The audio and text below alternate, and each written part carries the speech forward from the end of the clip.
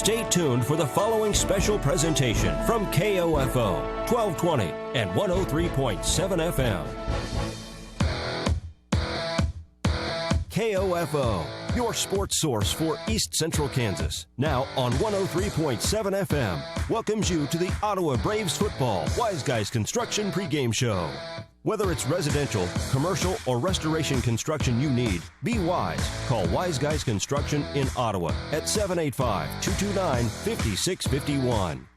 Now for a preview of this OU Braves football game, let's go live to the press box and join KOFO's Bob Johnson.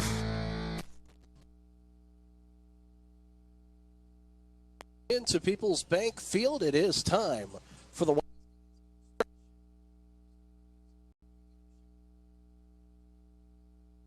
3.7 FM. I'm Bob Johnson. Good afternoon, and thanks for joining us as we get ready for a big matchup here at People's Bank Field between Ottawa University and the 17th-ranked Tabor Blue Jays here. And this is the first time the Braves have been home since the beginning of the season on September 2nd, where they lost 41-16. So the Braves are looking forward to some home cooking here this evening and being in front of the home fans. The Braves picked up a huge victory last week in triple overtime over the Friends Falcons, 34-28. The Braves had jumped out to a 21-7 lead at one point in the ball game. They allowed the Falcons 14 unanswered points in the second half to tie it up. And in the first overtime, Braves not able to do anything with their first possession.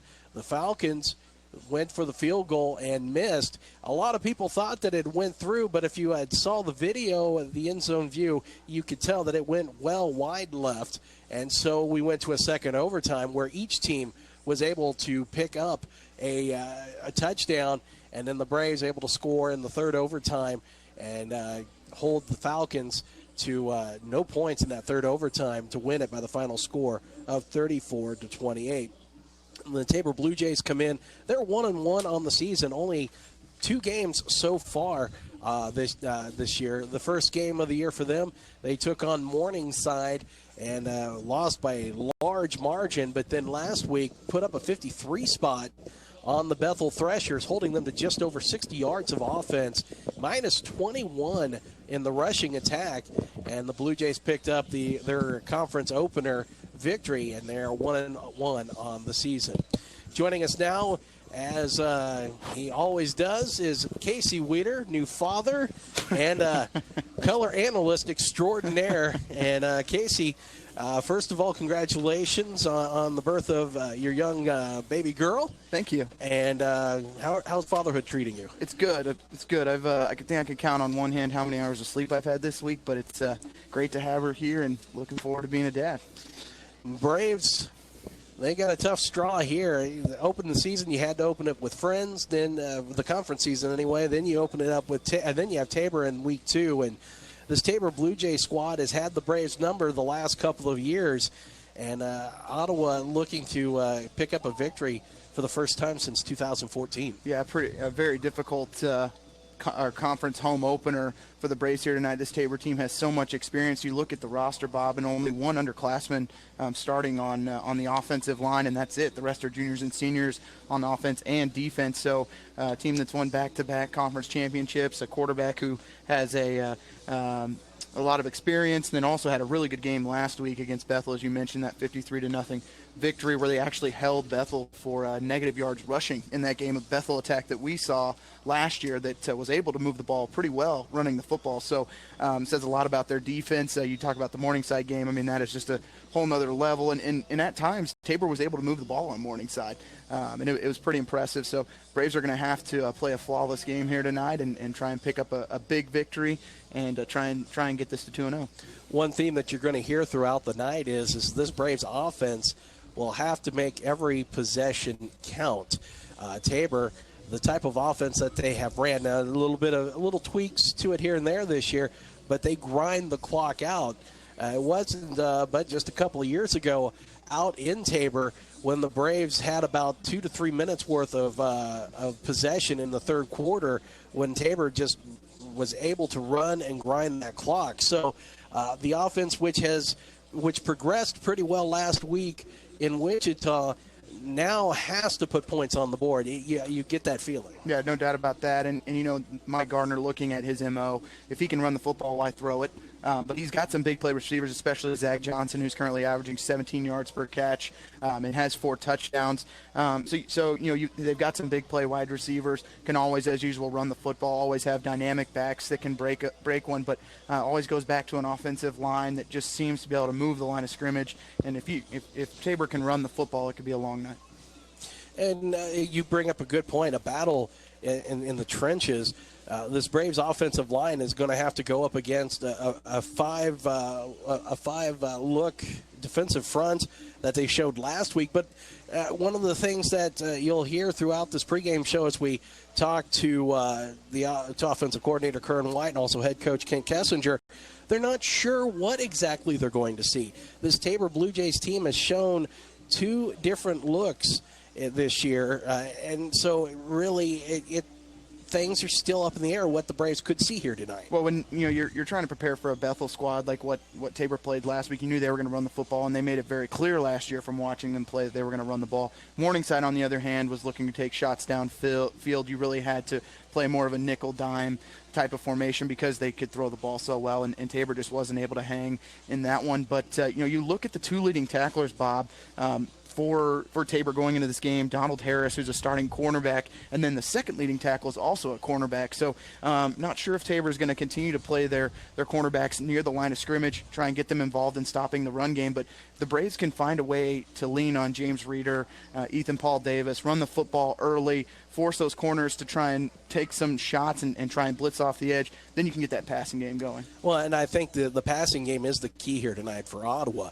You're going to face that pressure. If Tabor's bringing just about everybody within 7 to 10 yards inside that box, you're going to have to get off your block as a wide receiver, and you're going to have to take some shots downfield against this Blue Jay squad.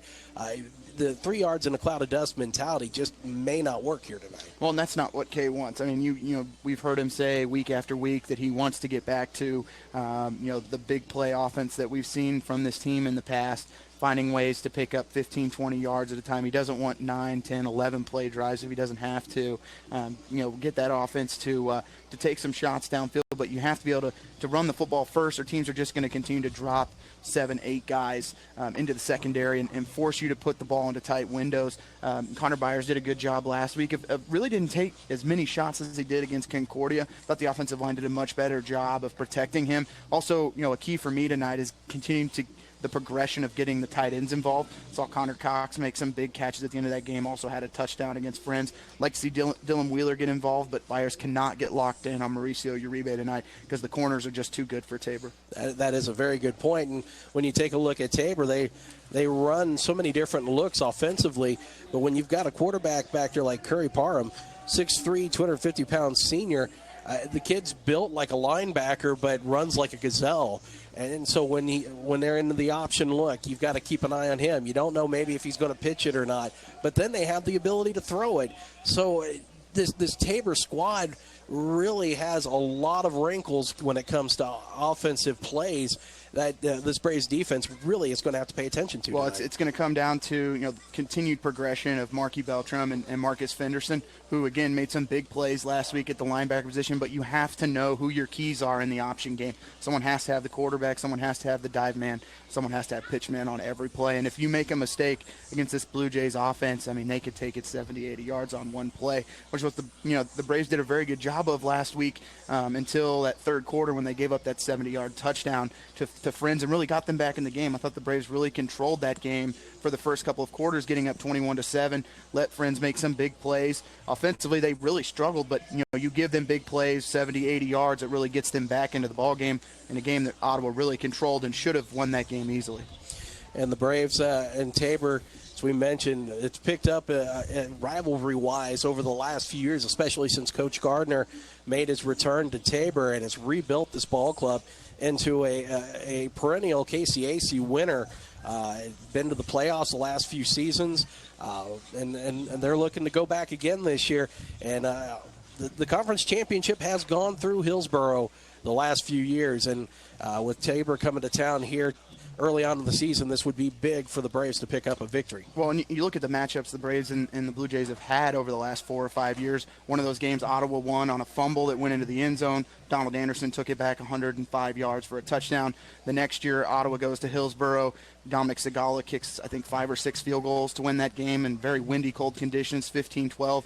And then the last 2 years, Tabor has just dominated defensively. Ottawa just couldn't get anything going offensively, and Tabor jumped out to big leads. Ottawa kind of got the offense going late in the third quarter, early fourth quarter last year in Hillsborough, but when you're down 36-13, as it was going into the fourth quarter, you really didn't have much of a chance to get back in it. So starting fast, as we've seen Ottawa do against Concordia, and then against Friends last week, scoring on that opening drive, finding a way to get some points, really get some confidence for this offense. We got a lot to talk about here this afternoon.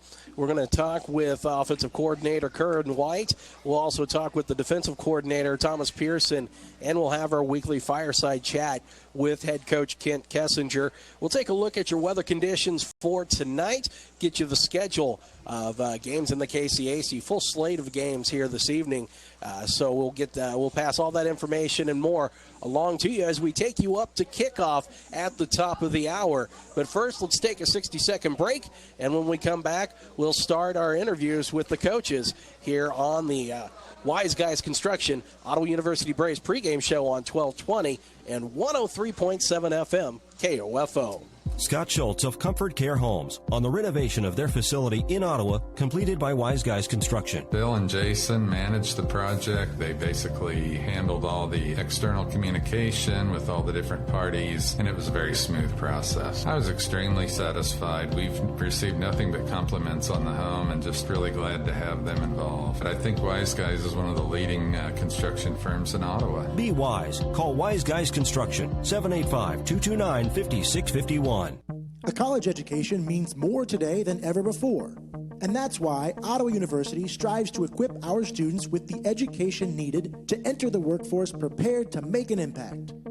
With the addition of engineering, Ottawa University now offers 22 majors at the campus in Ottawa, Kansas, with even more programs available online. Contact us today to find out more at ottawa.edu or by calling 800-755-5200. Welcome back to the Wise Guys Construction Ottawa University Braves pregame show here on 1220 and 103.7 FM KOFO. Bob Johnson with you as we talk now with the defensive coordinator for the Ottawa University Braves, Thomas Pearson. Coach, welcome back, and what a performance last week by the defense. A lot of hard hits, did a really good job making stops. There were a few negatives, but all in all, it was really a good performance last week. Yeah, appreciate it again for having me again, Bob. And it was a solid performance overall, but there were still little things here and there that we got to continue to get better. We got to learn how to finish games off and finish teams out when we get a chance to. We can't allow a team as solid as Friends to come back and creep back into the game. A team like today with Tabor is going to be somebody who's going to test us even a little more to make sure that we finish the game off when we get the opportunity to. A lot of big plays on the defensive side, though. You were able to force some turnovers, made some big stops, especially in overtime, to come away with the victory. And after a performance like that, did that help to raise the spirits of the defensive side coming off of the first 2 weeks? Absolutely. It kind of raised the morale of the team to watch the offense be able to put points on the board and then them know that the defense will come out and we got their back if not, and we're going to make a stop. And it boosted morale for the defense throughout the rest of the week. And hopefully we could keep that. I told them the last 2 weeks we've set the bar, and now I know what they're capable of doing. We got to continue to do that. We can't afford to take any steps back. With a game like it was last week, with the emotion involved and with the coming away with the victory in overtime, has there been any sluggishness or any feel like that there could be an emotional letdown coming into this week? No, the guys are energized. They're excited.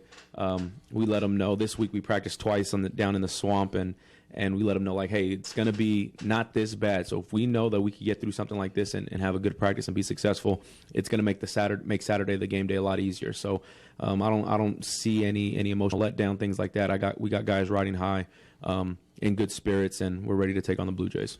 One of the positives that have been noticeable in the first 3 weeks of the season have been the play of the defensive line and linebackers. Marky Beltram is one that has been around a lot of big plays.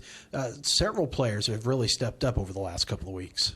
Yeah, we've a couple newcomers like Marky Beltram and Cole Greenwood have been two up front in the box that have made a lot of big plays. Another one who plays that hybrid type outside backer safety type position is Marcus Fenderson, who's been flying around the ball making plays, causing turnovers, creating turnovers, big hits, big stops, things like that. And it's something that our defense and our team they feed off of. They get that energy and it kind of keeps the ball rolling in our favor as far as momentum.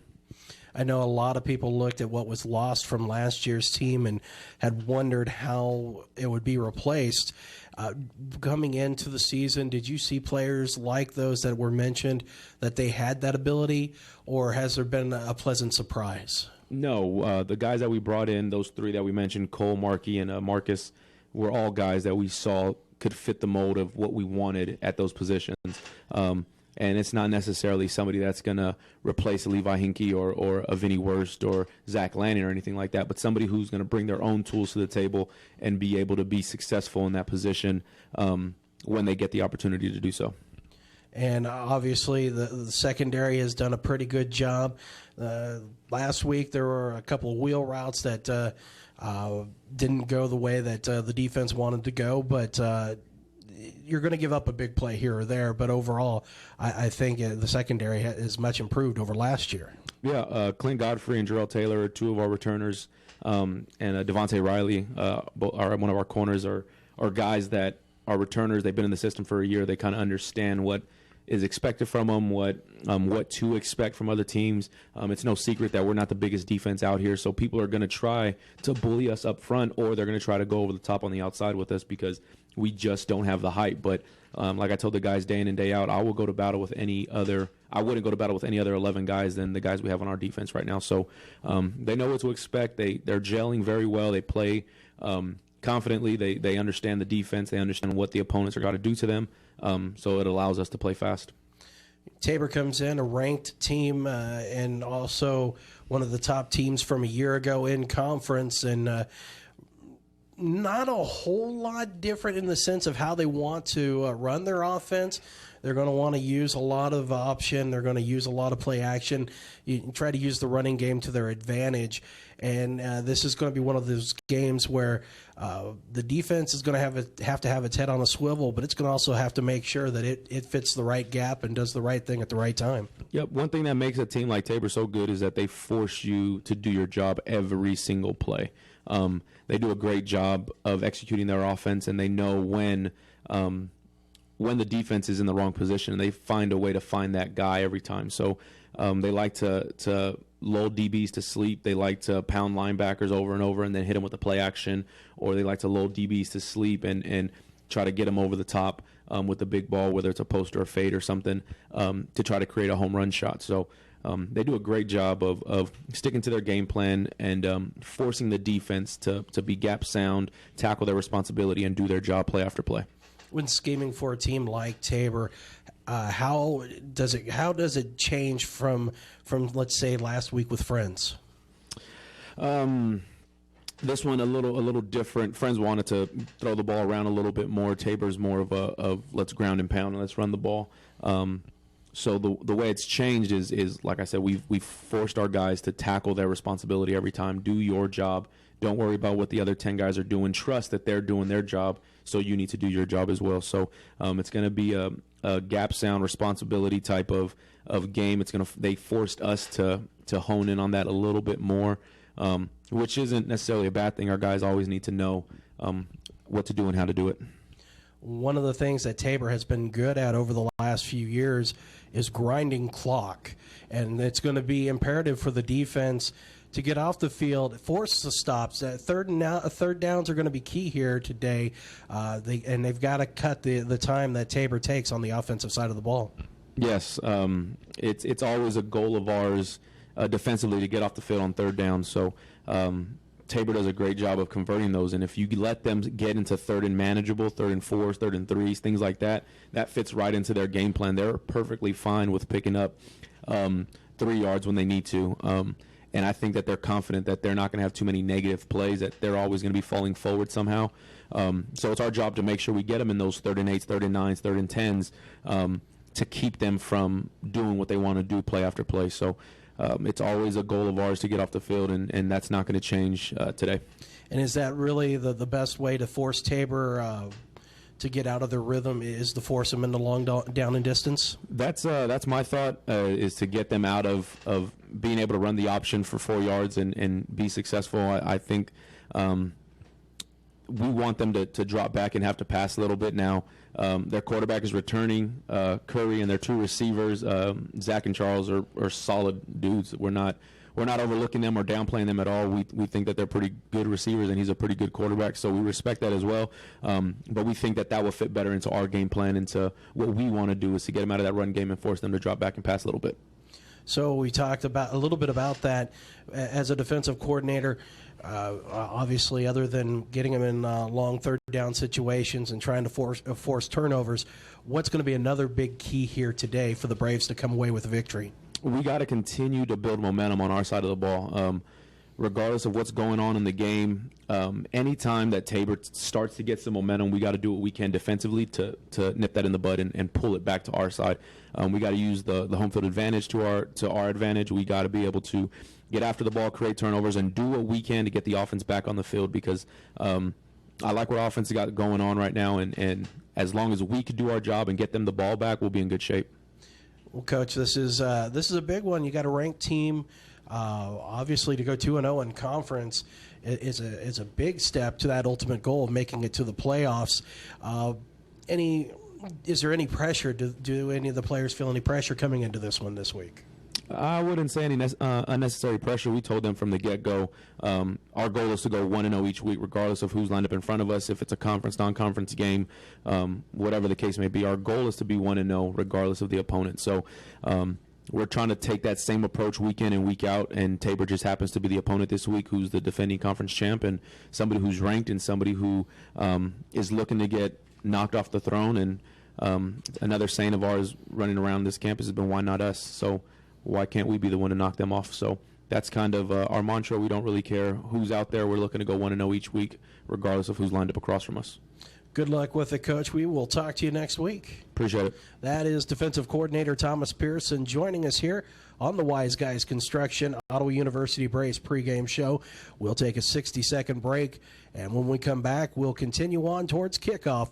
You're listening to the Wise Guys Construction Ottawa University Braves football pregame show on 1220 and 103.7 FM KOFO. Pam Miller of Ottawa recently hired Wise Guys Construction. We had a home that was nice quality, but it was very dated, and so we had them go in and do some extensive remodeling. The lines of communication during the project were always open. They did a good job of making the stressful situation much less. The results exceeded expectation. We're very pleased.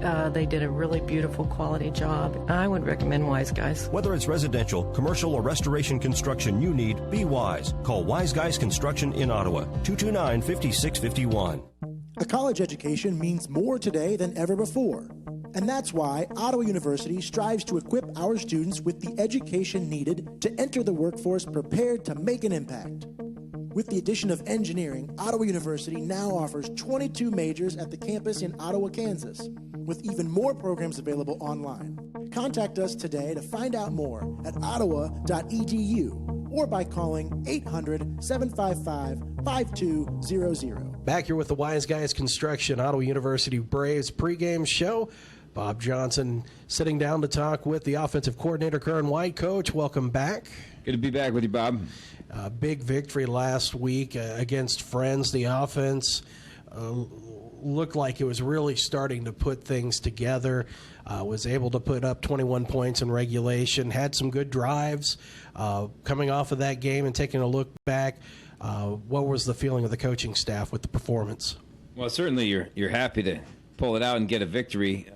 Felt like we started strong and then had a little bit of a lull offensively, in the probably most of the third quarter, where we had some chances and some good field position opportunities. And really, if we could put another drive or two together and really salt the game away, we weren't really able to do that. And Friends just kind of hung around.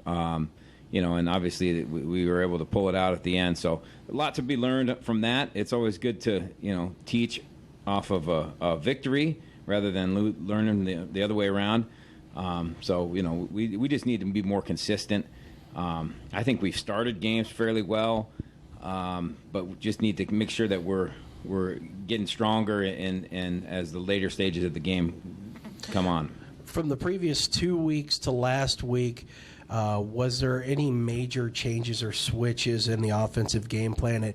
It really seemed like in the game last week there was more of a focus on the run attack. Not that the passing game didn't play a role. It played a big role in the victory, but it really seemed like the run game was the first and foremost way to attack. That was pretty much by design. As you're working through the season, you're kind of figuring out what the group you have does well, and you have a broad offense, and then you're trying to narrow it down for a week-to-week game plan, and trying to feature our best players and our best schemes.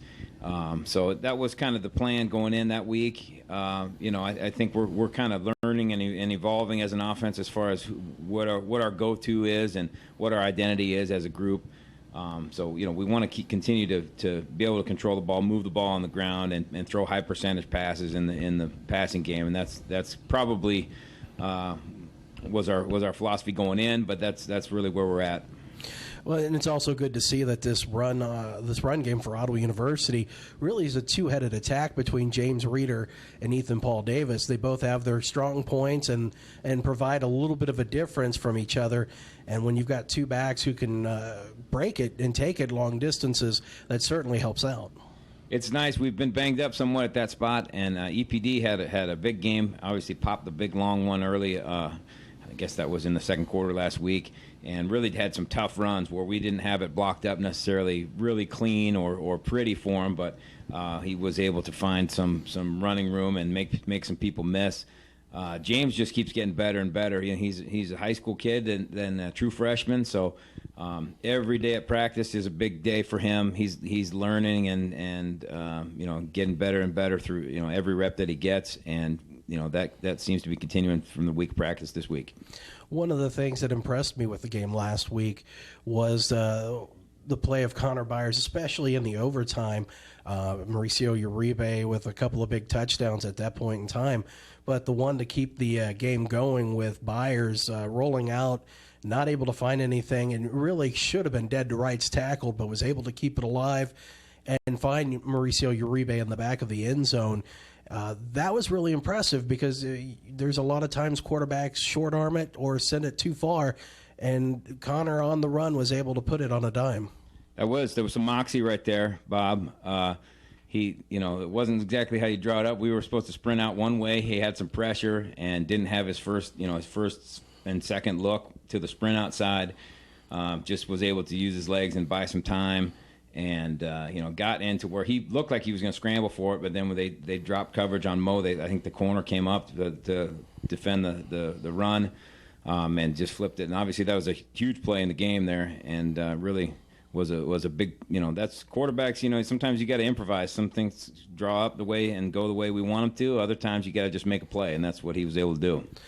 And I think we need to have like a bell or a whistle every time the word of the week is used here. So Moxie dropped again here, and we want to make sure we mark that in the pregame. You kind of teed that one up for me. Well, I do what I can. I try to help out as much as possible. This week it's a different style. You've got Tabor coming in. Tabor offensively, they're going to want to run the ball. They're going to run an option, and they like to grind clock. So there's going to be a lot of pressure. The onus is going to be on the offense to make every offensive possession count. Yes, and Tabor they're a very solid defensive unit from what I've seen. Week one they played up at Morningside, and that that Morningside offense has made some good defensive units. Look very average. So I think they were searching a little bit on defense. Tabor was that week, but then looking at their second game, they've only played two. They played Bethel College, and really looks very stout. D-line especially, they run some 5-man front stuff. The bear defense, and really try to load the box and make it tough for you between the tackles. And they have some really good people on defense. So we've got our work cut out for us. They do a nice job, I think, of just throwing a lot of different looks at you. I think in keeping with their offense, they'll make you prepare for a lot of different things. And then also, their game plan changed totally on defense from week 1 till the second game. So, we got to prepare for what they've shown on film, but we also need to be prepared for something totally different that they've put in this week to to line up against us. Well, negative 21 yards rushing for Bethel last week and just over 60 yards total offense. How does one on the offensive side of the ball try to better those numbers? Yeah, I sure hope we can do better than that. I think Morningside had 800 yards the first week, so it averages out. I would assume that it's going to be somewhere in the middle between those two. So it's just a matter of us doing what we do well, and I think we have some good things as far as scheme wise and some just. It's always week to week. We have the stuff that we're going to run. We're going to run our plays. It's more of the presentation of those plays as far as motions and formations and personnel groups. So I think we've got a good plan today. Is there pressure knowing that when the offense has the ball that they have to – I don't want to say have to get points on every drive, but in the games against Tabor in the past, Tabor has really grinded, and it has been tough for Ottawa not only to get the ball back at times, but they have to get the points on the board. Well, yeah, it's always those types of teams that are going to limit your number of possessions and control the clock and control the tempo of the game if you let them. There's obviously a sense of urgency when you do have the ball and you do have an opportunity. You got to make something happen.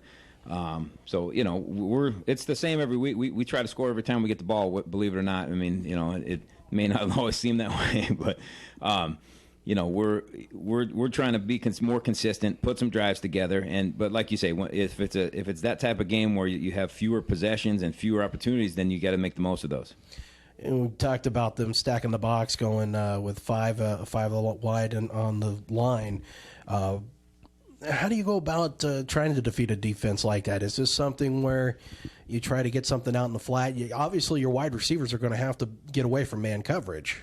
Yeah, I mean that's what it is. You've got to they kind of can force you into some lower percentage things. So it's easy to get frustrated but I think we've got some things in the passing game if they want to really stack the box, and maybe some perimeter type things if they're really going to pack it in.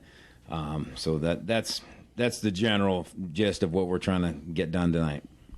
And obviously, weather shouldn't be too much of an issue, other than it'll be a little humid, a little sticky out there. But that shouldn't play a role in tonight's game, one would think.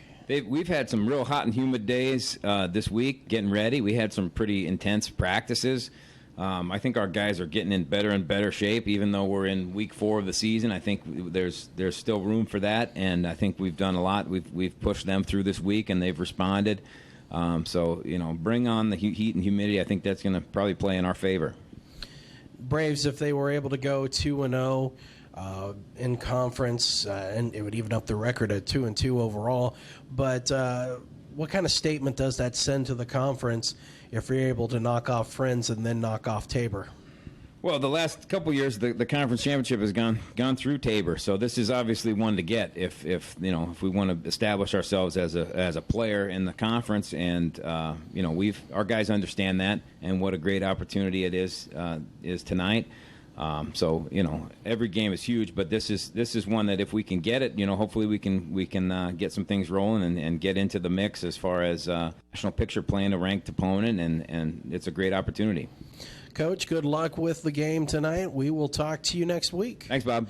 That is the offensive coordinator for Ottawa University, Coach Curran White. We will take a 60-minute break or 60-second break, and when we come back, we'll talk with head coach Kent Kessinger. You're listening to the Wise Guys Construction Ottawa University Braves pregame show on 1220 and 103.7 FM KOFO. Anyone can call themselves a construction company, slap a sign on the side of their truck, and drive around town looking for work. Is that who you want to hire? No. You're smarter than that. Wise Guys Construction at 108 North Main in Ottawa has been in business for 13 years, building new residential homes, adding additions and finishing basements, solving commercial structure needs for businesses, and repairing damage left behind from fire or water. When it comes to who you hire for residential and commercial construction needs, be wise. Call Wise Guys Construction at 785-229-5651. A college education means more today than ever before.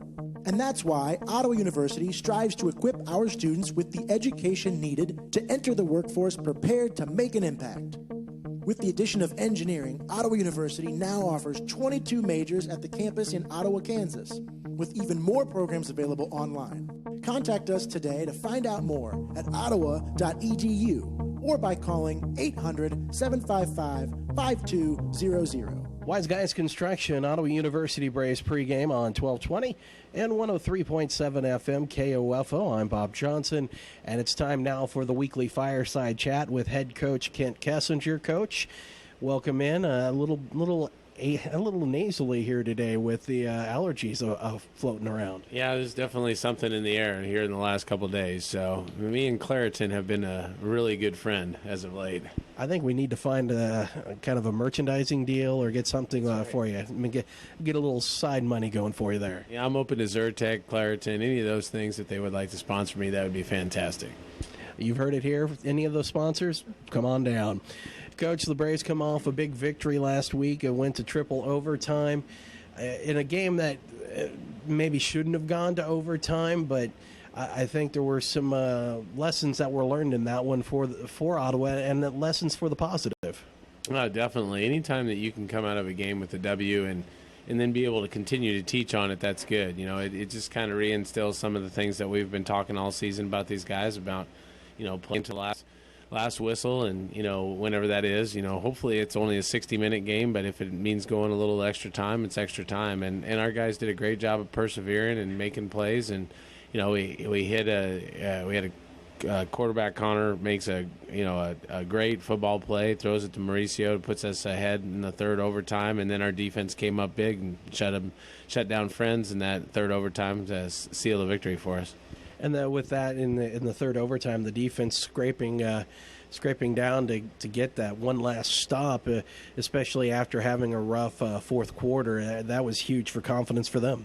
I think so. And, just one of those things. You just stick with your game plan. You keep on playing hard, and if you're doing that, hopefully things work in your favor. And I think that's something that our guys learned this last week is just keep on playing hard, and sooner or later, one side or the other side of the ball is going to make a play that's going to help us be successful. Through the week of practice this week, have you seen that growth coming out of that game? Well, I think in some aspects, yeah. I think we're still a young team. In some other aspects that we're still trying to learn and grow. I mean, we lost a great deal of seniors last year. We had a lot of young guys that played for us, and those young guys are a little older, but they're not wily veterans yet.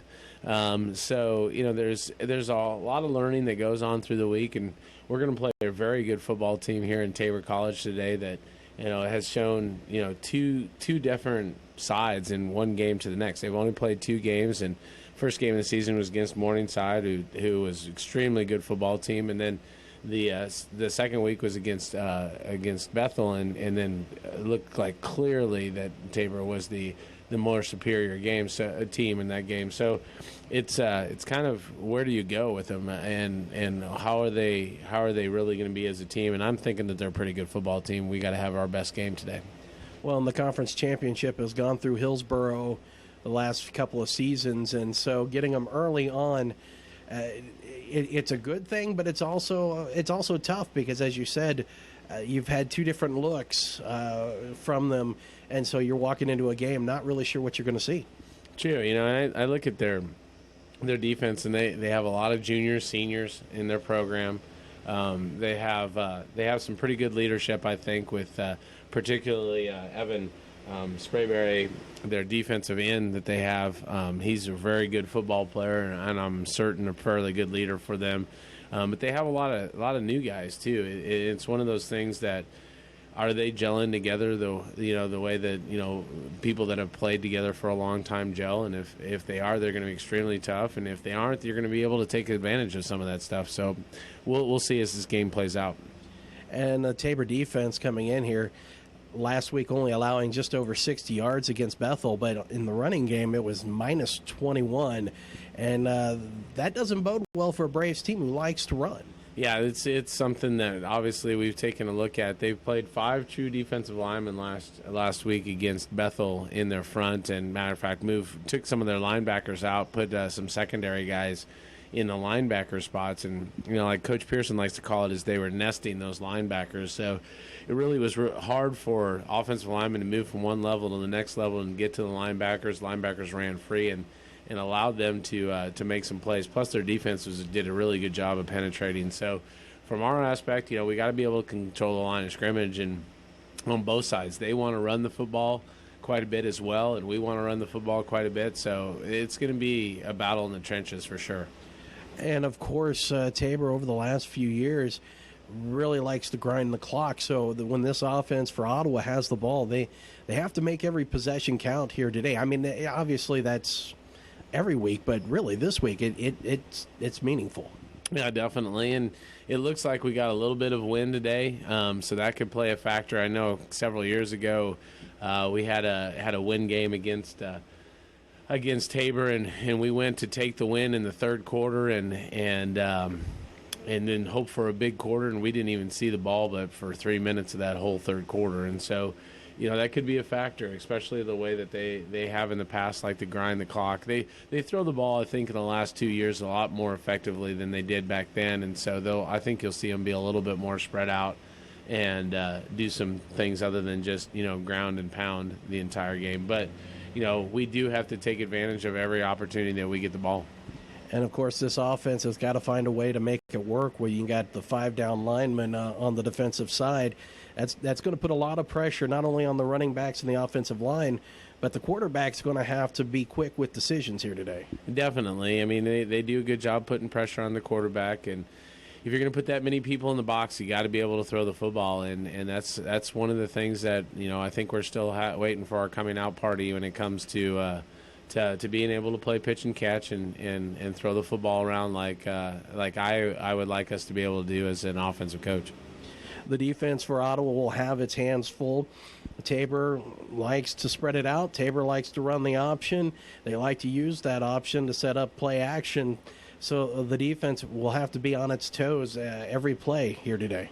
They do. I was watching a little bit of film right before I came up and started talking with you, and they'll do a little bit of everything. Go from zone read to get under and run a little bit of flex bone, triple option, and they'll spread you out and throw the football as well. So they're very multi-dimensional when it comes to their offensive style, and that means, especially when you're going to run option and triple option and that sort of thing, that you as a defense have to be extremely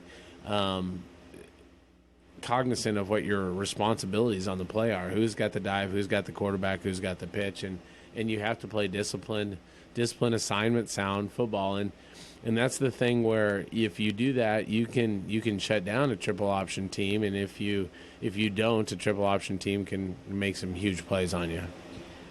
With that being said, it would be important for Ottawa to get a quick start both offensively and defensively. I get a feeling that Tabor's not the type of offense to, if they're down by multiple scores, that they could be a quick strike offense. Well, I mean, I think they have the potential more than they used to have in the past. They got a good quarterback in Parham. He's a big kid. He's 6'5", 240-ish, 250. Looks like he should be playing tight end. He's back there, and he's a big, physical guy. He throws the ball really well. He puts the ball in good spots. So I think that they have the ability to throw more than they did in the past, and I think that's what makes them a really dangerous football team is they do have that ability to make some big plays and move. I don't know. It's early in the season. They've played 2 decidedly different games. A very lopsided game against Morningside where Morningside scored 65 points, and then one where they totally dominated against Bethel. So, I don't know if they've been put in a situation where they've had that type of pressure other than in practice. And, for us, we've got to see it in games. We've run 2-minute drills in several of our games so far this year, whether it was at the end to try to set up a field goal against Friends in regulation or even at the end of a half against Concordia the week before. So it's one of those things I think that we've been tested through the games early in the season that hopefully is a benefit for us, and we'll see how they respond to it. Tabor does if they get put in that situation. Your keys for today for a victory? Well, Coach Gardner's a big special teams guy. He, kicked at Baker and everything like that. And I know special teams is going to be a key, and that's an area that I think that we slipped on a little bit this last week. And so hopefully we can be better there. We have to be able to make those field goals that we try. Can't be hitting 55-yarders in warm-ups and not being able to hit a 30-yarder when we need it. So I think that's important. Special teams are going to be, I think, a huge determining factor, and I think it's going to come down to the trenches, is who can win at the point of attack, with the O-line versus D-line on both sides of the ball. Coach, good luck with the game. We'll talk to you when this one's done. I'm looking forward to it. That is head coach Kent Kessinger joining us here in the Wise Guys Construction Ottawa University Braves football pregame show. We'll take a 60-second break. When we come back, we'll get a look at today's forecast and talk a little bit about this game here at Peoples Bank Field.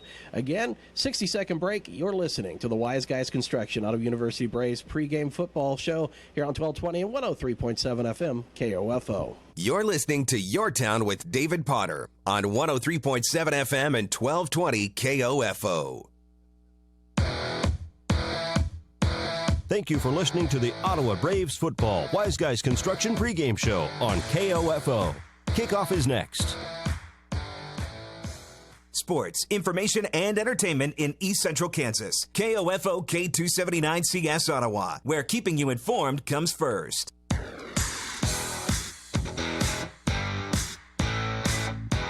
KOFO, your sports source for East Central Kansas, welcomes you to this broadcast of Ottawa University Braves football on 103.7 FM, 1220, and KOFO.com.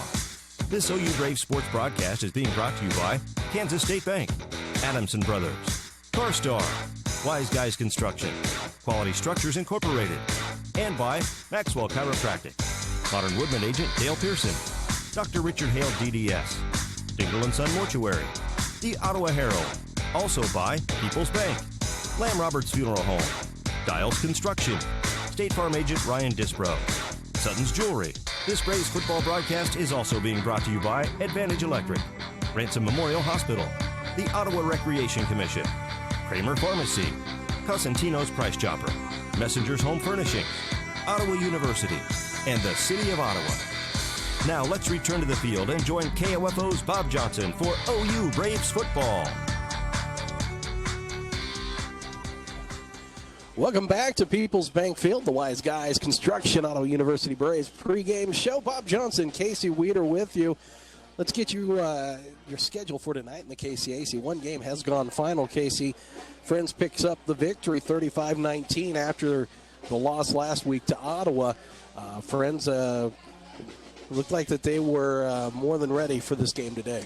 Well, they battled back against Ottawa last week, being down 21-7, pushing that game to overtime. Had a chance to actually win it in that first overtime, but Ottawa escapes, ends up scoring a touchdown in second OT, gets the victory 34-28. That's a long drive for the Falcons to make, over 3 hours. Trip to St. Mary's. St. Mary's, a team that was receiving votes at the beginning of the season, started out with a 50 or 60-point victory. Since then, they have lost 3 in a row. And then at the same time, our game kicks off at 6. McPherson is at Southwestern. Southwestern has struggled a bit. McPherson looks like that they may be a little bit more competitive than what they have been the last couple of years. Well, McPherson was in a fight last week against Bethany and went back and forth. Bethany got that victory 57-43, but the Bulldogs can score points. It doesn't matter if they can stop anyone. Southwestern, a team that only lost by 14 a week ago to Sterling. We realize Sterling on their third-string quarterback, but Southwestern much improved, playing some much closer games, and you have to change at the head coach a couple years ago. Players starting to buy in to the system that they're implementing down there in Winfield.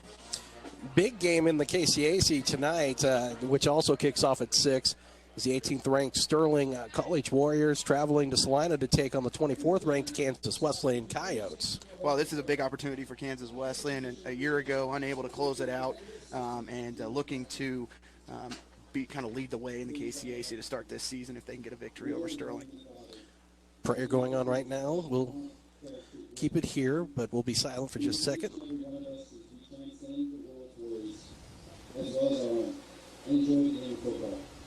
In these moments right here now. Allow Christ to be on display through how we treat one another and carry ourselves. I invite your spirit into this place, O Lord. Fill the players with energy to excel every play. Provide the coaches with wisdom, the referees with justice only, and spectators loud and encouraging voices. I thank you for your one and only Son, Jesus, who gives us victory each and every day and forever. It is in his name I pray, Christ. Amen. Pre-game prayer. Now they get ready for the national anthem. So let's take a 60-second break. You're listening to the Wise Guys Construction Ottawa University Braves pregame show on 1220 and 103.7 FM KOFO. Kramer Pharmacy, downtown Ottawa, hopes you're enjoying this KOFO sports broadcast and wishes all the area teams good luck this season. Call Kramer Pharmacy today and ask about their convenient MedSync program that allows you to have all your prescriptions filled at the same time each month. Call 242-2055. When it's time to see a dentist, contact Dr. Hill Family Dentistry. Dentures and root canals are just two of their specialties. Now in 2 locations, Ottawa and Garnett. Call 785-242-1800 because your smile deserves it. Since 1944, families of Franklin County have called Dingle & Son Mortuary and Crematory in their time of need. Why? Because of the peace of mind received knowing that Dingle & Son will take charge and exceed expectations. Visit dinglemortuary.com. Need to know if your child's game or practice has been canceled due to weather? Sign up now for Ottawa Recreation Commission's text alerts. Go to orcottawaks.org to sign up or for more information.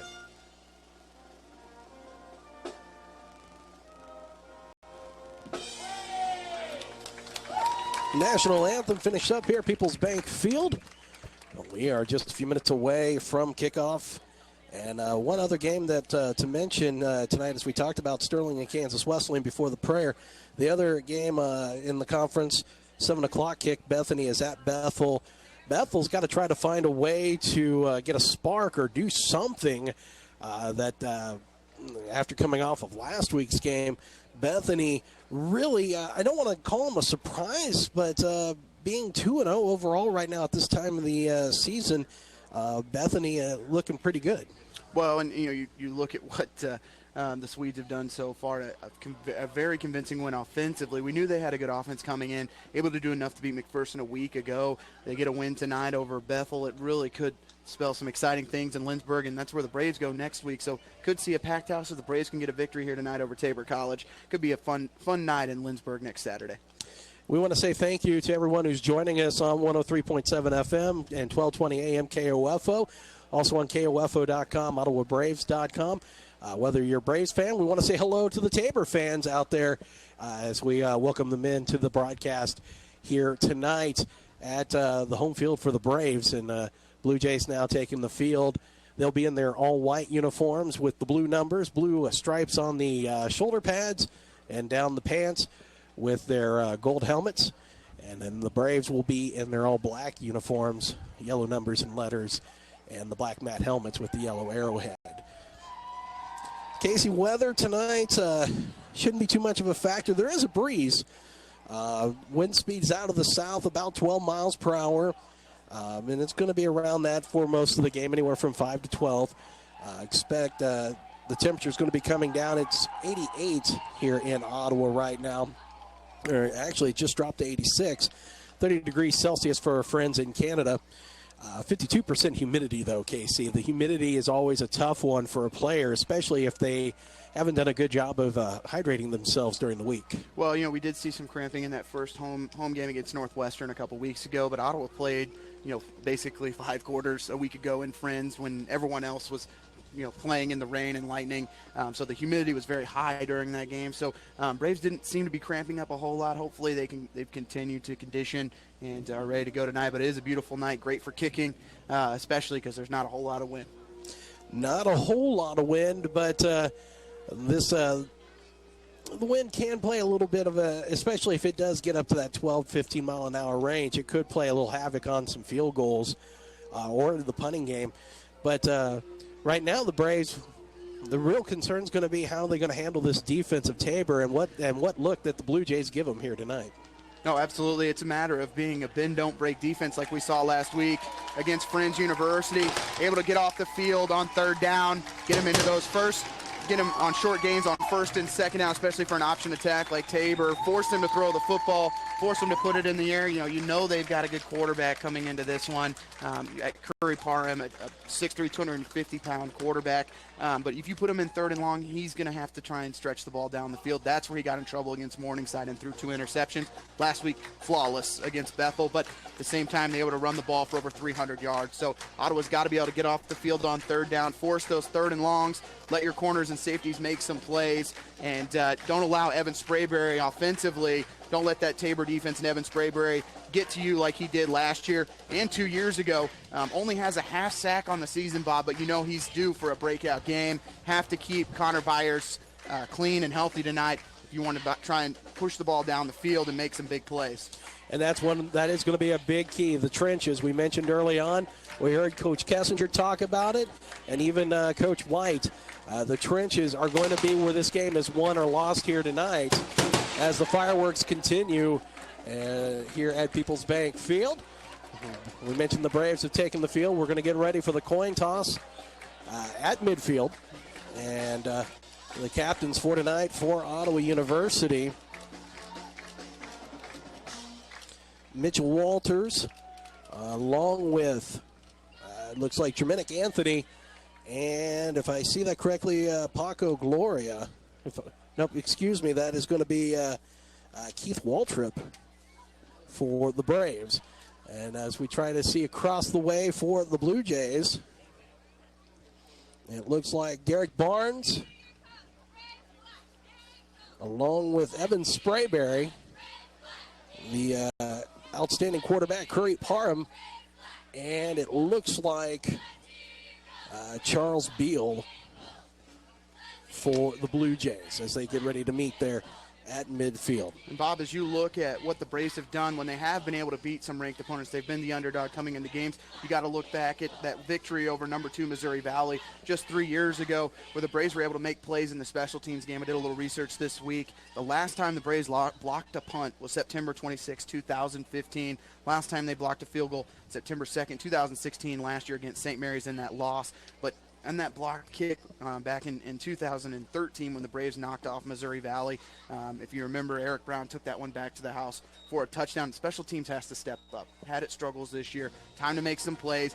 It's been a bread and butter for the Braves for so long. It's time for the special teams to step up and be a key part of this team, because this is an offense that's going to score 50, 60 points a game. If you can get a touchdown here and there on special teams, it can really help this offense get going. Well, I think that is a great point. I think a defensive score with taking back an interception or a fumble would be of great help here. We've seen the offense struggle coming into this game. Last week, really the breakout, 21 points in regulation, but before that, only really they were averaging about 11 points a game. So the Braves need some offense, getting some points on the board, but it would be nice to see the offense break out here tonight. It would, and that 11 points you kind of have to take with a grain of salt, because you're playing against GPAC opponents with Northwestern, who has gone on to win 3 in a row already and could be a top 10, top 15 team, a team that Ottawa stuck with for 3 quarters before that one got away from them. And then you play Concordia, another GPAC program that has some bigger players, much better from the linebacker position, and the Braves just really couldn't get it going after that first score. So glad to see Ottawa turn some drives into points last week, but Coach K is wanting to see over 30-plus points to give Thomas Pearson and his defense a little bit of a gap to try and force some turnovers, bring some blitzes instead of having to play base all day and try and hold teams to field goals. That's going to wrap up the Wise Guys Construction Ottawa University Braves pregame show, and we'll take a 60 break, and when we come back, we'll be ready for the kickoff. Football season is here, and so are the deals on all reclining furniture at Messenger's Home Furnishings in South Ottawa. For a limited time, Messenger's is offering big discounts on reclining sofas, love seats, and individual recliners. Go now and save big. You'll be at the top of your game at Messenger's Home Furnishings in South Ottawa. Safe, secure, strong. We're rock solid. Kansas State Bank, a better way to bank with community people you know. Member FDIC, equal housing lender. This is Ryan Disbrow, your State Farm agent in Garnett. When you've earned the right to retire, it's a time to enjoy life and not worry about running out of money. I'm a retirement income certified professional who can help you through the complexities of making your savings last through what could be a decades-long retirement. Call or stop by today to see what options I can provide to help give you peace of mind about your financial future, because in retirement, every day is a Saturday. 785-448-1660 or visit online at ryandisbrow.com. Sports, information, and entertainment in East Central Kansas. KOFO K279CS Ottawa, where keeping you informed comes first. Back at People's Bank Field, we get ready for the kickoff. The Braves won the toss. They have elected to receive it. And we will see back for Ottawa University, Jarrell Taylor. He'll be to the near side. And Mauricio Uribe will be to the far side, as the Blue Jays will kick off from right to left here in this first quarter. Clear skies overhead as we're about ready to kick it off. Omar Galvan, who is listed as the long snapper, 6-foot senior, will be the one kicking it off. Well, I guess you can snap it to yourself and kick it if you want. So Taylor will be to the near side. Kick is away. It's headed towards Uribe, who will take it at the 8, bobbles it, picks it up. Juke move, gets across the 15, and he'll be brought down at the 20 of Ottawa. Good kick there. Put it right between the numbers and the out-of-bounds line. Uribe juggles it, only able to get up to the 20-yard line. Tough field position here for the Braves. So it'll be 1st and 10. Ball will be at the far hash for Ottawa, who will go from left to right in this first period. And we will see a 5-man defensive front here from the Blue Jays, as the Braves will spread out 3 to the near side. That means a lot of man coverage here by the Jays, but as we mentioned, their 2 corners are their leading tacklers, so they want to get involved real quick. Reeder to the right of Byers, who's in shotgun. 1st and 10 from the 20. They'll hand it off. Reeder looks to get through the line, and he'll be swallowed whole. No gain on 1st down. Coming right out of the gates, man coverage, but you mentioned that 5-man front. Linebackers are only a couple yards off the line of scrimmage. First one there for the Jays looked to be Brad Kistner, the 5'11", 185-pound junior from Oak Hill, California.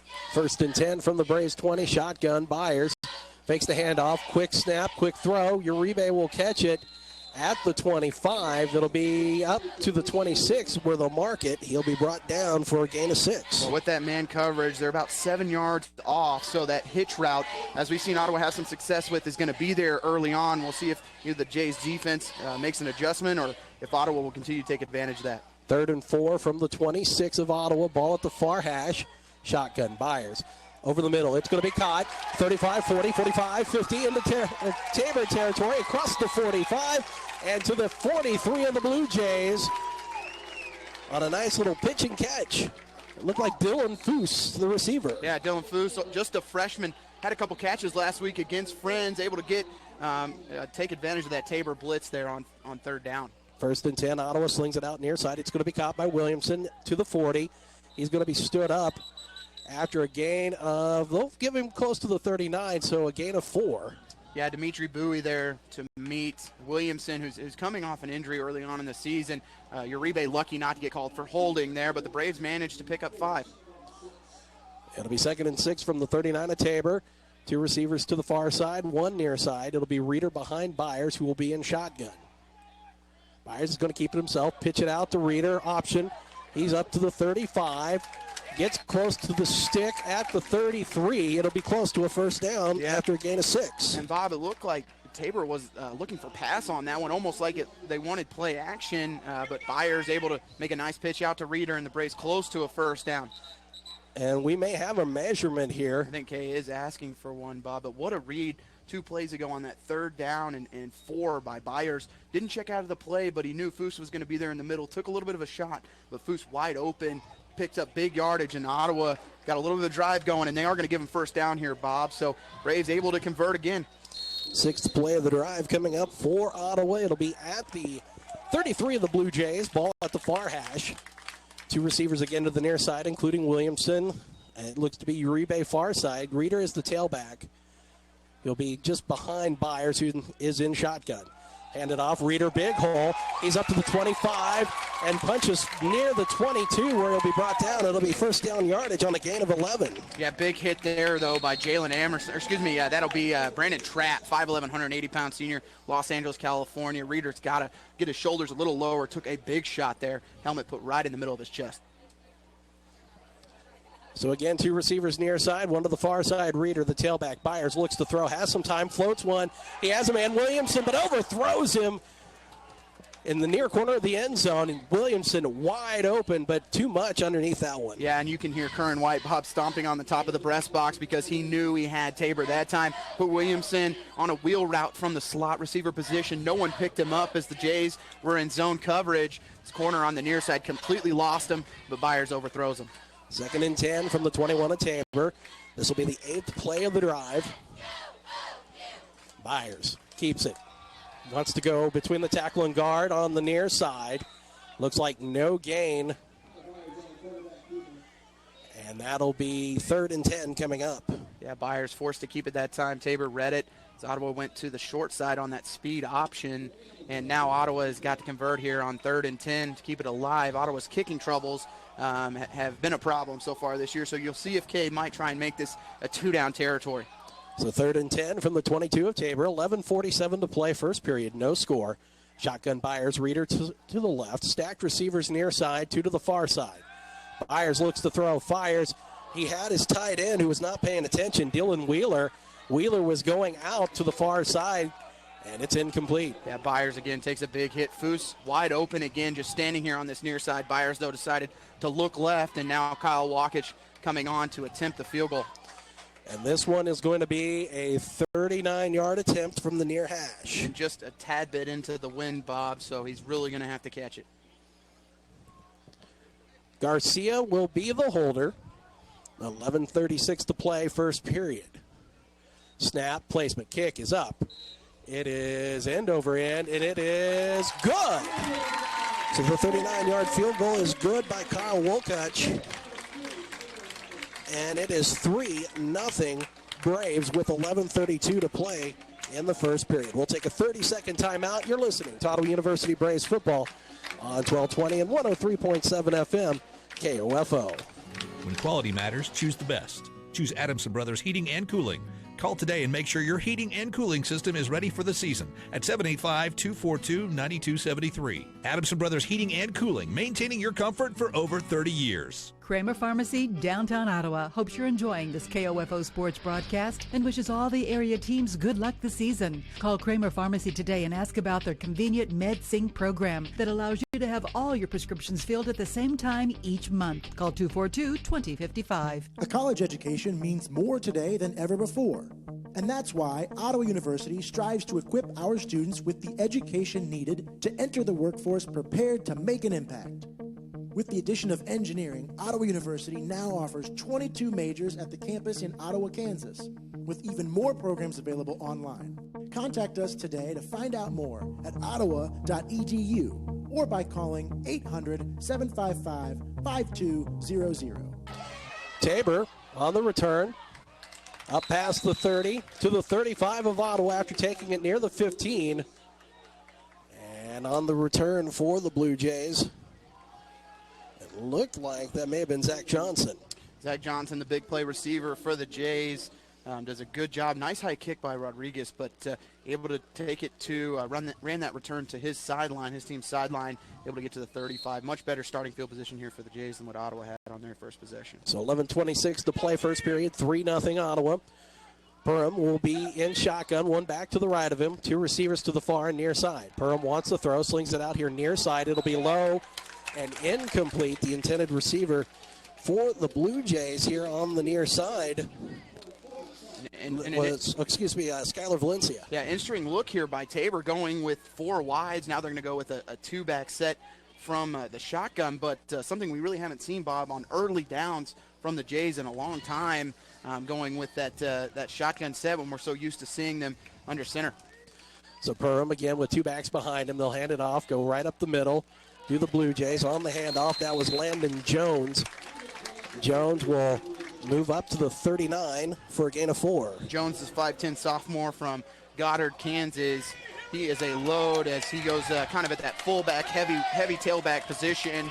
And now Ottawa gets Tabor into 3rd and long, Bob. The situation that we talked about, Ottawa needed to get them in to have a chance here tonight, and hopefully the secondary can make a play here on 3rd down. 3rd and 6 from the 39 of the Blue Jays. Perham with a back behind him, 2 receivers to the near side. Perham wants to throw, wants to go deep. It'll be incomplete, in and out of the hands of a diving Charles Beal here on the near side. It would have been a great catch. He can't hang on to it, and the Braves will have a 3 and out. Great job by Devontae Riley on the coverage. Another wheel route there by the Jays, and Riley step for step with the receiver. Riley only goes 5'7", but the junior does a tremendous job staying with the receiver and forcing the receiver to try and make an amazing catch. Can't hang on, and the Braves force a 3 and out. That's a big one right there, as the Jays will have to punt. 1 back for Ottawa. Good kick away at the 18. A fair catch called for by Ottawa University. That looked to be Clint Godfrey, Bob, back to return that one. His first attempt to return kicks this year. Is we've seen Mauricio Uribe back there most of the season, so Godfrey coming up and making a smart, fair catch. We've seen Ottawa make some mistakes in the returning game this year, really put themselves in some holes where they've had the ball down inside the 5-yard line. So decent field position for the Braves here on their 2nd drive of the night. Braves will start at their own 18, ball at the far hash. Byers will have 2 backs behind him, 2 receivers to the near side. Ball at the far hash, 1st and 10 from the 18, a handoff. Reeder tries the knife through the line. He's able to push it forward for 2 yards to the 20.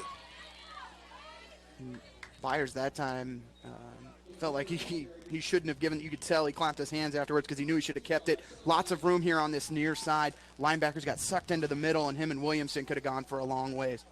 Single receiver to the near side, 2 to the far side. Kelly, the defensive back over here, giving about 8 yards. Motion. They'll give it off to Reeder. Breaks through the line. He's to the 30. 35 stumbles. He'll be tackled across the 40 to the 42 of Tabor. Same play again, except you send Williamson in motion. That time the linebackers follow Williamson here on this near side. Big hole for Reeder, and the offensive line doing a good job right now of getting to that 5-man front. A gain of 22 will make it a 1st down at the 42 of Ottawa, excuse me. Ball at the far hash. Byers will have the tight end Wheeler move to the far side. Again, they'll hand it off. That's going to be Reeder. Gets away from a tackler, but he won't get away from a second one. He'll gain about 2 to the 44 of Ottawa. Well, you have Wheeler leading the way almost as a pulling tackle coming from that tight end position. Send him in motion, and he leads the way, and Reeder doing a good job just getting his shoulders forward and falling for what he can here on 1st down. So it'll be 2nd down and 8 from the Braves 44. Same look again, 2 backs in the backfield behind Byers. Byers wants it. Thought about pitching it off with the option. He'll keep it, get across the 45, and get up to the 47 for a gain of 3. That first one there for the Jays was Dimitri Bowie again, the 6'2", 245-pound senior from Art, Texas. As he came from the defensive tackle position, ran all the way down the line of scrimmage and made a nice tackle on Byers. And now Ottawa's got to try and convert here on 3rd and medium. 3rd and 5 from the 47 of Ottawa. 8:48 to play, 1st period. 3-0 Braves in front. Stacked receivers to both sides of the field. Byers will be in shotgun. Reeder will be to the left of him as the ball is at the near hash at the 47. Now man in motion. Back to the line as an extra blocker on the far side. Byers looks, throws, floats one, wants his man here to the near side, and Tevin Hines was the intended receiver. It's incomplete. Yeah, Brandon Trapp on the coverage. Byers throwing into double coverage was going to be a tough catch for Williamson, but the Braves going to have to punt it away. Had Foose on about a 7-yard out route, but the secondary that time didn't bite on that route and stuck with Williamson on that wheel route again, and so Rodriguez will have to come in and punt it away. Braves will flip the field. The drive started at the 18, and they will have the ball at the 47. It will be punted away here. 1 back for the Blue Jays at the 19, trying to see if we can get that number. That's going to be Cooper, who's going to take it on the bounce near the 11, make a man miss here on the near side, makes another man miss, gets up to the 20. He'll be forced out of bounds at the Blue Jay 21. Smart pickup there by Charles Beal just to get what he could, because that ball was going to roll inside of the 10-yard line. Ends up managing to get back across the 20-yard line. Ottawa hoping to pin the Blue Jays a little deeper than that, but decent coverage. Matt Blankenship, first one there for the Braves to wrap up Beal. So the Blue Jays will have it 1st and 10 at their own 21 with 8:14 to go, first period. Braves in front, 3-0 on a 39-yard field goal by Kyle Wolcott. Second drive coming up for the Blue Jays. They'll split out one to the near side, and Beal have one back in the backfield. Now man in motion, looks to be the tight end from near to the far side. Perham shotgun, will hand it off. They'll try to take it right up the middle. On the handoff, that was Jalen Emerson, the junior from Detroit, able to pick up some yardage to the 25. And Bob, on that tackle, Jalen Scarr, 5'9", 190-pound sophomore from Wichita, Kansas, a guy that Thomas Pearson is very high on, laying a big hit there. He actually weighs less than the tailback, able to drive him backwards. The gain of 4 makes it 2nd and 6 from the 25. Ball near hash. Again, a handoff. Big run, gets away from the line. He's at midfield, tripped up and across midfield goes Landon Jones, the 5'10 sophomore from Goddard. They'll mark him at the Braves 48. Yeah, Jarrell Taylor able to make the touchdown-saving tackle, going low, but lots of space in the middle of that defense on second down. Braves defense has had problems giving up big plays. It'll be 1st and 10 from the Braves 48. Perham will sling it out far side, bubble screen. It'll be caught across the 45 and out of bounds at the 42. And on that catch, that looked like it was Beal, the wide receiver. It's a simple spot pass. Braves unable to get out there quick enough, and solid gain on first down for Tabor. Gain of 6. We'll make it 2nd down and 4. Parham shotgun it back to the right of him. 2 receivers to the far side, 2 to the near side. Again, he tries to find Beal, the wide receiver. It's incomplete, though. That time, the Braves defense walked Marky Beltram up into the A-gap, able to put a little bit of enough pressure on Parham to throw it early and lead his receiver just a little too much. And now the Blue Jays back in 3rd and medium. So it'll be 3rd down and 4 from the 42 of Ottawa. 7-12. God, it'd help if I could talk tonight. Ball is at the far hash at the 42 of Ottawa. Perham under center, fakes the handoff, rolls out near side, has a man, throws, fires. It's going to be caught at the 15, and the receiver will step out of bounds at the 14. And a big first down conversion on the pass there. And we try to see who that is. That may have been Zach Johnson, and it is. Yeah, Clint Godfrey just took a bad angle on that one, and there is a flag down, Bob, at around the 40-yard line. So that's coming back. It's going to be a chop block against the offensive line, and now puts it 3rd and long. Braves get bailed out on that one. Looked to be a high-low on that far side. Looked to be Jonathan Dawson was the Brave who took that one from the guard and the tackle on the right side. So Braves catch a big break and have to get off the field here on 3rd down, keep everything in front of them. Sometimes it seems like 3rd and long more difficult for this defense than 3rd and short. So that penalty will drop him back 15 yards. Ball will be at the Blue Jays 43.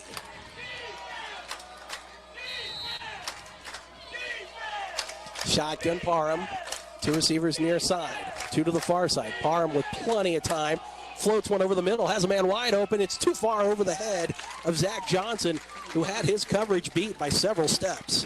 Yeah, Braves lucky again. Just led the receiver a little too much on that one. Devontae Riley on the coverage, but we mentioned Johnson, big play receiver. Have to know he's coming down the middle of the field. Goes right past Godfrey and Riley. Just not a great pass there.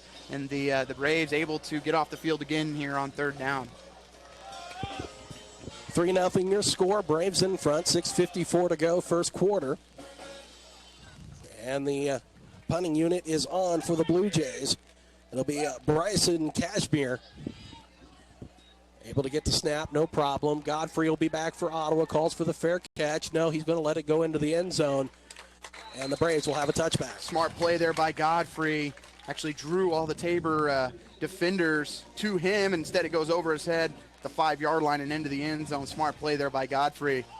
But so far through 2 drives, Bob, you have to be pretty happy if you're defensive coordinator Thomas Pearson. Really only give up 1 big play, but you know that in the back of your mind that Perham isn't going to continue to make mistakes throwing the football. No, and this run game is too good to keep it bottled up the way it is. We've already seen it bust out a 1 run already for 22 yards, or excuse me, 27 yards. Reeder will be behind Byers, who's in shotgun. 1st and 10 from the Braves 20. 2 receivers to the far side, 1 to the near side. Tight end Dylan Wheeler moves over here to the near side. Now man in motion is Williamson from the far to the near side. They'll hand it off. Reeder wants to go right through, and not much of a gain, if anything. And Bob, the defense just getting closer and closer to the line of scrimmage.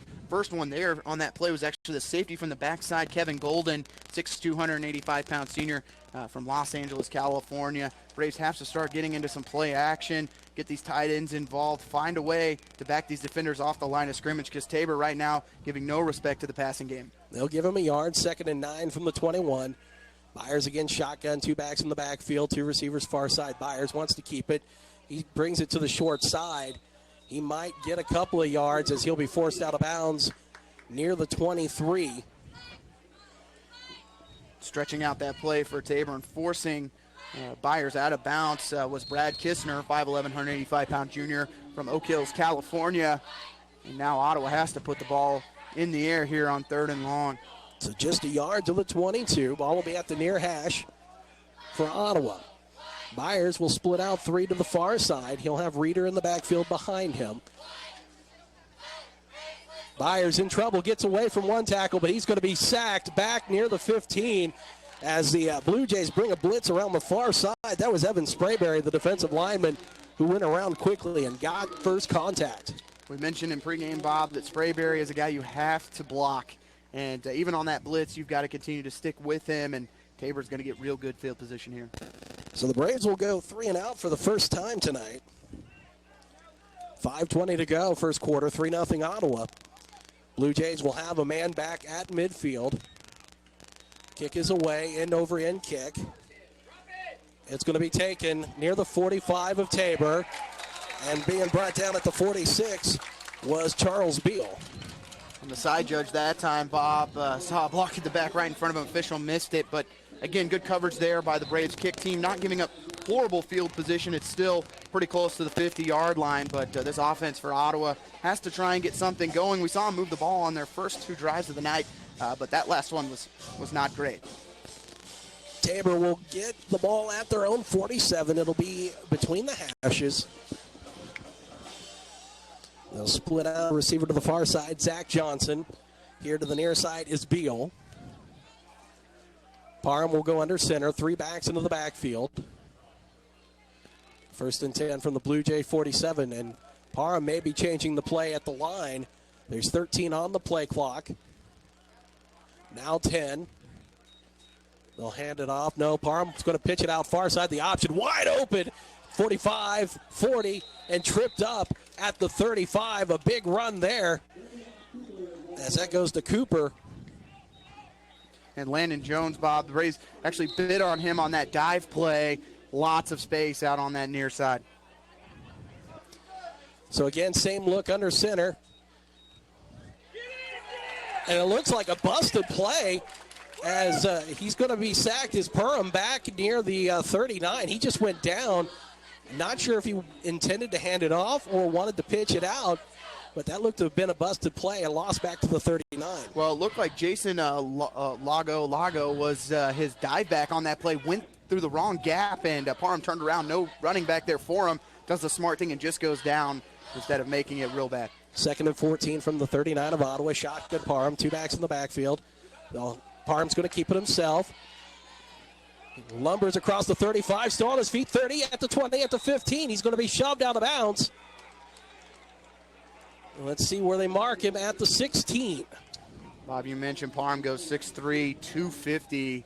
Have to go low on him as he just ran through arm tackles. Picks up big yardage for the Jays. 23 yards on that run.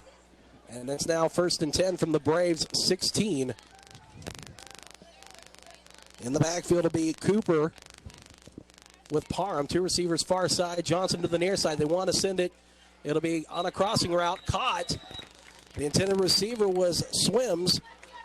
And it'll be caught near the 10 where he'll be knocked out of bounds. And that's a nice gain of 6. Right now, Tabor has this defense on their heels, changing formations almost on every play, moving from under center back to shotgun, giving that option look every other play. And Ottawa right now scrambling to get in the right scheme right now, and needs to make a play here as they're backed up to their own end zone. 2nd and 4 from the 10 of Ottawa. Man in motion from near to the far side. Johnson near side, Parham shotgun. Now Johnson is in motion from near to the far side. It's going to be a jet screen inside the 10, inside the 5, and knocked out of bounds at the 1. Marcus Fenderson had a shot at Johnson at around the 10-yard line, but again, an arm tackle that Johnson just runs right through, and the Jays are going to get 1st and goal here from inside the 5-yard line. Gain of 9 there. They're going to actually mark him at the 2, Bob. Well, a gain of 8. So it'll be 1st and goal from the 2 for the Blue Jays. Ball at the far hash. Parham will be under center. I formation in the backfield. 2 receivers, 1 to the far side, 1 to the near side. 2:50 to play, first period. Parham's going to keep it himself, and he's just going to bust through the end zone for the touchdown. And it's 6-3 Tabor. Parham too big and too strong for the Braves to continue to try and go high on him. You've got to start cutting him down at the legs, and what a great drive there by the Jays. Went through that defense like there was nobody there. In case you said it, they're not going to continue to make mistakes, and the Braves not able to capitalize when they had the opportunity. It'll be Austin Smith on for the extra point.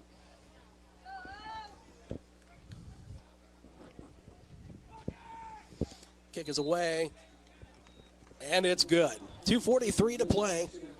And it is 7-3, Tabor in front of Ottawa. We'll take a 30-second break. You're listening to Ottawa University Braves football on 1220 and 103.7 FM KOFO. Need to know if your child's game or practice has been canceled due to weather? Sign up now for Ottawa Recreation Commission's text alerts. Go to orcottawaks.org to sign up or for more information. Since 1944, families of Franklin County have called Dingle & Son Mortuary and Crematory in their time of need. Why? Because of the peace of mind received knowing that Dingle & Son will take charge and exceed expectations. Visit dinglemortuary.com. Back at People's Bank Field, Tabor started their drive at their own 47. 53 yards later, it ends up in the end zone on a 2-yard touchdown run by Parham.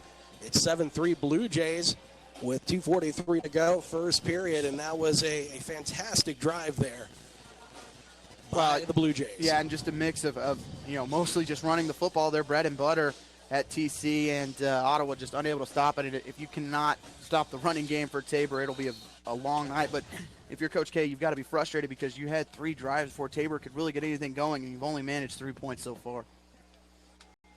And the Blue Jays will kick it off again. That'll be Omar Galvan, the lefty. 2 back for Ottawa, inside the 5. To the far side for the Braves. That looks to be Latrey Reed. Reed's going to take it at the 2 of Ottawa. Brings it up to hash marks far side, finds a little bit of a gap, has some room. He's up to the 30, makes a man miss at the 35, spins, and is brought down at the 36 of Ottawa. Latrey Reed springing a nice run there, has some good spin moves, and just continues to get upfield. Had some good blocks as well, but Reed, a player we haven't seen a whole lot this season, 5'9", 180-pound junior from Waterloo, Iowa, transfer from Ellsworth Community College. See if we try and get him involved on the offensive side as well. So the Braves will take over, 1st and 10 from their own 36. Williamson and Uribe to the near side. Thus to the far side for Ottawa. Reeder will be to the right of Byers in shotgun. 2 tight ends for the Braves. Byers surveys the defense, hands it off. Reeder finds a gap around far side 45, spins near the 46. He'll be brought down at the 47 of Ottawa. on a nice gain. When Reeder puts that foot down and makes one cut, he is so difficult to bring down, but he's got to be smarter, Bob, about protecting himself. He runs so straight up and down. He needs to put a shoulder down. These upperclassmen for Tabor just teeing off on him here early in the first quarter. They're going to say he went out of bounds at the 45, so 2nd and 1. They'll hand it off again. Reeder, first down yardage at the 50. Takes a couple of Blue Jays with him to the 48 of Tabor. And again, same play. That time, Byers rode Reeder all the way almost to the line of scrimmage, and it really allowed Tabor's linebackers to have to wait and make a read late and able to pick up enough for the first down. 1st and 10, Ottawa. Again, shotgun for Byers at the 47 of Tabor. 2 receivers near side, 1 to the far side. Reeder to the right of Byers. Again, a handoff Reeder. And he's going to be swallowed up at the line between the tackle and guard on the far side. No gain. Well, and Bob, the player we haven't seen so far tonight, Ethan Paul Davis, who has an injury right now, is not playing. Had a big week last week against Friends. So Reeder, really the only back we've seen so far. We'll see if someone tries to spell him here in the next few plays. So 2nd down, 10 from the 47 of Tabor. Ball at the far hash. Byers shotgun, Reeder behind him. 2 receivers near side. Byers wants to throw, and he's going to throw it too far in front of Foose. And sorry, Bob, Foose walking into the end zone. If Byers can put that on the money. Had good protection, just needs to wait. The receivers cross on that one.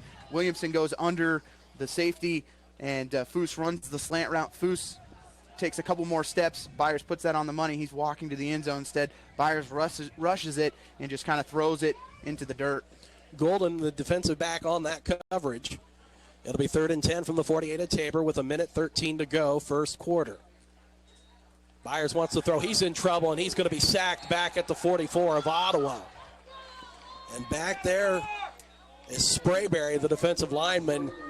His name is being said a lot tonight. Wheeler on that one was put to the task of trying to block Sprayberry, and he just put an inside move that almost made Wheeler fall down, and he got to Byers before Byers could even get into a 3-step drop. That's a loss of 8. And the Braves will have to punt with 43 seconds left to go in the period. Kick is away. It'll be angled here to the near side. Beal will let it bounce, and he'll go out of bounds at the Tabor 20 with 31 seconds to go in the period. Well, 2 poor drives here by the Braves on back-to-back possessions. This defense is going to have to make a stop here, Bob, because you've got to keep this a one-possession game if you want to be there at the end of this one. And right now, Tabor has all the momentum. So the Blue Jays back out. Ball will be 1st and 10 at their own 20. And I would imagine we will see pretty much the same old from Tabor. But you might see some play action mixed in here with the way that they were running it, too. 2 receivers will split out to the near side. Valencia along with Johnson, 1 to the far side. 2 backs will be behind the quarterback, Parham. Now man in motion from near to the far side. They'll hand it off right up the middle. And getting up near the 24 on the carry for the Blue Jays. Let's see who that was back there. Okay, that looked like it was Jones, Landon Jones. It'll be a gain of 4. And Bob, Jones runs so hard. He just puts his shoulders down and manages to fall forward for 4 yards on first down. The Jays will take that all night. It'll be 2nd down, 6 from the 24 of Tabor, and the period will come to an end. So 1 quarter into the books here at Peoples Bank Field, and it is 7-3 Tabor. We will take a 60-second break, and we'll be back with the second quarter. You're listening to Ottawa University Braves football on 1220 and 103.7 FM KOFO. To protect your family and plan for your financial future, get to know your Modern Woodman agent. Hello, I'm Dale Pearson, your Modern Woodman agent in Ottawa, Kansas. Call me today at 242-6566. Modern Woodman of America, touching lives, securing futures. The City of Ottawa proudly supports the student athletes at Ottawa University and wishes the Braves football team the best of luck this season. Find information about city events, bill paying, or current employment opportunities by visiting online at ottawaks.gov. Anyone can call themselves a construction company, slap a sign on the side of their truck, and drive around town looking for work. Is that who you want to hire? No. You're smarter than that. Wise Guys Construction at 108 North Main in Ottawa has been in business for 13 years, building new residential homes, adding additions and finishing basements, solving commercial structure needs for businesses, and repairing damage left behind from fire or water. When it comes to who you hire for residential and commercial construction needs, be wise. Call Wise Guys Construction at 785-229-5651. Get ready for the second period. 2nd down and 4 from the Blue Jays 24. I formation. Parham under center. 2 receivers to the near side, 1 to the far side. Parham fakes the handoff, wants to throw. It'll be incomplete. It is behind and below Charles Beal, so they'll bring up 3rd down.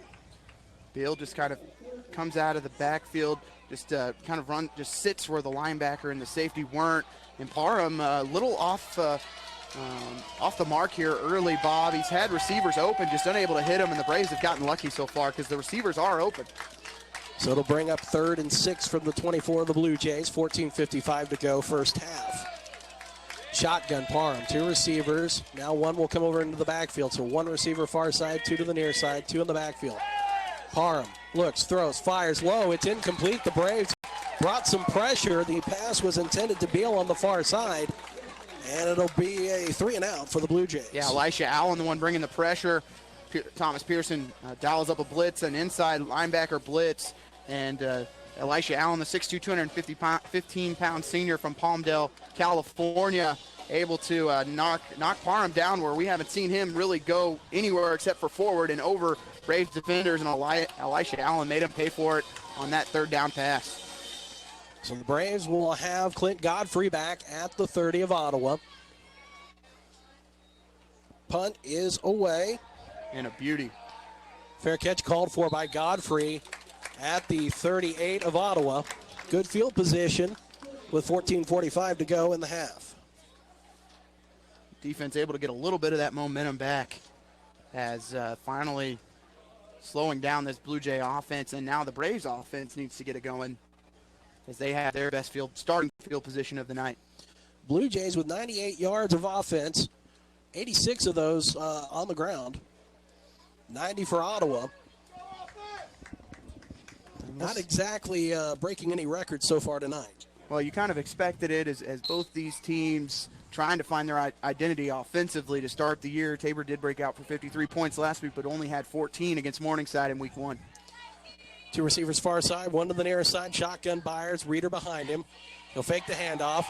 Byers looks, throws, fires over the middle, has Foose. It'll be caught between 2 defenders at the 29 of Tabor. The freshman going up and getting it. Knew he was going to take a big shot, and he did. Kevin Golden, though, decided to go for the football instead of dislodging it from Foose, in a big play for Ottawa. 1st and 10 from the 29. Braves wanted to play the option game, and they're going to lose a yard back to the 30 as the Blue Jays not buying it. Yeah, the Braves trying to go quickly there, and it's the 2nd year for Byers, and teams know what he brings and what he can do if you leave him with too much space, and they are just collapsing on him right now, which could be the reason why James Reeder has had a little bit of success here in the first half. So it'll be 2nd and 11 from the 30 of the Blue Jays. Ball between the hashes, 2 receivers near side, 1 to the far side. Byers will have Reeder behind him. Tight end is also back. 4 on the play clock. There's the snap. Byers pitches it out. Fumble by Reeder.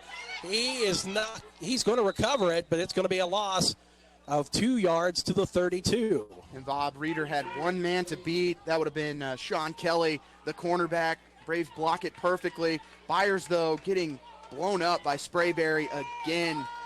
Tackles and tight ends have to communicate much better because Sprayberry is blowing this game up right now, and the Braves offense cannot block him. Foose will split out to the near side along with Williamson. 2 receivers to the far side. Byers shotgun. He will have in the backfield with him Reeder to the left.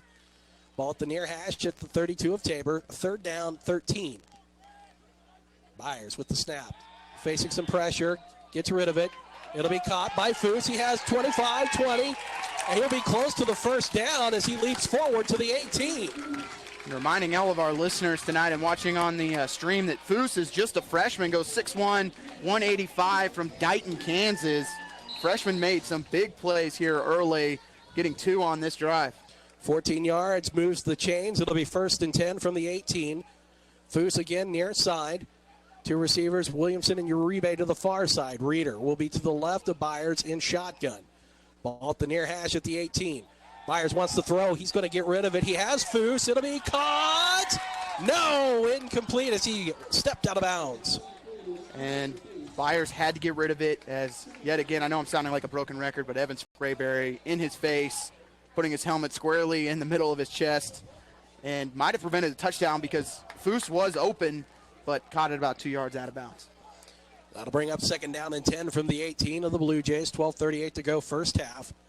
7-3, Tabor in front.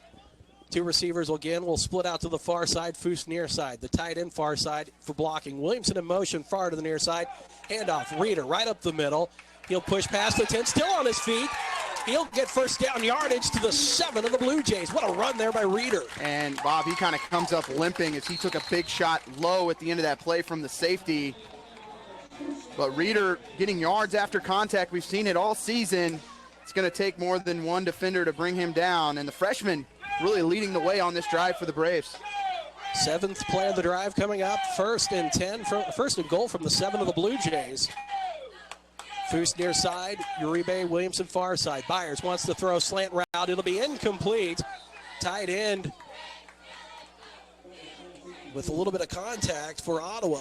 It looks to be Connor Cox, Bob, and ran the same play they did against Friends a week ago that went for a touchdown. Cox has got to cut that one inside, get inside of that safety, and get to the goalpost on that one, and wasn't able to get inside, went behind the safety, which is always dangerous because that prevents an interception opportunity for the defense, but Byers threw it so early that either receiver or defender could make a play on it.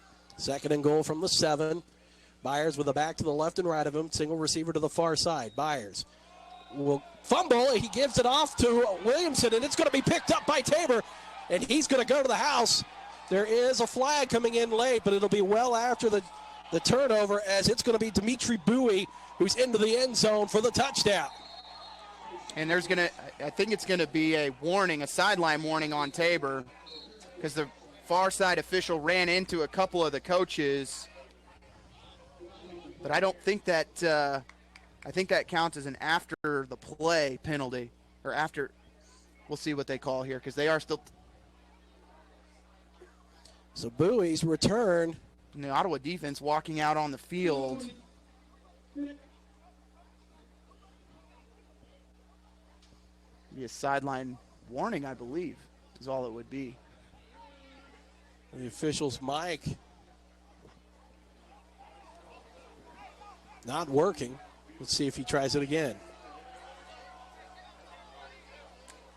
They've got the ball set at the 3. Yeah, it has to be a touchdown. It might be enforced on the kickoff, depending on what Ottawa decides to do, whether it's the extra point or the kickoff, because that's the only thing it could be. If it was a block or anything like that, it would have been assessed from where the penalty was thrown, even though we don't really know what happened because the official's mic went out. Austin Smith on for the extra point for the Blue Jays to make this an 11-point game. Snap, the placement is good. The kick is away. It's going to split the tubing, and it's 14-3 with 11:49 to play in the half. Absolutely killer if you're the Ottawa offense. Do a great job, make some big plays on 3rd down the entire drive, and Byers has got to make a decision there whether to keep it down inside the 20-yard line. Usually the quarterback will keep it more often than not unless he sees a big hole for that running back. But Parker Williamson isn't a running back, Bob. He's a receiver by trade, so can't really call Williamson out for making a bad play there. Byers has to commit and either keep it and live to play another down or hand it off early and just let Williamson at least get a chance, because he was blown up before the ball was even in his chest. Well, that is a 14-point swing right there, Casey. You were on the doorstep, and you fumble it. Unofficially, 93 yards on the return by Bowie. And it makes it a 14-3 game with 11:49 to play. And you want to talk about taking the wind out of the sails. That just happened there. On an offense that is just begging right now to score points, gives up a huge opportunity, because you had 3, in the bag at that point. Would have been 3rd down there for the Braves, but Byers has got to do better. And this same song and dance for this Braves offense, long drives, but can't get any points on the board for them. Last week there were at least two, if not three, that were 8, 9, 10 play drives that they walked away with nothing. And the Blue Jays will kick it off as Galvin is getting ready to do it from left to right here in the second period. Bob, I'd be surprised if the Braves get inside the 10-yard line again, if they will go back to being in shotgun, because Kay will be a little more cautious and maybe put Byers under center and go into I formation, because that just turned out horribly. Kick is away, low line drive kick. It'll be bouncing at the 15, taken by Taylor at the 10. He's got some space, 25, 30, 35. He'll be tripped up, and he'll fall forward to the 38 of Ottawa. Jarrell Taylor showing that speed that he has, able to take it right up the middle of that Tabor coverage. And again, Braves getting good field position. Wouldn't be surprised, Bob, if Kay might try and pull something out of the bag of tricks here, take a shot downfield, try and get some momentum back, and see if the Braves can get back in this game. The only turnover on the night was that fumble that went for a touchdown. Foose near side, Uribe far side. Reeder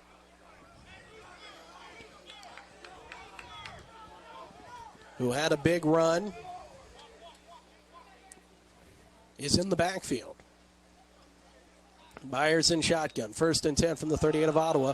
Handoff Reeder, gets around from the first level of tackling, gets past the second level, and will finally be brought down to the 46 of Ottawa. Reeder also only a freshman, Bob, and making some defenders look real bad right now, running through the middle of some junior and seniors up there for the Tabor Blue Jays, arm tackling, and Reeder again breaking some big tackles and getting good yardage on first down.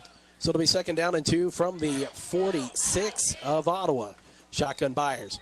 Handoff. Reeder cuts it back as he wanted to go between the tackle and guard. Far side. He'll get up to the 48. Should have enough for the first down. That's what happens when you can pick up 6 yards on first down, Bob. Really forces the defense to either commit to the run or maybe sit back and play a little more base. And Reeder again running that off tackle from that right side of the offensive line. For that run, Reeder, he was 13 of 75. As it'll be 1st and 10 from the 48 of Ottawa. Handoff. Reeder again looks, finds some space between the tackle and guard, and he'll pick up 2 to the 50. That time the defensive line able to get some good push there for the Jays. Whole host of Jays on that one. Go ahead and give Ben Scott, the 6'2", 265-pound junior from Edmond, Oklahoma, transfer from the University of Central Oklahoma, in on the tackle. So they finally are able to shut down Reeder on first down. Byers 5 of 11 passing tonight. They'll send out single receivers to both sides of the field. Now in motion, Foose from far to the near side. Looks like jet sweep. Foose trying to cut it in. He's going to lose a yard. The Blue Jays with a fantastic job of bottling that one up. It'll be 3rd and 9. And if you want to spring a big jet sweep, the receivers and tight ends have to get some blocks, and it just kept taking hits from the linebackers on that one. Got pushed backwards, and Foose just nowhere to go. So 3rd and 9 from the Braves 49. 9:54 to play in this first half. It is 14-3 Blue Jays.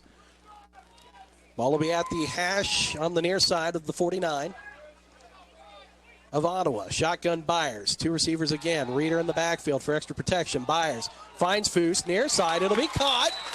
First down yardage to the 39 of the Blue Jays. They'll give him, to the 39. Sean Kelly with great coverage there for the Blue Jays, and Foose laying out and making a tremendous catch.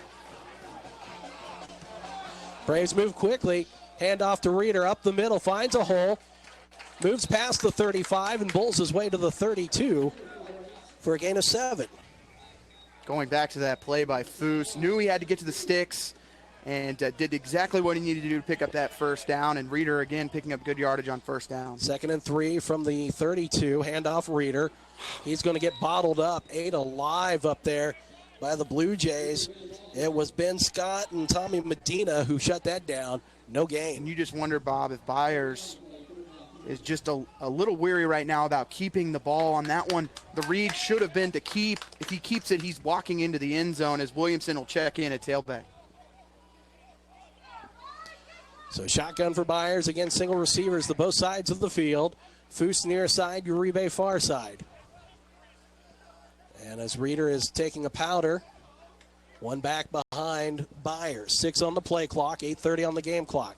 Byers looks, wants to throw. It's almost picked off. It was intended for Foose. Jumping the route, though, here on the near side was Adrian Rodriguez, and it'll be 4th down. Well, when we talk about how Byers has really locked in on receivers from game to game, it's been Uribe most of the season, but today locking in on Dylan Foose, went to the well one too many times, and that one should have been intercepted by the linebacker on that play, as Ottawa's going to go for it here on 4th down. So it'll be 4th and 3 from the 32 of Tabor. This is the 9th play of the drive. Drive started on the Braves 38. Byers wants to throw. Has a man short side, incomplete. Uribe, we're going to have pass interference. Sean Kelly with 2 hands in the back of Uribe, and the Braves will pick up a 1st down on the penalty. Not a smart play there by Sean Kelly, because Byers really had nowhere to go with the football. It was good coverage all across the board there for the Jays. And I wouldn't be shocked if they called defensive holding here, Bob, because he had a hold of the jersey. Didn't seem to be pass interference, but it should be enough for a 1st down. I believe that's a spot foul. Well, the officials are talking it over. It is a hold. Hold against the Blue Jays. So that'll give 5 yards and a 1st down.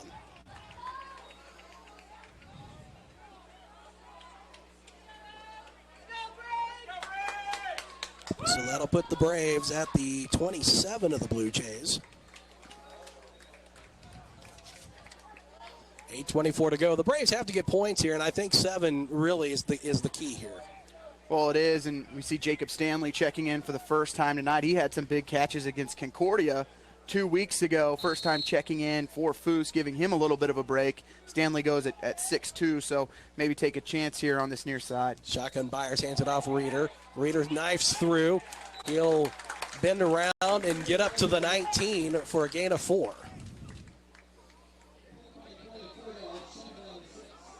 So it'll be 2nd and 6. 10th play of the drive coming up.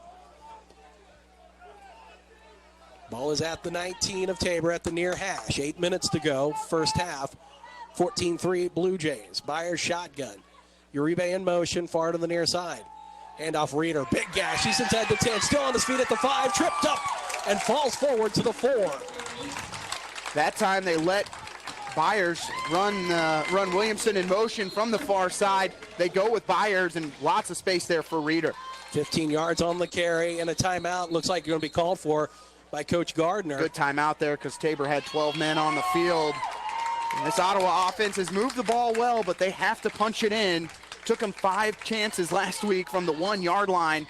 Coach K's got to dial something up, because as Tabor's going to bring in their heavies, you've got to find a way to run the football. The same stuff you run out of shotgun, to get within the 5-yard line doesn't work once you get there. So got to find a way to mix it up.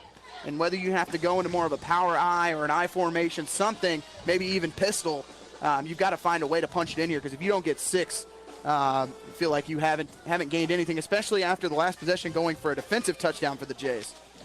They have Michael Amayo Jr. listed as the wide receiver with Foose's number.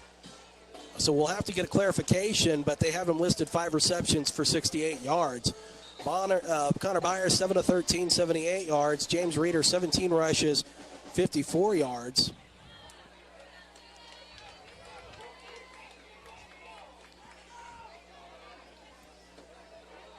It'll be 1st and goal from the 4 of the Blue Jays. Don't think we're going to see any option play here. You never know. Just hold on to the rock. Foose will be out near side. Uribe to the far side. Shotgun Byers. Reeder will be right behind him. Tight end is on the near side. Nope, 2 tight ends will now move to the far side. Byers hands it off. Reeder wants to push forward. He's going to pick up a yard to the 3.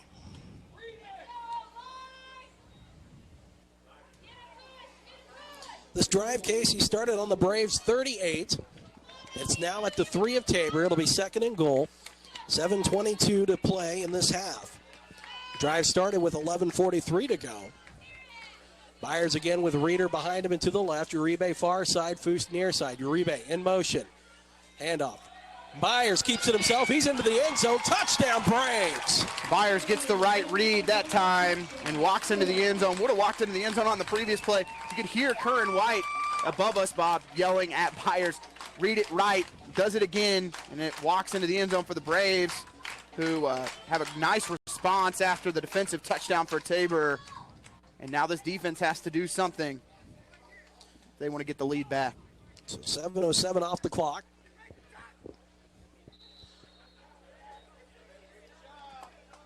And on for the extra point will be Woolcutch for the Braves. So a big answer there. Snap is good. The placement is good. And the kick is good. So 7:07 to go in the half. It is Tabor in front 14-10. And we will take a 30-second break. A 30-second break. You're listening to Ottawa University Braves football on 1220 and 103.7 FM KOFO. The Ottawa Shopper has a new look with new features. Never miss your favorite TV show with the TV guides. Find area church times and the popular Kids Talk About God column on the church pages, and get useful employment tips from our weekly Q&A advice column. Call 242-4700 to get your Franklin County address added to our subscription list for free, or pick up the Ottawa Shopper at multiple racks around town. That's 242-4700. Braves with a big answer, 3-yard touchdown run by Connor Byers on a drive that started at the Braves 38, and with 7:07 to go in the half, 14-10 is your score. Tabor in front. Blue Jays will have three back. Johnson in the middle. Near side will be Sean Kelly, and one to the far side. It'll be Johnson taking it at the goal line. He'll bring it up the near hash mark, splits it out far side, gets around one tackle. There is a flag as Johnson gets across the 25 to the 27. We'll have to see what the back judge's hanky is for. I think it's going to be holding, and the Braves player who took the brunt of that was Chandler Button, who had gone past the defender, and the defender turns around, grabs him by the jersey, and just throws him down. Nice job by Button to fight through the defender, or by the blocker for Tabor on that play, and that's what it has to be. And it is a hold against the Blue Jays. And the mic is working. The mic is working for the official.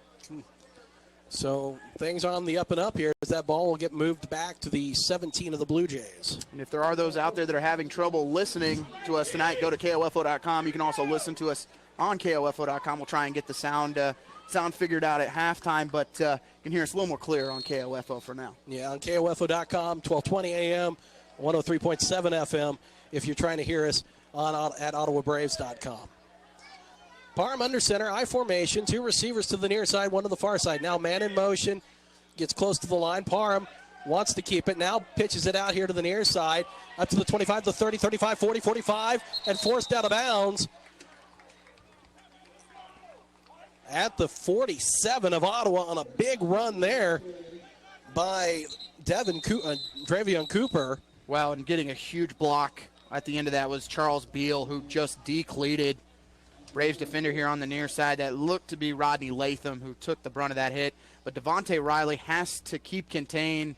You cannot let the receiver cut you out of the play and then take the entire sideline into the Braves territory.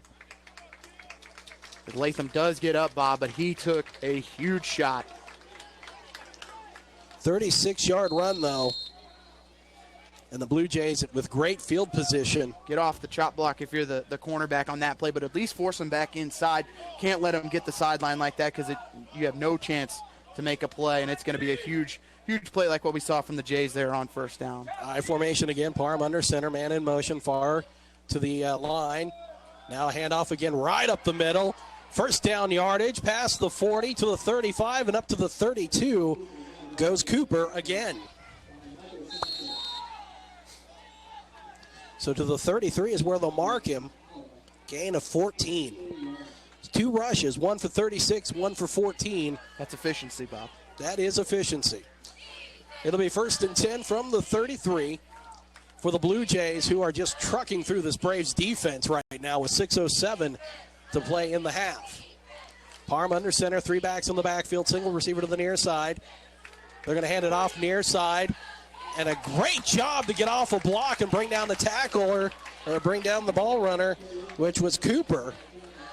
And that was Jonathan Dawson finally able to grab Cooper But these defensive linemen need to get off the blocks right now as Tabor starting that offensive line starting to get into second and third level, just springing these big runs. Only a gain of 4 that time to the 29. It'll be second down 6. We'll see a receiver to the far side. Again, 3 backs in the backfield. Parham will be under center. Clock running, 5:24 to play in the half. Now the tight end moves from far to the near side. Handoff right up. Nope, Parham's going to keep it himself. Bounces it outside. He's going to be brought down. Lassoed around the legs originally, and then a little bit of help there. It looked like from Dawson, a gain from the 29 to the 26 for a gain of 3. Getting up limping was Jalen Amerson, the running back for the Jays. That's going to have to come out. The dive back on that play took a big hit off the line of scrimmage, and he's going to limp off the field on that far side. 3rd and 3 from the Braves, 26. We'll see if the Braves try and dial up a blitz again. It worked on the last drive. See if Elisha Allen maybe comes on the blitz from the inside. Parham under center. They're going to hand it off. Bounces out to the far side. First down yardage, 15 to 10. And he'll be just shy of the goal line. Looks like out of bounds at the 4 is Cooper. Fenderson had him lined up for a loss of 3, and going right by him was Dravion Cooper. Only goes 5'7", 181 pounds, but so shifty and able to cut inside Fenderson, and no help from the safeties and linebackers. And Tabor's got it 1st and goal. That run should put Cooper over 100 yards. 1st and goal from the 4 of Ottawa. They'll hand it off. Cooper again. Lowers his shoulder. Takes a big hit. And there'll be a flag for taunting. A dumb move by Jarrell Taylor after making a great hit. And that's going to put the ball half the distance to the goal. Didn't see a whole lot of celebrating on those back-to-back 30-yard runs, Bob, but gets inside the 5-yard line, and we want to start taunting. Yeah. Let's take a look at that drive again. 36, 14, 4, 3, and 22. If I'm the defense, I'm not taunting much right now. Make a stop. That's what you got to do. And the defense has to decide to taunt. So the penalty puts the ball at the 2.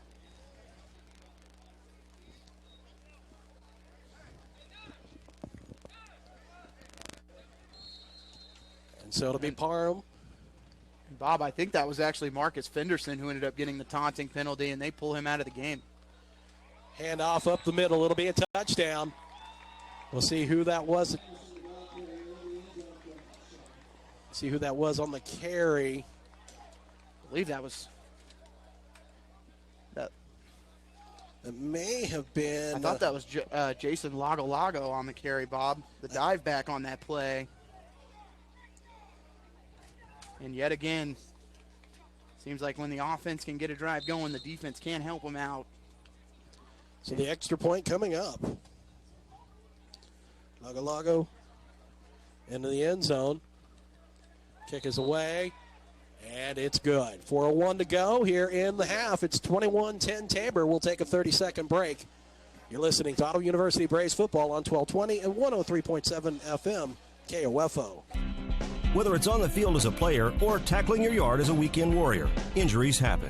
The Orthopedic Associates of Ottawa at Ransom Memorial Hospital can reduce your pain, increase your function, and get you back in the game. Find out how by visiting ransom.org. Kramer Pharmacy, downtown Ottawa, hopes you're enjoying this KOFO sports broadcast and wishes all the area teams good luck this season. Call Kramer Pharmacy today and ask about their convenient MedSync program that allows you to have all your prescriptions filled at the same time each month. Call 242-2055. Sports, information, and entertainment in East Central Kansas. KOFO K279CS Ottawa, where keeping you informed comes first. And then when they do, offense can't get it going. Back here at Peoples Bank Field, Braves scored a touchdown and Tabor turned right around. And with 4:01 to go in the half, 2 minutes 59 seconds on the drive that started at the Tabor 17, they punch it into the end zone, take a 21-10 lead.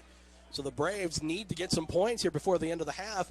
Tabor will have the ball to start the second half, as Galvin will kick it away. Uribe will take it at the 10 of Ottawa. Moves it to middle side of the field from the far side. Now bounces it here to the near side, up to the 25. Still on his feet. Falls forward to the 30.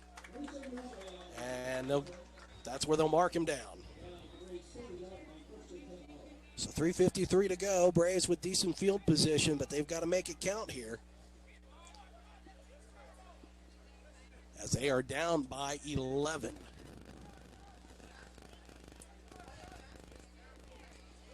This Braves defense now, after having a good start to the first period, 179 yards of offense given up. 167 of that is on the ground, Casey.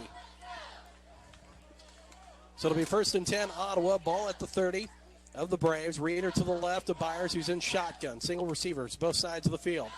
Byers keeps it himself, and he's going to lose a yard back to the 29. Sprayberry again on the tackle for the Jays. Didn't matter if Byers gave it or kept it on that one. It was going to be a loss. And now Tabor just walking defenders into the box. There's about 9 guys within about 6 yards of the line of scrimmage. Really only one safety in a corner isn't within the box, so the Braves have to throw the ball. Foose near side, handoff. Reeder finds a little bit of a gap. He'll push forward as he gets to the 35. Whistle blown. And still a little play continues afterward. There'll be a gain of 6 from the 29 to the 35.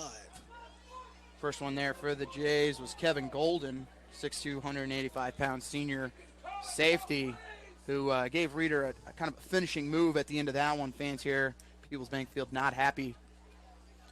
3rd and 5 from the Braves 35. Ball at the near hash. Foose to the near side. Uribe to the far side. Shotgun Byers. Reeder to the right of him. 2:47 to play in the half. Byers, a little pitch and catch, and he's lucky that that was not intercepted. Bracketing Foose were Sean Kelly and Kevin Golden. It'll bring up 4th down. Well, and if you're Coach K, what do you do if you can't throw the football right now, as Byers just has no confidence. We've seen James Valentine come in on some passing situations this year. When do you start to think about maybe not a quarterback change, but some situational quarterback changes? And that is a good point. It seems like that Byers has locked on to Foose here tonight, and really lucky that one was not picked off. The Braves will punt it away. Back is Beal. He'll take it at the 30. Bounces it out near side to the 40. He'll be forced out of bounds at the 45. Rodriguez with a low line drive kick that didn't allow his defenders to get down there quickly, and Beal runs up on it, basically gets a head start. Tabor's got another opportunity to extend this lead here before halftime. So it'll be 1st and 10 from the 45 of the Blue Jays. 2:34 to go. They are in front, are the Blue Jays, 21-10. We'll see what kind of answer this defense might have, as really here in this second period, there hasn't been a whole lot of an answer, giving up some big plays. Just on that last drive. This is just the second drive of the second quarter for the Blue Jays, Casey, as the Blue Jays got a defensive score to start out the quarter. Parham will have a back behind him, and there will be 2 others. Handoff up the middle, big run, cross midfield to the 49 for a gain of 6. On the carry is Jones. And Jones, just a physical back who right now you might be able to hand it to him 40 times, and Tabor might score on every drive that he's in, because when he puts his shoulder down, he's picking up 5 to 6 on every play. They give him 7 there. It'll be 2nd and 3 from the Braves 48. It'll be Parham looking over the defense. He'll keep the play the same. 2 backs behind him, 2 receivers far side, 1 on the near side. Parham's going to keep it himself. And he'll have first down yardage, as he's got to be bulldogged by several Braves past the 45 and up to the 42 of Ottawa. Gain of 6. And Parham just does enough he just has a deceptive speed, Bob. You can tell these linebackers are trying to time it up to make a hit, but he runs by him before they even get a chance, and just running right down the line. Perfect exactly how you draw it up, running right down the line of scrimmage. Didn't even need the pitch man on that play. Minute 37 to go in the half. 21-10 Tabor. 1st and 10 from the Braves 42. Ball at the far hash. Nope, they're going to a little trickery. They're going to go flea flicker, have a man wide open. The Braves fall for it. It's going to be incomplete. The ball bounced. They're going to say it's a catch. Oh, my. Oh, my. On the reception, wide open is Valencia. The Braves fall for the flea flicker, but that ball hit the ground. They're going to have it 1st and goal at the 10 with the Blue Jays. Yeah, Parham, the happiest guy in the stadium right now because he knew he underthrew his receiver who was walking into the end zone. It looked like the receiver did get his arms under the ball. It was his body that kind of bounced up off the turf, but big gain for the Jays. Parham looks, floats one back corner of the end zone. It's going to be caught. Touchdown. It'd be a flag for pass interference anyway. Drell Taylor didn't even turn around to look at it. Johnson scores, and it'll be a big touchdown for the Blue Jays with a minute 2 to go. There is a flag on the far side, but it has to be pass interference on the defense here. No play, touchdown. Pass interference, defense number 5. Penalty supply. So Johnson, a 10-yard touchdown reception.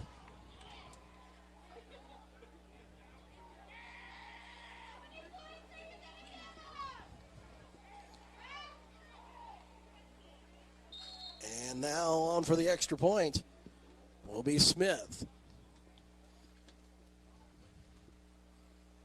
Crowd has gone silent here at Peoples Bank Field. They're going to fake it or look like maybe a bad snap, so it's incomplete. And there is a flag. We're going to have pass interference, or not pass interference, but it'll be a personal foul on the see, it started with a P. Personal foul on Tabor. A little shoving after the play. Blue Jays tried to remove the lineman, but continued to talk to the officials. And so that'll be added on to the kick. Well, Bob, if Ottawa's offense can find a way to get into field goal range, Waukich has done a good job tonight. Seems to be hitting the ball well. Braves will... if they aren't able to get anything before halftime, it is going to be a long road to hoe the rest of the way for this team, as they are now getting utterly dominated, down 27-10 at this point. And you just go back to the drive where the Braves able to work it inside the 5-yard line, fumble it, and it goes for a touchdown the other way for Tabor. And it's really when it flipped the momentum, felt like Ottawa was getting it back, being down 7-3. Instead, it becomes 14-3, and since then, Tabor has controlled basically the entire game. Well, you got to give credit to this offense for Tabor. You're right. They have just absolutely dominated. But the question is where's this defense? Where is this defense? The Braves have given up 180 yards on the ground, Casey, in the first half. 180. Well, and it's not like Curry Parham is lighting it up throwing the football. We know the senior can throw it, but he's really struggled. We saw it on the last drive. Short-armed a wide-open receiver by about 15-yard receiver, and made a nice adjustment and came back to it. Just not hitting receivers in stride. If he was, it could be a 34 or 40 points by now for this Tabor's offense. So Braves get a break as Tabor's going to kick off from the 20-yard line here. We'll see if they can turn it into something. Well, Parham is just 4 of 10, Casey, throwing the ball tonight. But he does have a touchdown, and he has a 32-yard pass to his credit. So 32 yards out of his 54 came on one pass. Taylor is going to take it at the 25 of Ottawa, far side. Now brings it near side, looks to follow his blocks. He's up to the 40, and he'll be knocked out of bounds at the 42 of Ottawa University. And that field position that Tabor gave up on the personal foul really doesn't hurt them, as Ottawa's only able to get across the 40-yard line. But still 56 seconds left for the Braves to try and do something before halftime. Well, let's be honest here, Casey. Until the Braves can show that they can get in the end zone on a regular basis, I don't care where the ball is. If your defense can't make a stop and you can't get points on the board, you've got 10 points here in the first half. And a quarterback that is really struggling to find his receivers right now. 2 receivers set to the far side, 1 to the near side. Reeder to the right of Byers in shotgun. 56 seconds to go in the half. Byers takes the snap, and he'll short arm it to Foose here on the near side. Incomplete. It'll be 2nd down and 10. And Foose is really the only receiver he's looking at right now. Hasn't gone Uribe's way at all. Even Parker Williamson on the far side. And I wonder if because of the pressure that Sprayberry is putting on Byers, he's looking to the short side because he knows he can get rid of the ball quickly. Same look again. This time they'll hand it off to Reeder. Reeder bottled up. He'll push forward, though, and get a yard from the 42 to the 43. And Coach K deciding he's just going to run this one out, it looks like, Bob. About a 6-second difference between the game clock and the play clock. It'll be 3rd and 9 from the 43 of Ottawa. Uribe and Williamson far side, Foose near side. It'll be Wheeler the tight end here on the near side. Byers will have Reeder behind him. Reeder had 111 yards here in the first half rushing, Casey. 1 on the play clock. Byers will snap it, steps up, keeps it himself, rolls out here to the near side. 45, makes a man miss, and he'll be knocked out of bounds at the 48 of Ottawa. And Byers has got to stay in bounds there, Bob. Now you're going to have to punt it away here on 4th down unless you're going to throw a Hail Mary. Tabor's going to get the ball back. So gain of 5. Braves are going to go for it here on 4th down. At their own 49 is where they're going to mark it. So a gain of 6. Handoff, Reeder. 35. He'll be forced out of bounds. And that'll end the half. 1 half into the books. It's 27-10. Tabor is in front. And when we come back, we'll have the Advantage Electric halftime show. We'll take a 2-minute break, and then we will have the Advantage Electric halftime show. You're listening to Ottawa University Braves football on 1220 and 103.7 FM, KOFO. You're listening to the Advantage Electric halftime show on KOFO. Everyone wants an Advantage, right? So when it comes to your electric needs, how do you get one? You hire Advantage Electric. Why? You get the advantage of credible and professional crews who can get the job done, whether it's large and industrial or small and residential. You get the advantage of their years of experience and working right here in your own community. And you get the advantage of knowing that Advantage Electric will be there for you should you have problems, questions, or even a new custom lighting idea. Get the advantage. Advantage Electric, 229 North Main. Call 418-1218. People's Bank in Ottawa is proud to support our area sports teams. From People's Bank Field at Ottawa University to our Bucks for Buckets promotion and more, we believe our local sports programs are an investment in our future. Best of luck to the Ottawa sports teams from all of us at People's Bank. Member FDIC. If you have been in an accident, tell your insurance company you want your repairs done at CarStar Ottawa. We can arrange for your tow, your car rental, and deal with your insurance company all with one phone call. No need for multiple estimates and worry. Call 242-8916. Relax. We'll take it from here. A college education means more today than ever before. And that's why Ottawa University strives to equip our students with the education needed to enter the workforce prepared to make an impact. With the addition of engineering, Ottawa University now offers 22 majors at the campus in Ottawa, Kansas, with even more programs available online. Contact us today to find out more at ottawa.edu or by calling 800-755-5200. This is Ryan Disbro, your State Farm agent in Garnett. Let my office put you in the driver's seat with competitive rates on financing or refinancing your car, ATV, boat, motorcycle, or RV loan, as we're always looking for ways to save you money. And our loans come with total loss debt cancellation, which means you don't make payments on a vehicle you no longer have. Call my office today and let's get started on your vehicle loan needs. 785-448-1660 or visit online at ryandisbro.com.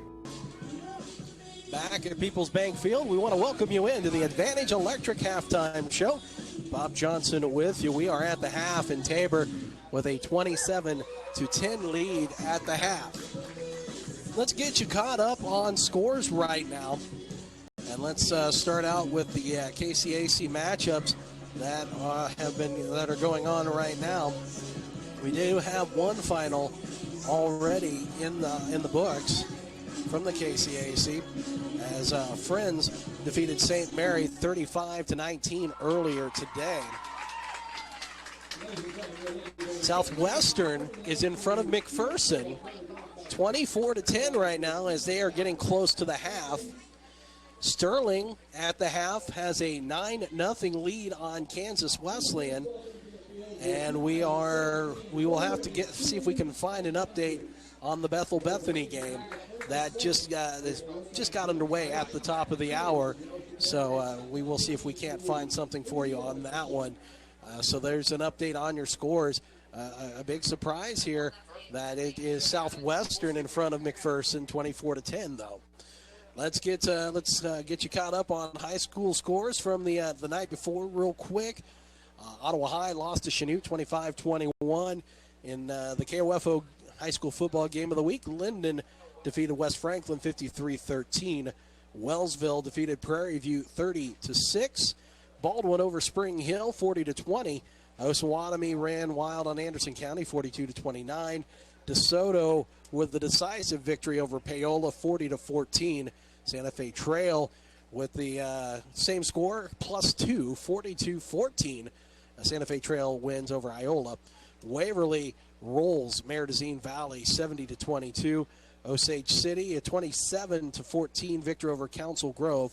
And Crest a 62-12 victor over Chitopa. Big 12 scores real quick. We'll get you caught up. It is TCU getting the big upset over Oklahoma State, 44-31. Sooners in front, 28-17 in front of Baylor. That is at the half. West Virginia, 56-34, winners over KU. And Texas Tech defeated Houston, 27-24. Let's get you other top 25 scores real quick. South Florida earlier in the week defeated Temple 43-7. Last night it was Utah over Arizona 30-24. The Trojans of USC 10 points better than the Cal Bears 30-20. Alabama abuses Vanderbilt 59-0. And let's see, Clemson defeats Boston College 34-7. Miami 52-30 victors over Toledo. Michigan defeated Purdue 28-10. Washington State 38-0 in front of Nevada in the fourth quarter. Air Force 9-0 over San Diego State. That game is currently delayed right now because of weather. LSU 7-3 in front of Syracuse. Georgia 14-0 in front of Mississippi State. Kentucky is in front of Florida 7-0. Penn State a 3-0 lead over Iowa. Auburn 21-0 over Mizzou, as that's in the second quarter, and the rest of the action later tonight in the top 25. We'll take a 2-minute break. When we come back, we'll get you up to date on the activities going on this coming week for Auto University. But first, a 2-minute break. You're listening to the Advantage Electric Halftime Show on 1220 and 103.7 FM KOFO. Everyone wants an Advantage, right? So when it comes to your electric needs, how do you get one? You hire Advantage Electric. Why? You get the advantage of credible and professional crews who can get the job done, whether it's large and industrial or small and residential. You get the advantage of their years of experience and working right here in your own community. And you get the advantage of knowing that Advantage Electric will be there for you should you have problems, questions, or even a new custom lighting idea. Get the advantage. Advantage Electric, 229 North Main. Call 418-1218. Since 1944, families of Franklin County have called Dingle & Son Mortuary and Crematory in their time of need. Why? Because of the peace of mind received knowing that Dingle & Son will take charge and exceed expectations.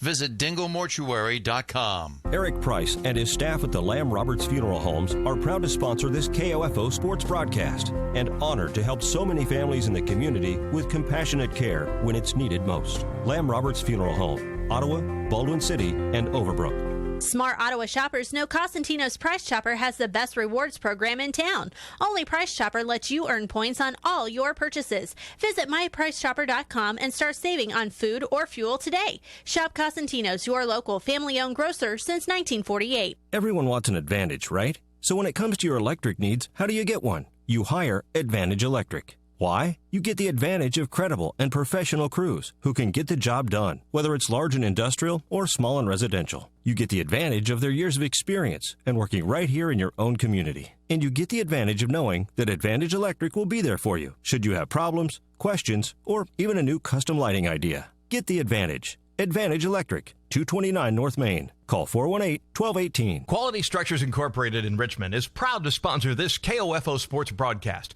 They know that experience matters on the field and when it comes to your building needs. Visit qualitystructures.com and put their years of experience in constructing post-frame buildings to work for you. Back at People's Bank Field, it is the Advantage Electric Halftime Show. I'm Bob Johnson. Casey Weeder will join us here in just a couple of minutes.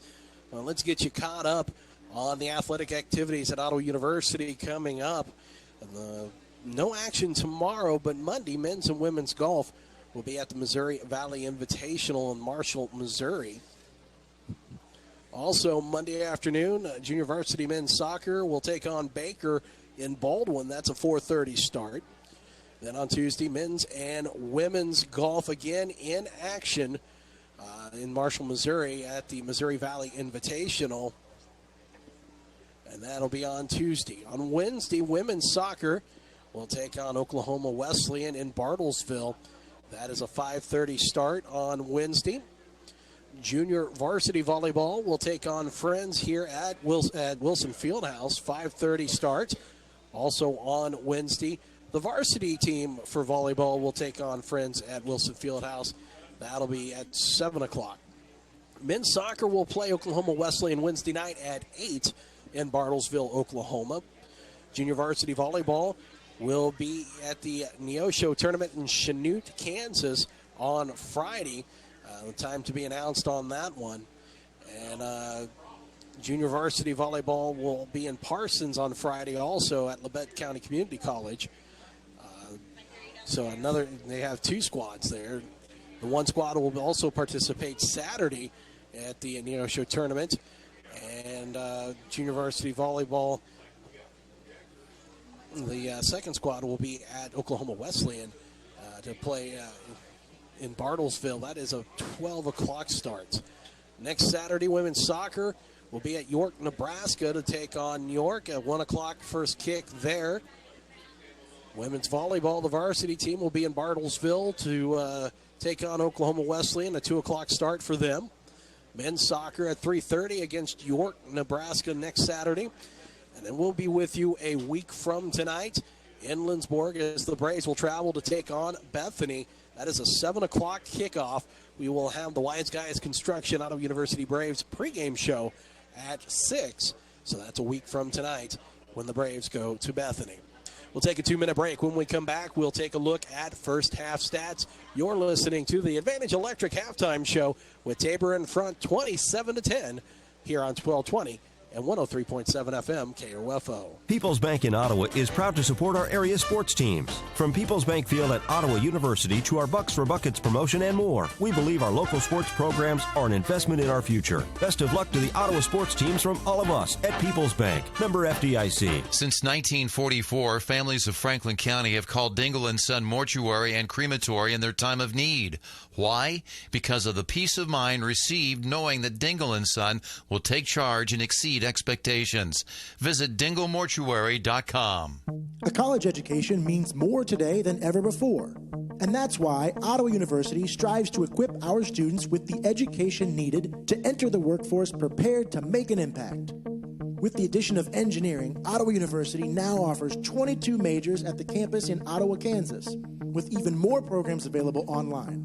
Contact us today to find out more at ottawa.edu or by calling 800-755-5200. The City of Ottawa proudly supports the student athletes at Ottawa University and wishes the Braves football team the best of luck this season. Find information about city events, bill paying, or current employment opportunities by visiting online at ottawaks.gov. Whether it's on the field as a player or tackling your yard as a weekend warrior, injuries happen. The Orthopedic Associates of Ottawa at Ransom Memorial Hospital can reduce your pain, increase your function, and get you back in the game. Find out how by visiting ransom.org. Community journalism is thriving at the Ottawa Herald. 3 days a week in print and every day online, the Herald's award-winning staff covers the news that matters to you. Breaking news, sports, events, and so much more. Just as the Herald has done for more than 140 years. Call 242-4700 to subscribe today, or find us online at www.ottawaherald.com, on Facebook, or download our app. Back at People's Bank Field, Bob Johnson, Casey Weeder with you as it is the Advantage Electric halftime show. Tabor in front 27-10, and we'll take a look at first half stats. But one of the things I think is disappointing if you're a Braves fan is you have production offensively, but you only have 10 points to show for it, Casey. Oh, yeah, and, we mentioned the 14-point swap there on the drive early in the second quarter where Ottawa looked to be driving to take the lead, go up 10-7. Instead, it turns into a fumble that's returned all the way house for a touchdown, and from there, Tabor really controlled things. So this Ottawa offense is not built, Bob, to come back from 3-4 touchdowns. This is an offense that needs to hang around. Going into this game, the magical number for me was 30 points. I thought this offense would need to score to win this game. I would have been wrong already. So it's very concerning, and just you felt like they were in this game early on, and Tabor's really blown it open. They really have, and part of that goes to Evan Sprayberry. He has 8 tackles on the night, 5 unassisted, 3 assisted, 2 sacks. We talked about coming into it, he had only had a half a sack coming into tonight's game, and he has 2 to show for it so far tonight. He also has 3.5 tackles for a loss. Well, he's on his way to a possible KCAC Player of the Week or NAI Player of the Week if he manages to double those numbers here in the second half, because he's not done, because Ottawa's going to have to throw the football here in the second half, and every time Byers drops back to throw, Sprayberry is in his face. So numbers could get a little bit better for Evan Sprayberry here in the second half. Braves with only 3 receivers looked at here tonight, Casey. 7 passes thrown. 5 of those have gone to Dylan Foose for 90 yards. 1 to Uribe, 1 to Williamson. You can't continue in that fashion. You have to get 4, 5, 6 different players involved in the passing game. And I understand that, yes, when you've got a player like Sprayberry out there, you got to keep an eye out on. But you've got to find a way to better yourself than that. Well, as you can see, there's only been 1 pass attempted to a tight end. Coming into this season, Dylan Wheeler was a preseason all-conference pick. As the season went on last year, he made some big plays for this team in the receiving game and became a favorite target for Connor Byers. He has been a non-factor again for another week, and for the 4th week in a row. Just Byers has not been able to find him, and only 1 pass thrown to Connor Cox, who last week had 2 huge receptions. One of them went for a touchdown. So like to see Byers mix it up and try and give some other receivers the opportunity to make a play on the ball. Foose has done everything you could ask of a freshman, 5 catches for 90 yards. And then Uribe has kind of been a non-factor as well, only 1 catch for 6 yards. So a lot of things are going to have to change in the second half if the Braves want to stay in this game, and it's got to start with getting a 3-and-out, or at least forcing Tabor to punt on that first drive of the second half. And what more can you say about Tabor's running back Dravion Cooper? 5 rushes, 94 yards on the night. That's more than efficiency. That's really good. That's beyond efficiency, I think. Almost you're looking at 18.8 yards per carry in an offense that you knew coming into the game was going to run the football. So every time they line up with the wing back set, with the dive back behind the quarterback under center, they're going to run the ball. And what's impressive is Landon Jones, to me, Bob, who has 4 carries, 42 yards, an average of 10.5 yards a carry, and he's the dive back. He's the guy that you're asking to get 2, 3, 4 yards, hard yards, and they're just not there because he's already into the secondary before anyone touches him. James Reeder for Ottawa, though, 21 rushes, 131 yards. He has been everything you could ask for tonight. The freshman continues to carry the load, but that's really the bright spot of this offense. Connor Byers, 7 of 15 for 100 yards. And it really, when you take a look at it, just not much else to really talk about, though. Well, there's so many things that you can go to right now. And Byers, 7 of 15, 100 yards, along of 33 on a pass that Foose laid out for. Just has and James Reeder, 21 carries, 131 yards, and he could turn that into 260 here in the second half if the Braves continue to run the ball. But no confidence right now for Connor Byers going forward. So, there's some things that they're going to have to do in the second half, starting with getting Tabor off the field early.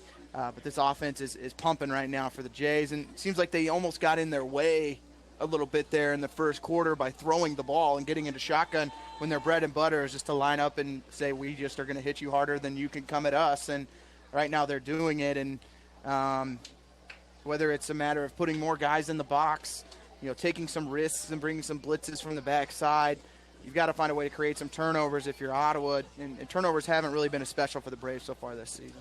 Jonathan Dawson for Ottawa, 5 unassisted tackles. Jalen Scarr, 4 tackles. And other than that, it's real. The defense has got to find a way to make some stands here in this second half. They cannot allow big plays at all. And it's just interesting, Bob, People's Bank Field was a fortress for so long from about 2008 to 2015, and just seems like the Braves cannot get it going at home. And, don't know if something has changed in the preparation or what it is, but coming out so slow and falling behind has just kind of become the MO of this team playing at home. And on the road, it's completely different. We saw at Concordia, they come out and punch Concordia in the mouth. They don't end up winning the game, but you feel like they were in the game all the way. Friends, they get up 21-7. They punch them in the mouth right at the beginning. But at home, they just cannot seem to get the momentum and get it going enough to take advantage of opportunities, which have been there. And Ottawa had a chance 3 drives in the books before Tabor scored, and Ottawa came away with only 3 points. That's going to wrap up the Advantage Electric halftime show. We will be back with second half action right after we take this 2-minute break. You're listening to Ottawa University Braves football on 1220 and 103.7 FM KOFO. Kramer Pharmacy, downtown Ottawa, hopes you're enjoying this KOFO sports broadcast and wishes all the area teams good luck this season. Call Kramer Pharmacy today and ask about their convenient MedSync program that allows you to have all your prescriptions filled at the same time each month. Call 242-2055. With the perfect Vera Bradley purse, anything is possible. Now you can discover a variety of fabrications, streetwise silhouettes, beautiful jewelry, luggage, and accessories at Sutton's Jewelry. You'll find newly released designer and functional bags with fashionable and seasonal designs. Get excited about the new line of KU and K-State patterns. Vera Bradley is a leader in the latest trending handbags, luggage, and jewelry with styles that are sure to make a fashion statement. Sutton's Jewelry and Vera Bradley. Find them at 207 South Main, downtown Ottawa. Eric Price and his staff at the Lamb Roberts Funeral Homes are proud to sponsor this KOFO sports broadcast and honored to help so many families in the community with compassionate care when it's needed most. Lamb Roberts Funeral Home, Ottawa, Baldwin City, and Overbrook. How can Chris be so relaxed when his big interview is today? Because he searched jobs on Glassdoor.com. Out of millions of listings, he filtered by distance and salary to find the job that was right for him. He researched the company on Glassdoor too. He read employee reviews. He knows they have great medical, even free Donut Fridays. So he has nothing to worry about and everything to look forward to. Glassdoor. Find the job that fits your life. Go to Glassdoor.com or download the app today. When it comes to electricity, if you don't know what you're doing, you might be shocked at the outcome. Is your fuse box hot to the touch? You even have a fuse box. Do your lights flicker when the air conditioner comes on? Are you worried about power surges in your expensive electronics? You try to solve these problems yourself, it can be a hair-raising experience. Get the advantage when it comes to handling these issues by calling Advantage Electric. Professional crews with years of experience can solve the problem and leave you fully charged for other, less dangerous projects. Oh my God, honey, look, the plunger worked. Advantage Electric, 229 North Main, or call them 418-1218. Her and Kinsey back at People's Bank Field. Bob Johnson, Casey Weeder with you as we get ready for the second half. Casey, I think you have something important to do real quick. I wanted to give a shout out to my firstborn daughter, Mackenzie, who's listening with my wife, Tracy, right now. So glad y'all are listening. Hope you're enjoying it. I'm sure Kinsey's taking a nap by this point, but glad they're listening. Glad to have some people out there listening to us tonight. Yes, we do appreciate it. We appreciate everyone listening, whether you're a Braves fan or a Blue Jays fan. Blue Jays fans enjoying it a little bit more here so far tonight. So far, they got every reason to. Split out to the near side is Kelly. Johnson is in the middle, one over to the far side as the Braves will kick it off from right to left here as we start the second half. The Blue Jays in the front, 27-10. So the Blue Jays will move from left to right here in the third. Kick is away. It'll go into the end zone. Johnson will take it about 2 yards deep, bring it up the hash marks near side, wants to bounce it to the far side, gets away from one tackler, now away from another as he gets across the 20, spun around at the 25 and brought down at the 27 of Tabor, and that's where they'll start. Well, great kick by Rodriguez. High, lofted kick that went 2 yards deep in the end zone, but Johnson able to cut it back to the other side of the field and manages to get decent field position. So the ball will be marked at the 27 of the Blue Jays at the far hash as we see what this offense will come out and do here to start. Johnson, along with, looks like Valencia, here to the near side, two to the far side. Parham will have a back come back, so two backs behind him. Parham will keep it himself. Pitched out here to the near side. Braves read it well. And a great open field tackle near side by Ottawa for a loss of 2. Taking the pitch. That looked like it was... Yeah, that was the quarterback, Lawson Looters. No, it's C.J. Tate. Oh, my apologies. Yeah, they've got 15s on here. And so Marcus Fenderson, the one making the tackle there for the Braves. Coming downhill, Fenderson, the player who got the taunting penalty on the drive right before Tabor scored. So glad to see him come out and make a play early. High formation, Parham under center. They'll hand it off to the fullback. And the Braves will wrap up. And they'll get the 2 yards lost back to the 27.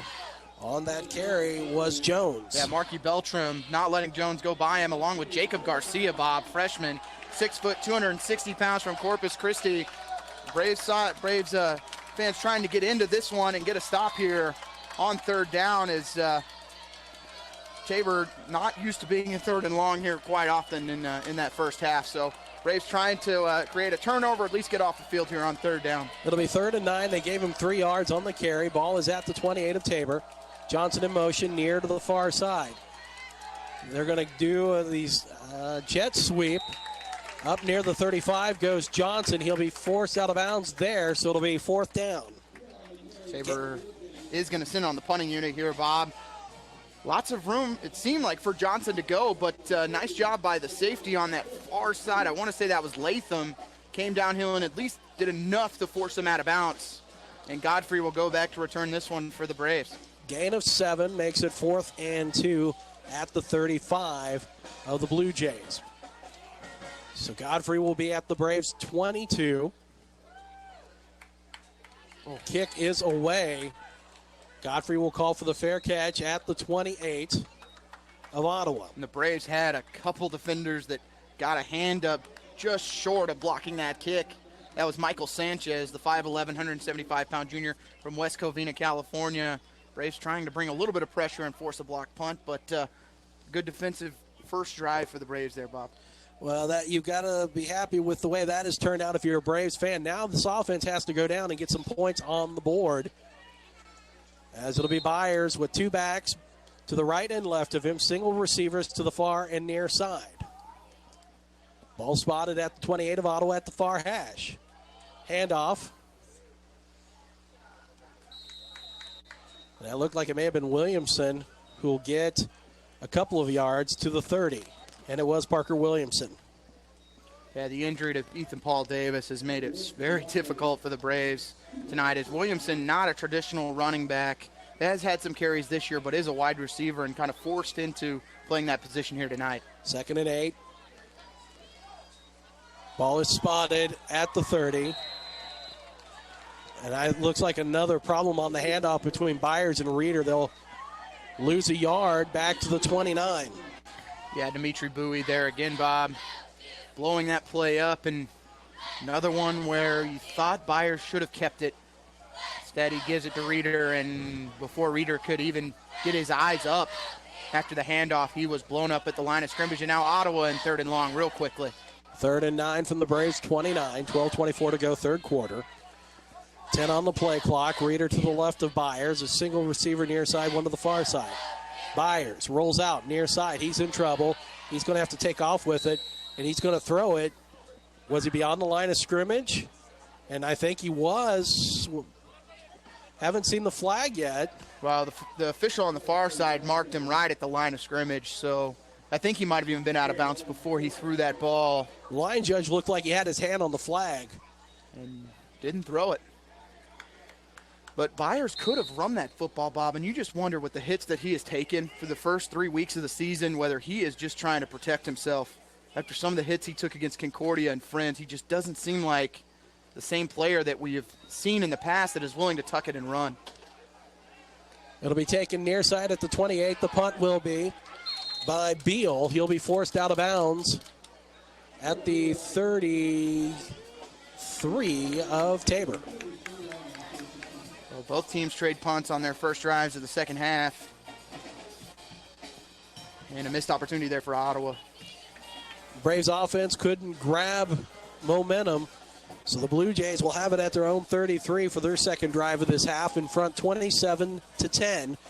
11:52 to play, third quarter. Well, this is an offense that's too good, Bob. You continue to give them opportunities. If you're unable to go to the well and pick up points.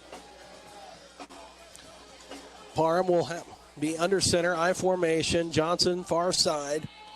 Single receiver near side. Handoff, tailback, right up the middle. And it'll be a gain past the 35 to the 37, a gain of 4. On the carry there was Cooper. Jacob Garcia, Bob, making some big plays. The freshman stepping up at the defensive tackle position. Since he's come in the game, it seems like the Braves have started to shore up those dive plays that Tabor has been so successful with in the first half. So a gain of 3 instead. It'll be second down 7 from the 36 of Tabor. Handoff right up the middle. Ball's loose. Braves recover it on the fumble. On the recovery for Ottawa University was Jerminic Anthony, and a big turnover there for the Braves. Well, it looked like Johnson, or Jones, excuse me, didn't know he was getting the ball. I mean, he was already up to the 45-yard line, and Parham had dropped the ball right in his chest. Now the official's talking here, Bob.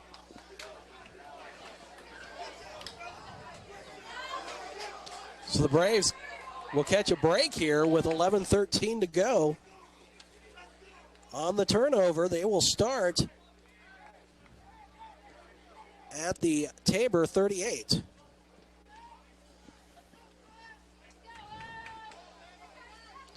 And let's see if the Braves can pick up some momentum here. Buyer shotgun, Reader to the right, 3 receivers to the far side. 20 on the play clock. Byers surveys the D, will have movement. That may be on the defense. Well, the line judge is pointing against Ottawa. It is a false start. I think that's going to go on the left tackle for the Braves. That'd be Robert Phillips or excuse me, Justin Sykes or Blaine Saxon, the freshman. Sykes, the sophomore.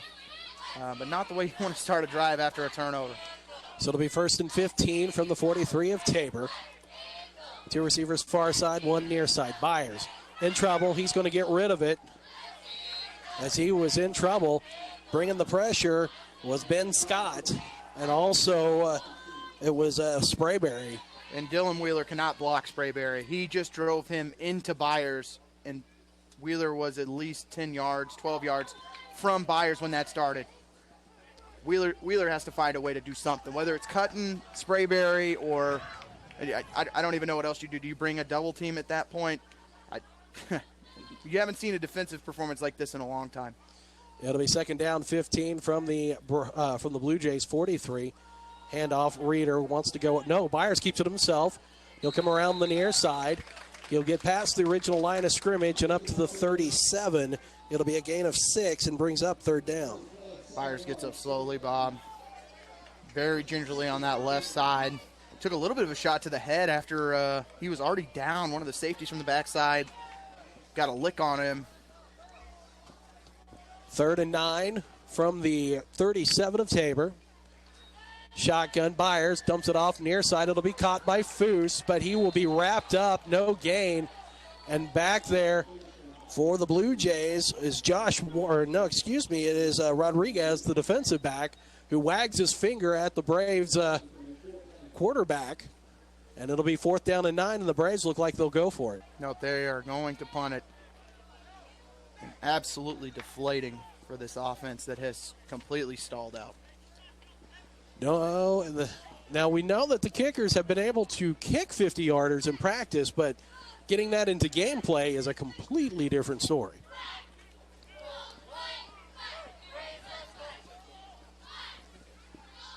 One back, that's just going to go straight into the end zone. No. Oh, it took a bounce at the 1 and then went into the end zone. So it'll be a touchback. End up netting less than 20 yards on that punt. And Tabor, with the turnover on their last drive, their defense makes a huge stand. This defense for Ottawa has played so well to start this second half, and the offense hasn't paid them back. No, 3 and out on both drives for Ottawa. And you've got to wonder, at what point in time do you maybe try to shake it up offensively, do something different? It'll be 1st and 10 for the Blue Jays from their own 20. Splitting out here to the near side is Beal. 2 receivers to the far side. One of those looks to be, well, we'll double check that now, man in motion from far to the near side, and that is Valencia.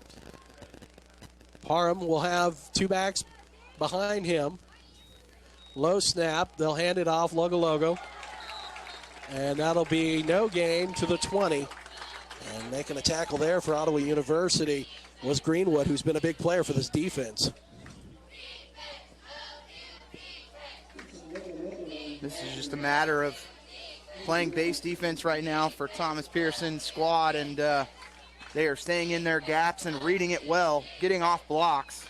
And we didn't see a whole lot of tackles from the defensive line in the first half. They've made 3 here in the second half already. Logo moves over to the far side. 3 backs into the backfield. Parham under center. Parham's going to roll out far side. He's facing some pressure. He's going to get rid of it. It'll be incomplete. Receiver on the far side. That looked to have been Zach Johnson. And it'll bring up 3rd down. Yeah, Germanic Anthony applying the pressure there from the linebacker position. The 6', 218-pound senior from Kirby, Texas. And again, this defense has Tabor in 3rd and long. 3rd and 10 from the 20 of the Blue Jays. Johnson along with Valencia near side. 2 to the far side. Parham will have Logo to the left of him. Now man in motion. They're going to fake the handoff. Ball's loose on the pitch. Braves are going to bring down at the 15. Let's see who it was. The Blue Jays look to have got a little too, I don't know what you would say, trying to pitch it out there. Well, we've seen the Jays go to some trickery with the reverse pass earlier that went for huge yardage and led to a score that time. Not sure what Parham was doing, but the Braves, kind of unfortunate, Bob, not to pick that fumble up. Lots of time for the running back to at least gather it and fall on it before the Braves defense could get there. So punt is away. It's going to take a bounce at midfield, bounce back towards the Blue Jays side, and it'll be brought down dead at the 48 of the Blue Jays. And again, this offense couldn't ask for better field position. Getting put in good spots. But I don't know that there was a need to pitch that out there on that 3rd down Absolutely play. No. Parham's, I understand what he's trying to do. Knows it's 3rd and long, trying to pick up the 1st down, but maybe a little smarter just to fall on it. But this defense right now has this Tabor offense confused. So it'll be 1st and 10 from the Blue Jay 47. Ball at the far hash. Foose near side, single receiver far side. Reeder the tailback behind Byers, who's going to keep it himself. Rolls out to the near side. No gain as they track it down to the Blue Jays really quickly. And step for step was Evan Sprayberry. And here on the near side, Bob, James Valentine looks to be warming up. Byers just does not look healthy right now, Bob. I mean, he is favoring that left side, and he is running for his life, but doesn't have that pep in his step that we're used to seeing. Handoff Reeder up the middle. He'll go. Squirts through the 45 and looks to get to the 43 of the Blue Jays. A gain of 4.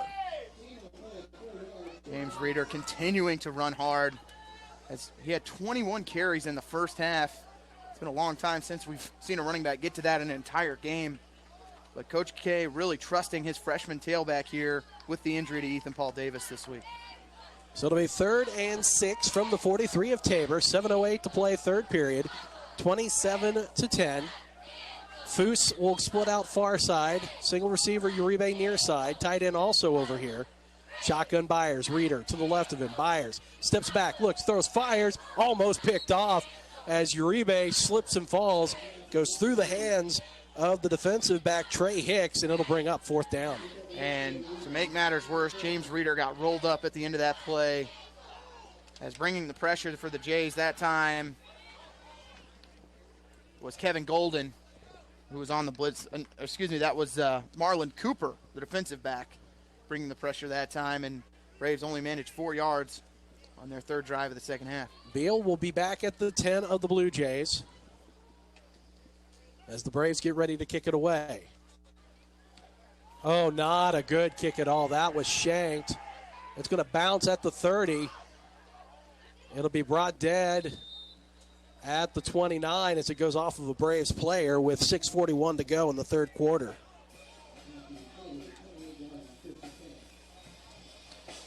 So the Blue Jays will have good field position. They're going to mark it dead at the 28.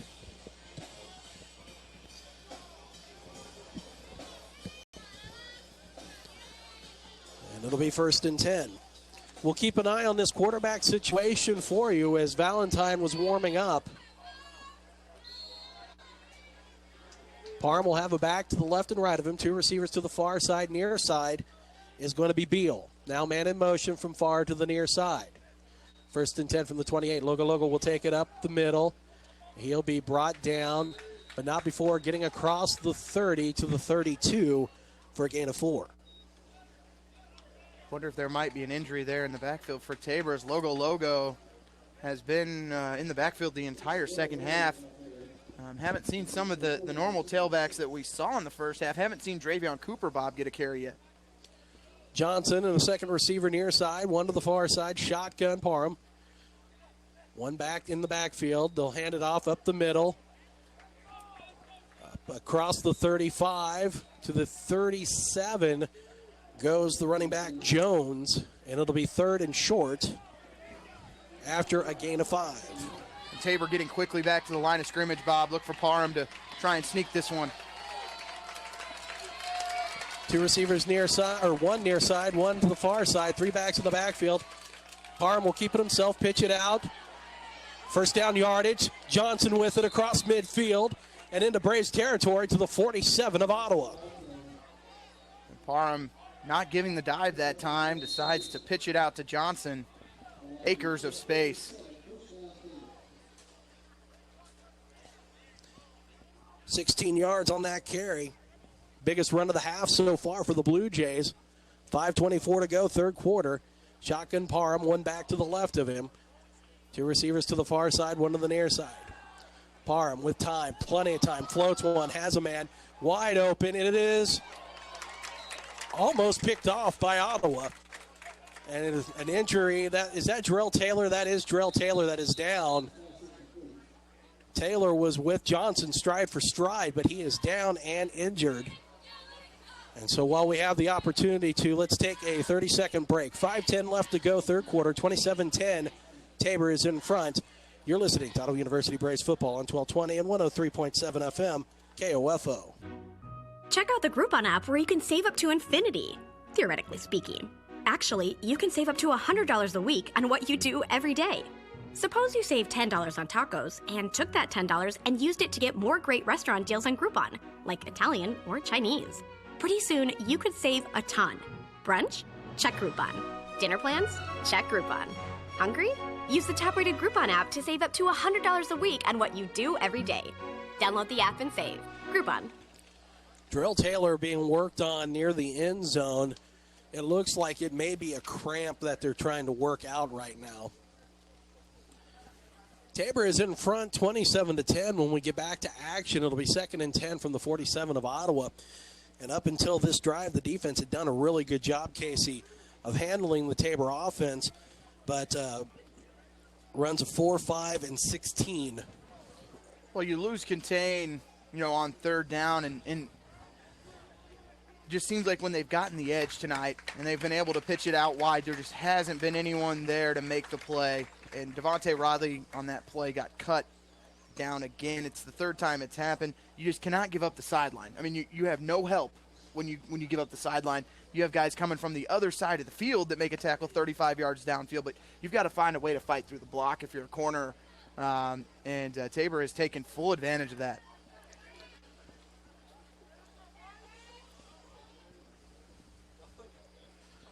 So the injured Brave will come off on his own power. Terrell Taylor, he's a 5'7", 160-pound sophomore from Dallas, Texas.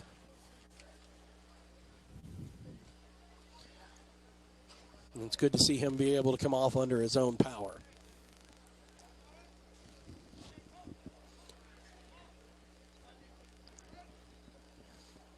Tabor in the second half has had drives at the 27, the 33, the 38, the 37, and the 28. This one the most successful right now is it's at the Braves 47. 2nd and 10. They'll give it on the jet sweep to Johnson as he goes around the far side, still on his feet. First down yardage, past the 30, past the 25, and to the 23 of Ottawa. Yeah, Johnson, 6'1", 180-pound senior from Tracy, California. Plenty of space again on the jet sweep. 24 yards on that carry. And now, with 4:54 to go, the Blue Jays beginning to knock on the door again, already with a 27-10 lead, looking to blow this open even more. Single receivers to the far side, near side. Johnson in motion. Parham's going to roll out here to the near side, wants to throw, has a man. It'll be incomplete. It was a bullet, and it looked like it was intended for...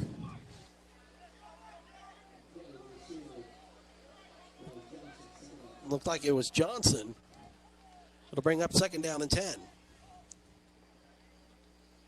Parham had the receiver open down the middle of the field, just underthrew him again. 6th play of the drive coming up for the Blue Jays. Started with 6:41 to go in the period, 4:37 left to go. 2 receivers near side, 1 to the far side, shotgun Parham, 2 backs in the backfield. Parham's going to keep it, rolls around to the far side. He's going to be close to the first down as he rolls over the 15. That's where they're going to say he stepped out of bounds. So a gain of 8 will bring up 3rd down. You just look at that defense out there. They've been on the field a lot here in the 3rd quarter, the majority of the 3rd quarter. And that bend but don't break mentality works nice when you're within a 1 or 2 possession game, but right now you got to start taking some chances and try and force a turnover. 3rd and 2 from the 15. They'll hand it off up the middle. They look to go. That was... Looked like Jones got enough as he had a last very smart play to dive forward because I think he picked up enough. No, they're going to roll the clock, so it is 4th down. They're only going to give him a gain of a yard. Wow. And it looked like, Bob, he had crossed to the 13, but they really gave him a poor spot. So it'll be 4th and 1 with 3:37 to go. So the Blue Jays will go for it. 3 backs into the backfield. Beal to the near side, split out. Under center, Parham. We'll hand it off. That should be a first down, and it is because carrying it looks to be Parham. He's inside the 10 to the 4, and they may give him up to the 3. Well, just a smart, heady play there by Parham. Knows Ottawa is going to try and go for the dive and finds plenty of open space down the left side and works his way inside the 5-yard line. Gain of 11, 9th play of the drive coming up. It'll be 1st and goal from the 3 of Ottawa. 3:07 to go, 3rd quarter. 27-10 Tabor in front, and it looks like it's about to be 6 more here. We'll have a timeout called for by Tabor, and we'll take it with them. 2:58 to go, 3rd quarter. 27-10 Tabor in front. We'll take a 30-second break. You're listening to Ottawa University Braves football on 1220 103.7 FM KOFO. Geico presents a voicemail from your friend Tree. Tree here, just calling to say thanks for letting me crash at your place the other night. Well, on your place. It was a rough night. I had a bit too much wind, and I think I might have broke your chimney, actually. So, yeah. Any chance you'd want to drop off my tire swing? Yeah. I mean, if not, that's cool. Okay, later. Trees won't pay for tree damage. Luckily, one call to the Geico Insurance Agency makes it easy to switch and save on homeowners insurance. The most trusted name in heating and cooling is Adamson Brothers. Let us make sure your air conditioner is ready to handle the hottest days of the year. Call today and schedule a tune-up with our air conditioning experts. 242-9273. Sports, information, and entertainment in East Central Kansas. KOFO K279CS Ottawa, where keeping you informed comes first. Back to People's Bank Field. Bob Johnson, Casey Wheeler, 2:58 to go, third quarter. First and goal for Tabor from the Braves 3. Parham in shotgun, man in motion far to the near side to make 3 receivers. Parham rolls out near side, looks, throws, fires. He's going to overshoot his intended receiver, Johnson, who was covered. So they'll bring up second down and goal. A good blitz from the backside, outside backer on that one, which was Marky Beltram. Forces the early throw for Parham.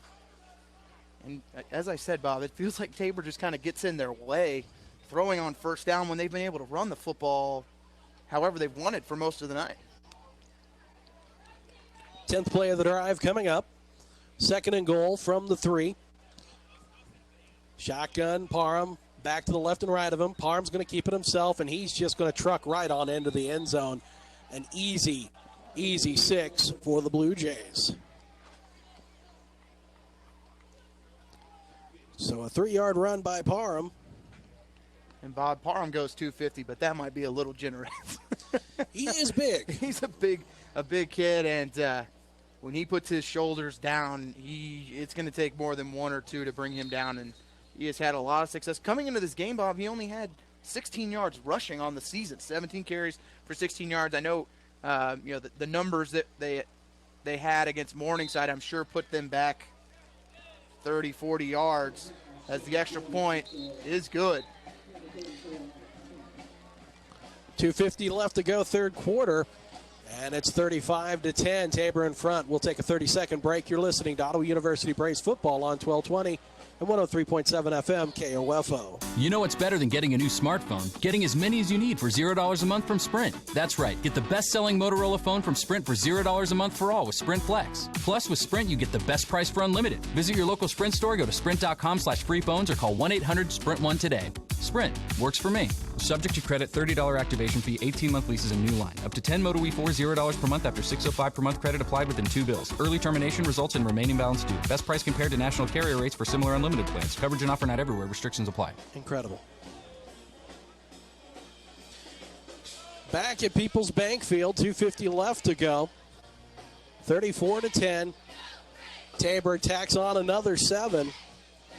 A 10-play drive that started at their own 28 with 6:41 to go in the period. They punch it in from 3 yards out on a run by Parham. And Casey, you mentioned how many rushing yards Parham had coming into the game today.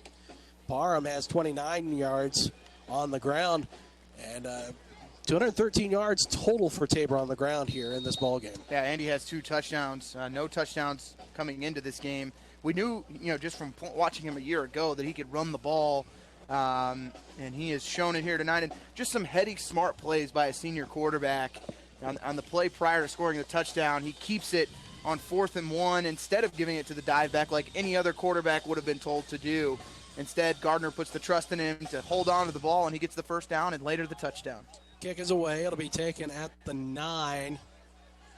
Up to the 25, 30, 35. A big head of speed. Brought down is Uribe as he dives forward to the 37.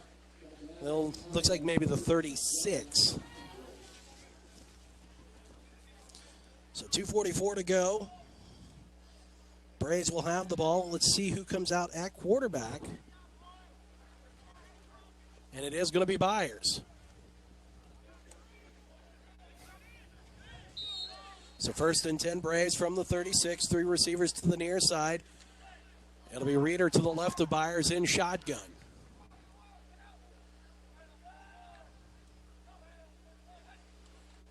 Byers will hand it off. Reeder goes around far side. Punches forward past the 40, up to the 45. Keeps driving forward. And we'll see where they mark him out of bounds, but it looks like he has enough for the first down to the 47. It's just incredible, Bob, to see Reeder run the football as he goes 6'1", 175. But this is a Tabor defense that is full of juniors and seniors, and they just cannot seem to figure him out. He has got to be getting close to 200 yards here tonight. So it'll be 1st and 10 from the 46 of Ottawa. Ball at the far hash. 2 receivers near side, 1 to the far side. Byers wants to throw. It's going to be picked off as he was looking for Uribe and over to the far side. The defensive back, it looked like it may have been Golden. And so the Blue Jays will have great field position with 2:17 to go in the period.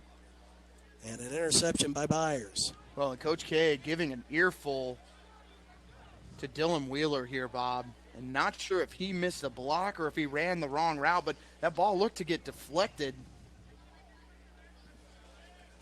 But bad to worse here for this Ottawa offense. So it'll be 1st and 10 for the Blue Jays from the Braves' 46-yard line. And a defense who's been on the field a lot is back out there. Johnson, along with the second receiver, looks to be Swims to the near side, 2 to the far side. Parham's going to hand it off right up the middle. It's going to go. That is Jones, who will gain a couple to the 44.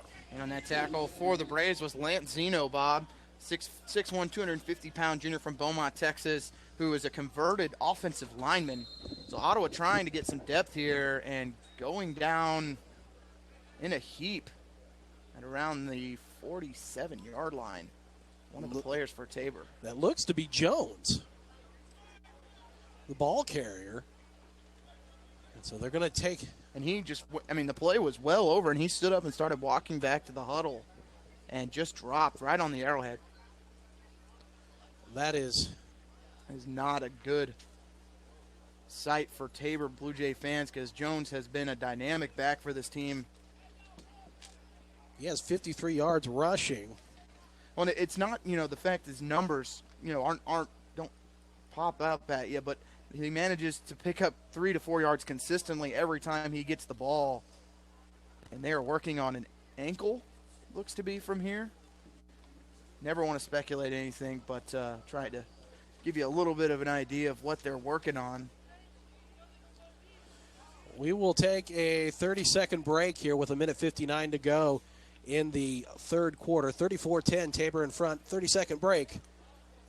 You're listening to Ottawa University Braves football here on 1220 and 103.7 FM KOFO.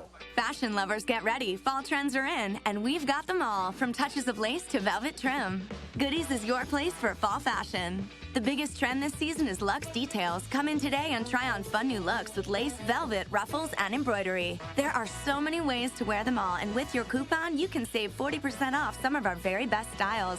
Shift into fall with a new look and some new looks. Goodies. What will new bring out in you? Goodies is part of our Sage family. Offer exclusions apply. Jones was the injured Blue Jay. He is going to come off the field with a little bit of help, but he is able to put some weight on that injured leg. So that is good to see that he is able to get off the field with not a lot of help. So that is good to see that. It'll be 2nd down and 8 from the 44 of Ottawa, and movement on the line by the Blue Jays will back them up 5 yards there. 5 years would also be great. So it'll put the ball back to the 49 of Ottawa.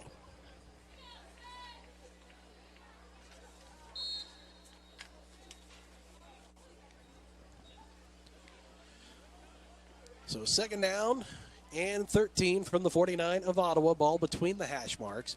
Logo, the fullback. Is that Cooper back there, tailback? It looks like. 2 receivers to the far side, single receiver to the near side. Parham's going to roll out to the far side. Looks, throws, fires. And it's going to be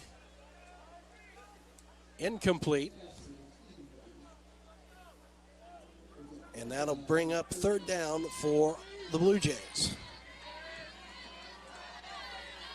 If the Braves could get off the field here without that interception hurting them, that would be a huge moral victory for the defense and maybe even the offense, in the sense that they are not having to deal with that. We're going to have a timeout called with 1:27 to go in the third quarter, and so we'll take another 30-second break.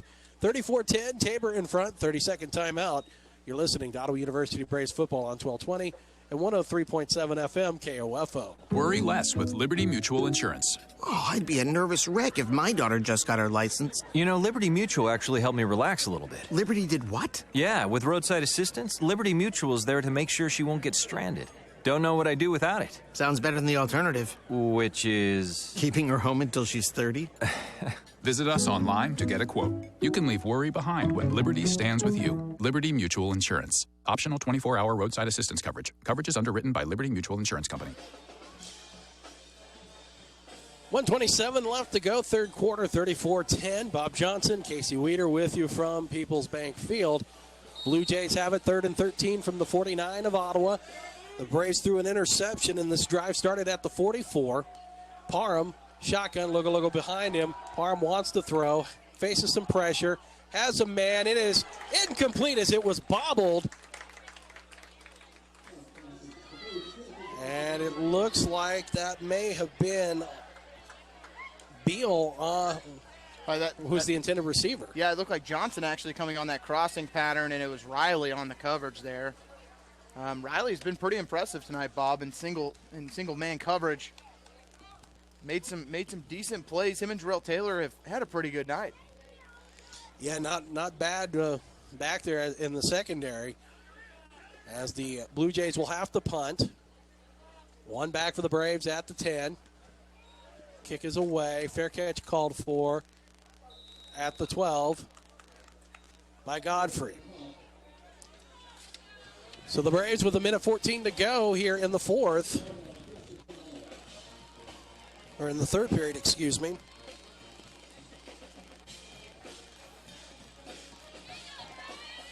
We'll start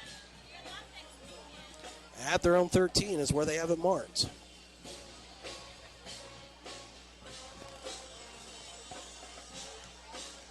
James Valentine has entered the game for Ottawa. So Valentine is in at quarterback for this drive. Foose will split out near side. Uribe to the far side. Reeder will be behind him, behind Valentine, as the tailback. 1st and 10 from the Braves' 13. Valentine will hand it off. Big hole opens up near side, but a great job there by the Tabor Blue Jay defense. Coming around is Kistner, the linebacker, to wrap up Reeder. It'll be no gain. So it'll be 2nd and 10 from the 13. Well, and Tabor knows that Valentine isn't going to be a threat to run the football here. So we'll see if they try and come out of their 8 to 9 men in the box, but not so here on 2nd down. Valentine shotgun looks, throws, wants Uribe. It'll be caught. No, it'll be dropped. Uribe had it in his hands and dropped it. And the drop bug has been a problem for Mauricio Uribe this season, and you have to help your quarterback in that situation. Good throw by Valentine. Threw it on the back shoulder, exactly where you want to put it. Uribe has to bring that one in. So it'll be 3rd and 10 from the 13 of Ottawa. 38 seconds left to go in the period. Foose will move from near side to the far side. 2 tight ends are in. It'll be Cox to the near side. Wheeler to the far side. Uribe also to the far side. Shotgun for Valentine. 2 on the play clock. The snap is away. And it looked like he got it off in time. We do have a flag, though. I wonder if it's a false start.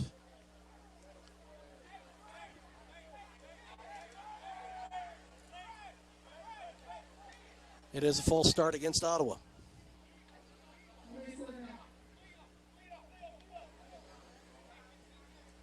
That'll put the ball back at the 8.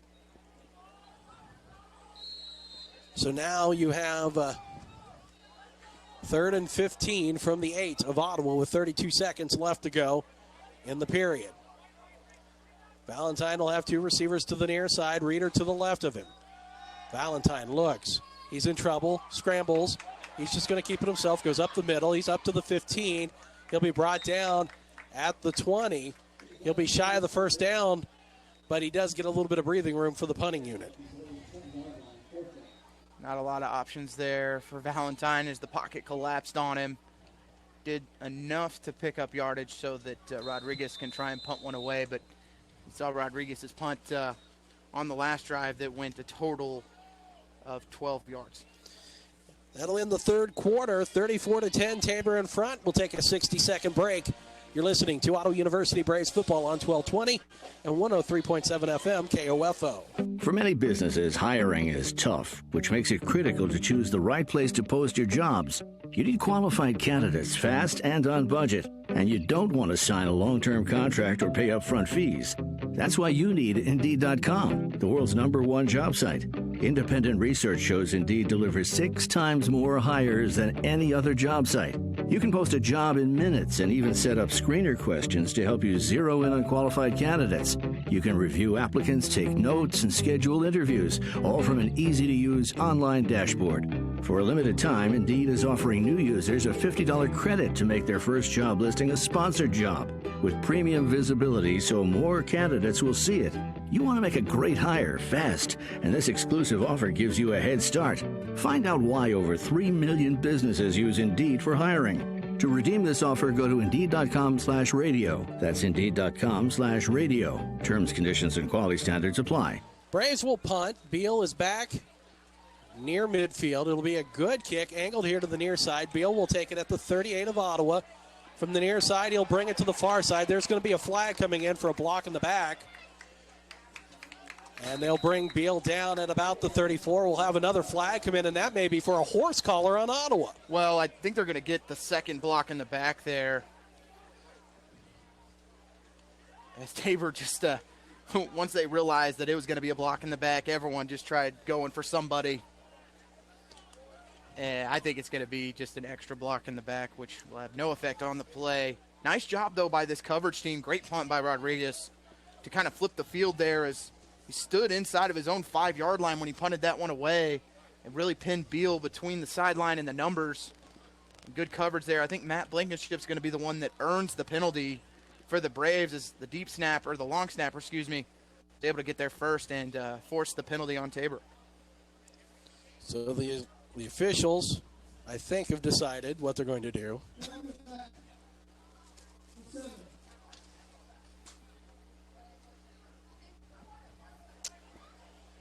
So it's just going to be the one block in the back.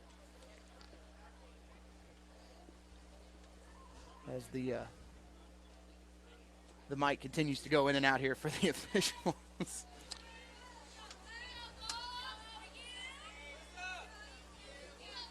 So that'll move the ball back to the 23 from the 33. 14:45 to play. Tabor in front comfortably, 34-10. And unless a meteorite hits the stadium, Casey, I don't see any other way that Tabor's not going to come away with a victory here. Single receiver to the near and far side. Parham will hand it off. Logo right through the tackle and guard, near side. Will move up near the 30. They'll get him to the 31 for a gain of 8. And even with Jones out, you bring in Logo, who, let me take a look at that, goes 5'9", 225, and that might be generous for Logo, who could be hitting that 250, but just tailback after tailback that can get low and pick up yardage and churn it out. 2nd and 2 from the 31. We'll hand it off, try to go right up the middle. Logo again. He'll gain a yard to the 32. That'll bring up 3rd and 1 from the 32 of Tabor. 2 receivers near side. Beal is one of those. One to the far side. Parham, shotgun. Hands it off, Logo. He'll fall forward as he was met at the line, but he will push forward and pick up the first down to the 34. Yeah, going for the ride on that one was Cole Greenwood, who did meet Logo in the hole, but got a ride for an extra 2 yards and enough for a Blue Jay first down. So 1st and 10 from the 34. Logo again will take the carry, and he'll move up to the 38 for a gain of 4. It'll make it 2nd down and 6 for the Blue Jays. From the 38 of Tabor. Johnson, along with Valencia, to the near side. Far side is Beal. Valencia gets closer to the line. They'll hand it off. Logo right up the middle. He'll be brought down just shy of the first down. We'll see where they mark him, but that looks like up to the 43. Bob, right now, Darrell K. Royal is enjoying the show being put on by Tabor. You don't know the numbers where they've eclipsed rushing the football, but as Darrell K. Royal said, only 3 things can happen when you throw the ball, and 2 of them are bad. So if you can run the ball, why even think about throwing it? And Tabor continuing to pick up massive yardage on 1st and 2nd down, just running a simple dive. 3rd and 1, hand it off, near side. Cooper spins, gets away from a tackler in the Braves territory, 40, 35. He'll be forced out of bounds. They're going to say at the 36. And that's Dravion Cooper with the carry. That'll put him over 100 yards. Before that run, 282 yards on the ground on 38 carries for this team. And a big run there makes it 1st down from the Braves, 36. It's easily over 5 yards a carry, which is ideal for a team that runs a wishbone flexed set like what we've seen from Tabor here tonight. Beal to the near side. 3 backs in the backfield. They're going to want to throw it. Pump faked. And getting rid of it is Parham as he was facing some pressure. Bringing the pressure for Ottawa University was Dawson. It'll make it 2nd down from the 36 of Ottawa. Parham going for the home run, is trying to find Beal on that one, but good pressure put on by Dawson.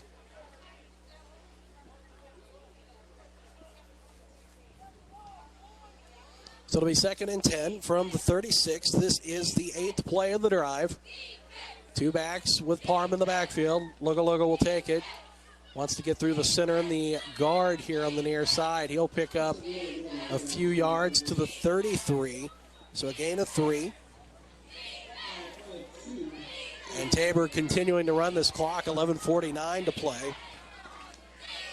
They've taken off 3 minutes so far on this drive, which started at their own 23. Yeah, no hurry, Bob, by this Tabor offense. And, that's what you have with a leader in Parham, a senior quarterback who knows exactly what his team needs to do to finish this one out. Shotgun Parham. Cooper will find an open space, gets past the 30, and he will fall forward to the 20.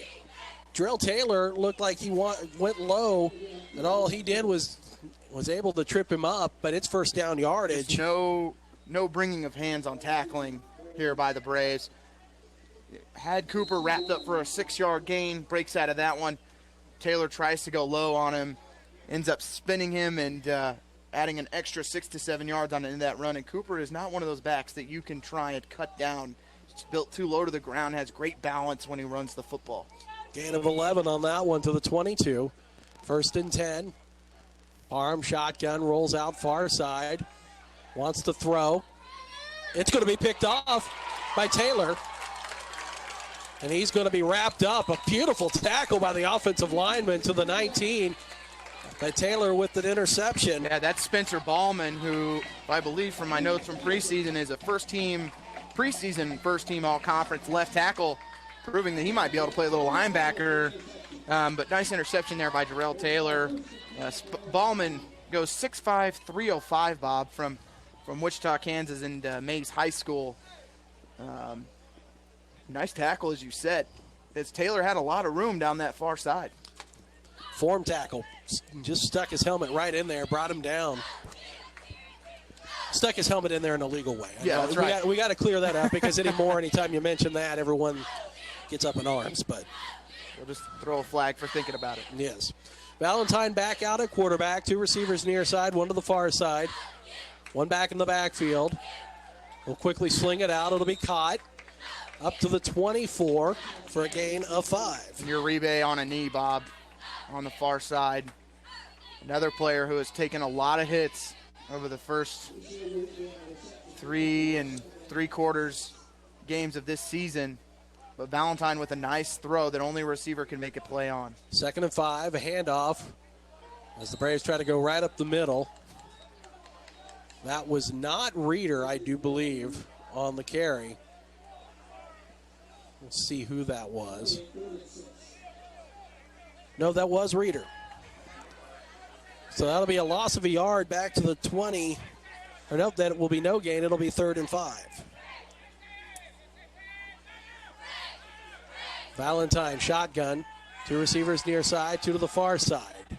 14 on the play clock. We'll have a flag, and that's going to be a false start. It's going to go on Wheeler, who is going to want to forget this performance tonight, as he might be seeing Evan Sprayberry in his dreams for the next 5 or 6 days, trying to get an early start on pass blocking. And I'm interested to see the final numbers on Sprayberry, Bob, because as we said at halftime, it could be a Player of the Week performance. Well, if it's not, I'd like a recount, because Sprayberry has been all that and more here tonight. Or as we used to say back in the day, all that in the bag of chips. Two receivers to the near side, single receiver far side, shotgun. Valentine Reeder to the left of him. Valentine looks, throws, fires, wants Williamson. It's going to be bobbled and incomplete. It went through the hands of Hicks. Two other backs around there also getting their hands on it was Golden. It'll be incomplete and fourth down. And here's the problem right now is Ottawa is having to keep these tight ends inside to block and can't even get in a route. You're only having 3 routes for your quarterback to choose from. When you can't protect your quarterback, you're forcing your offense to add another blocker, and you're basically wasting a receiver. And so when you only have 3 routes and it's 3rd and 10, if nothing's there, Valentine just puts it up for grabs, lucky to not be intercepted. 9:25 to go. Beal's going to call for a fair catch at the 48. The ball came loose. And Ottawa's got it. But there was a whistle. And there's going to be this is not going to be Braves ball. There was a whistle. The whistle blew early. An inverted whistle. The officials are talking it over. Yeah, the issue is that they blew it dead before. The ball definitely squirted out there. It's going to be Tabor ball. Side judge blew the whistle a little early. So it'll be 1st and 10 for the Blue Jays from their own 48. You could hear Kessinger yelling at the line judge.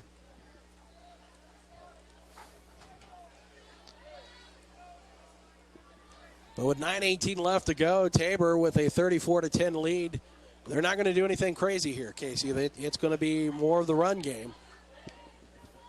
We say that, and then Parham drops back to pass in a 5-step drop and has launched it down the field. So whatever they want to do. Parham will hand it off up the middle. It's going to go into Braves territory to the 47.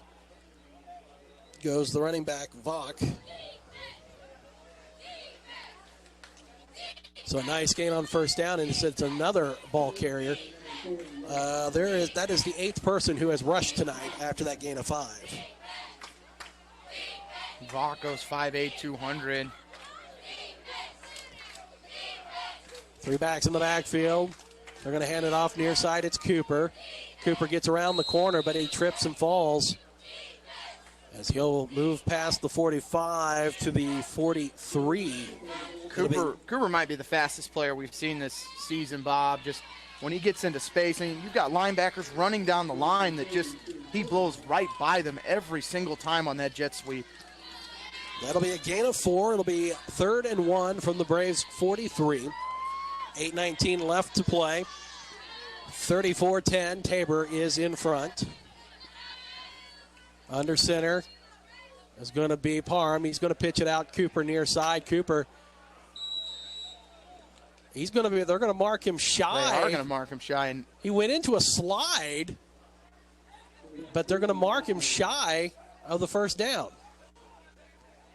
Yet again, though, Parham reading it perfect. As if Cooper keeps his feet, I'm not sure any Brave was going to catch him. So it'll be 4th and 1. Blue Jays are going to go for it. Parham, the big bulldozer, just demolishes that line as he punches forward up to the 40. And by demolishing the line, I think he demolished 2 of his offensive linemen as well. His guard and center got up slow on that play. 260 falls on top of you. I don't care how big you are. No, that's not going to feel real pleasant. But what's going to feel real pleasant here is the Blue Jays will pick up their second conference victory here 7:26 to go. We've seen stranger things happen, but a 34-10 lead in the way they're grinding the clock. You've got to imagine that this one is pretty much ready for the record books as they'll split out two. One in motion from the near side to the far side. Logo gets upended. Making a big hit there for Ottawa University was Beltram. No gain. We have an offensive lineman getting up slowly for Tabor. A.J. Williams. He looks to be okay, though. Yeah, Williams, the only underclassman starting on either side of the ball. And he goes 6'4", 275 from Mesquite Horn High School, which is a powerhouse, one of the powerhouses in the Dallas-Fort Worth Metro, so a big get for the Blue Jays. Shotgun Parham going to fake the handoff, dump it off over the middle. Logo catches it, gets away from one tackler, and he'll take a handful, and now we're going to have a penalty, and that's going to be on the Blue Jays, as it looks like it's going to be Vach who's going to get flagged for a personal foul after the first down. Well, and Clint Godfrey tried to make a hit and completely missed Logo on that pass. Can't blame him, as Logo has him outweighed by at least 50 pounds, but you got to bring your arms on that tackle, especially from the safety position. At least find a way to get him down. And it's going to be a first down because it happened at the end of that play, so it'll take Tabor back. It'll still be a fresh set of downs.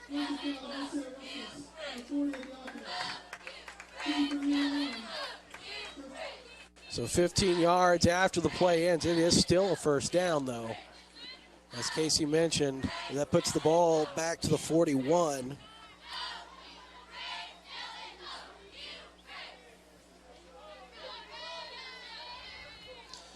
Casey, that's why you're the best analyst in the biz. I think there might be a few out there that would disagree, but I won't. Maybe the best here in Peoples Bank Field today. We'll say that. 1st and 10.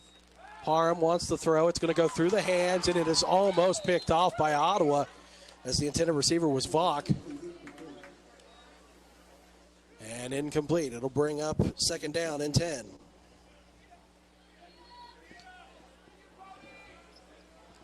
Seventh play of this drive coming up. 6:20 to go, so almost 3 minutes taken off on this drive, Casey, which started at the Tabor 48. They really haven't gone too far, Bob. Only managed to get to the Ottawa 40, but have been efficient yet again of being able to move the sticks. Beal and Johnson near side. They're going to hand it off. Vach right up the middle. He'll scoot up to the 35 where he'll be brought down after a gain of 6. And Vach, just a sophomore from Briggsdale High School in Greeley, Colorado. 3rd and 4 for Tabor. 6 minutes left to go. Blue Jays in front, 34-10.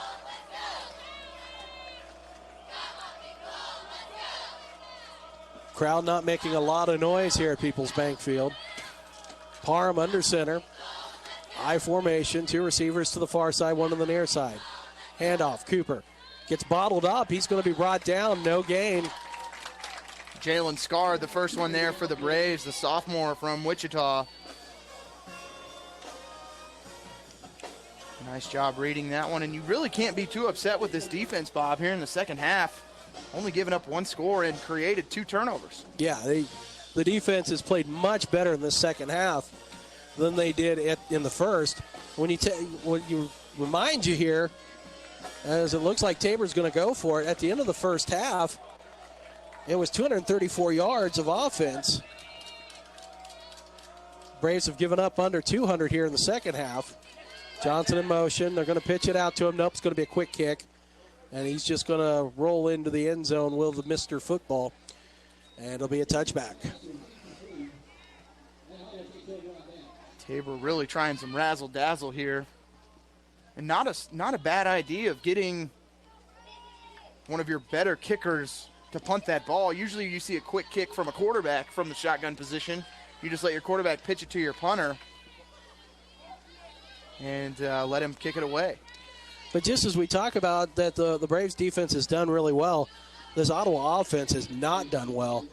They had 228 yards at the half. Casey, they have managed not quite 40. Well, and coming into the game now on offense, is Latrey Reed, who we saw have a good kick return early in the first half. See if maybe we can get him working into the offense. 1st and 10, Ottawa from their 20. Valentine at quarterback. Williamson is the running back, and he will gain a yard to the 21.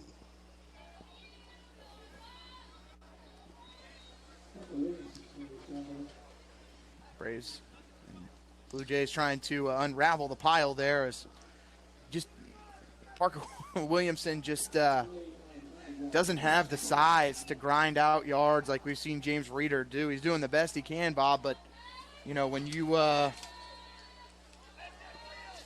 as small as Williamson is, it's, you know, you really have to break one and get outside to really have a chance. 2nd and 9 from the 21. Picked off. Valentine, that's returned to the end zone. Touchdown, Tabor. Adrian Rodriguez. It was intended for Parker Williamson, who was getting out into the flats and didn't even see the ball coming to him. Nice read by Rodriguez. Takes it to the house. 5'10", 190-pound senior from Pico Rivera, California. Unofficially 21 yards there. Makes it 40-10 with the extra point coming up. And if Braves fans thinks it gets any easier next week, you've got a matchup in Lindsborg with a very hot Bethany College team that will be just as difficult on the road next week. Smith will be on for the extra point. Snap, placement, kick is away, and it's good. 4:08 left to play. It is 41-10, Tabor in front. And we'll take a 30-second break. You're listening to Ottawa University Braves football on 1220 and 103.7 FM KOFO. They say you shouldn't talk about going to the bathroom. So here at Charmin, we decided to sing about it. No ifs or ands, just cleaner buds. Charmin Ultra Strong, oh yeah. Ultra Strong gives me the cleaner than average Hiney. It's super shiny. My Hiney's so Charmin shiny. My Hiney's so Charmin shiny. My Hiney's so Charmin shiny. My Hiney. We all go. Why not enjoy the go with Charmin? Tabor takes it back on an interception for a touchdown, 41-10. Let's see if we can get you some other scores in the KCAC. See if we can get these updated for you real quick. Braves will be back on offense. Not that that's going to scare anybody tonight. Bethany in front of Bethel, 30-20. Southwestern rolling it up on McPherson, 45-17. Sterling and Kansas Wesleyan tied at 23. And if Southwestern is turning the page, Bob, where does Ottawa fall in this conference? That is a good question, because right now the Braves do not have, well, I take that back. They have an offense to put yards on up on the field. They just don't have an offense to put points on the board. But this Tabor Blue Jay defense has done a great job shutting down the offense of Ottawa in the second half, only allowing about 40 yards as the kickoff will be taken by Uribe at the Braves 1 far side. He'll bounce it out here to the near side. Has some room up to the 30, 35, hurdles a man, makes a man miss, and he'll be brought down at the 41 of Ottawa. So a good return there by Uribe with 3:58 to play.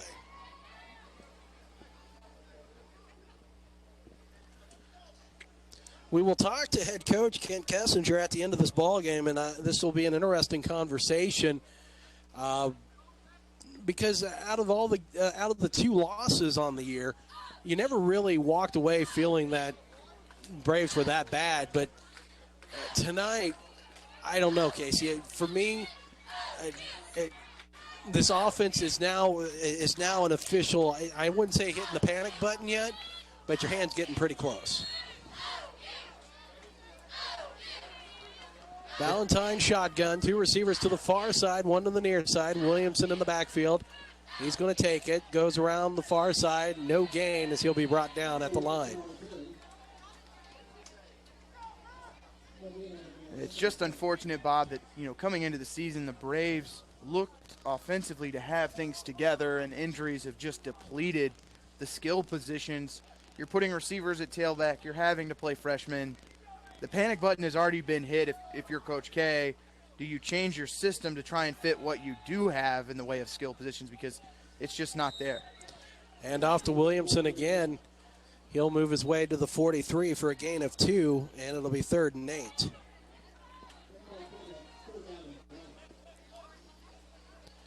And they're going to only give him a gain of a yard, so only to the 42. I guess I should stop writing in ink. 3rd and 9 from the 42. 3 minutes to go. Valentine in shotgun, 3 receivers near side. Williamson to the right of Valentine. Valentine's going to roll out, looks, throws, and he's just going to throw it away. Didn't have anybody open. It'll bring up 4th down. Good coverage there by the Blue Jays secondary. Bob, you start to wonder if maybe we were spoiled for a long time and we just didn't appreciate it enough. No, you bring up a great point. I think everything runs in cycles. And, you look back at some of the players that the Braves had in the past, and you brought up a great point of, we don't seem to have those anymore. So and that could be a problem if you want to try and score points and win games. Exactly. Beal is at the 25 where he will take the fair catch. And I can remember a time, Bob, where having a freshman playing 10 to 15 snaps in a game was a big deal. And we're having to rely on nothing against James Reeder. He has been impressive this season. Yes. Fantastic tailback. But you cannot expect him to have 30 to 40 carries a game. It's just so difficult to kind of see where this team can go from here with the schedule that they have coming up. No, there's not an easy game in this conference. No. Well, and you're Dylan Foose, great game tonight. 4 receptions, 90 yards in the first half. Where are your juniors and seniors that are willing to step up and make plays? Where is Mauricio Uribe willing to step up and make plays? Where's some of your upperclassmen? They really need to have a come to Jesus meeting and have some guys step up if they want to make something out of this season. Handoff, a fumble. Ball still loose. And I think Tabor might have actually gotten back on it, and that ball was on the ground for a long time. Tabor does get back on it. A gain up to the 32 of the Blue Jays. Gain of 7. You got to I know I mentioned it in the last drive, but this defense has really made some adjustments at halftime. Made it difficult for Tabor here in this second half. Only 1 offensive touchdown since halftime. 2nd down and 3 from the 32 of the Blue Jays. Handoff again. And the Braves will make a stop. The Swedes next week are not going to give Coach K and this team any slack because of injuries. No, not at all. Vaughn on the carry. It's going to be 3rd and short. No, you're definitely correct on that one, Casey. And that's one thing that this conference has had waited to do for a long time is beat up this team, which has really done a good job of beating up the conference during the years between 2009 and 2014. Handoff, Vaughn. He's going to have the first down as he gets across the 35 to the 36. Ottawa had a 4-year span where they didn't lose a single game at home.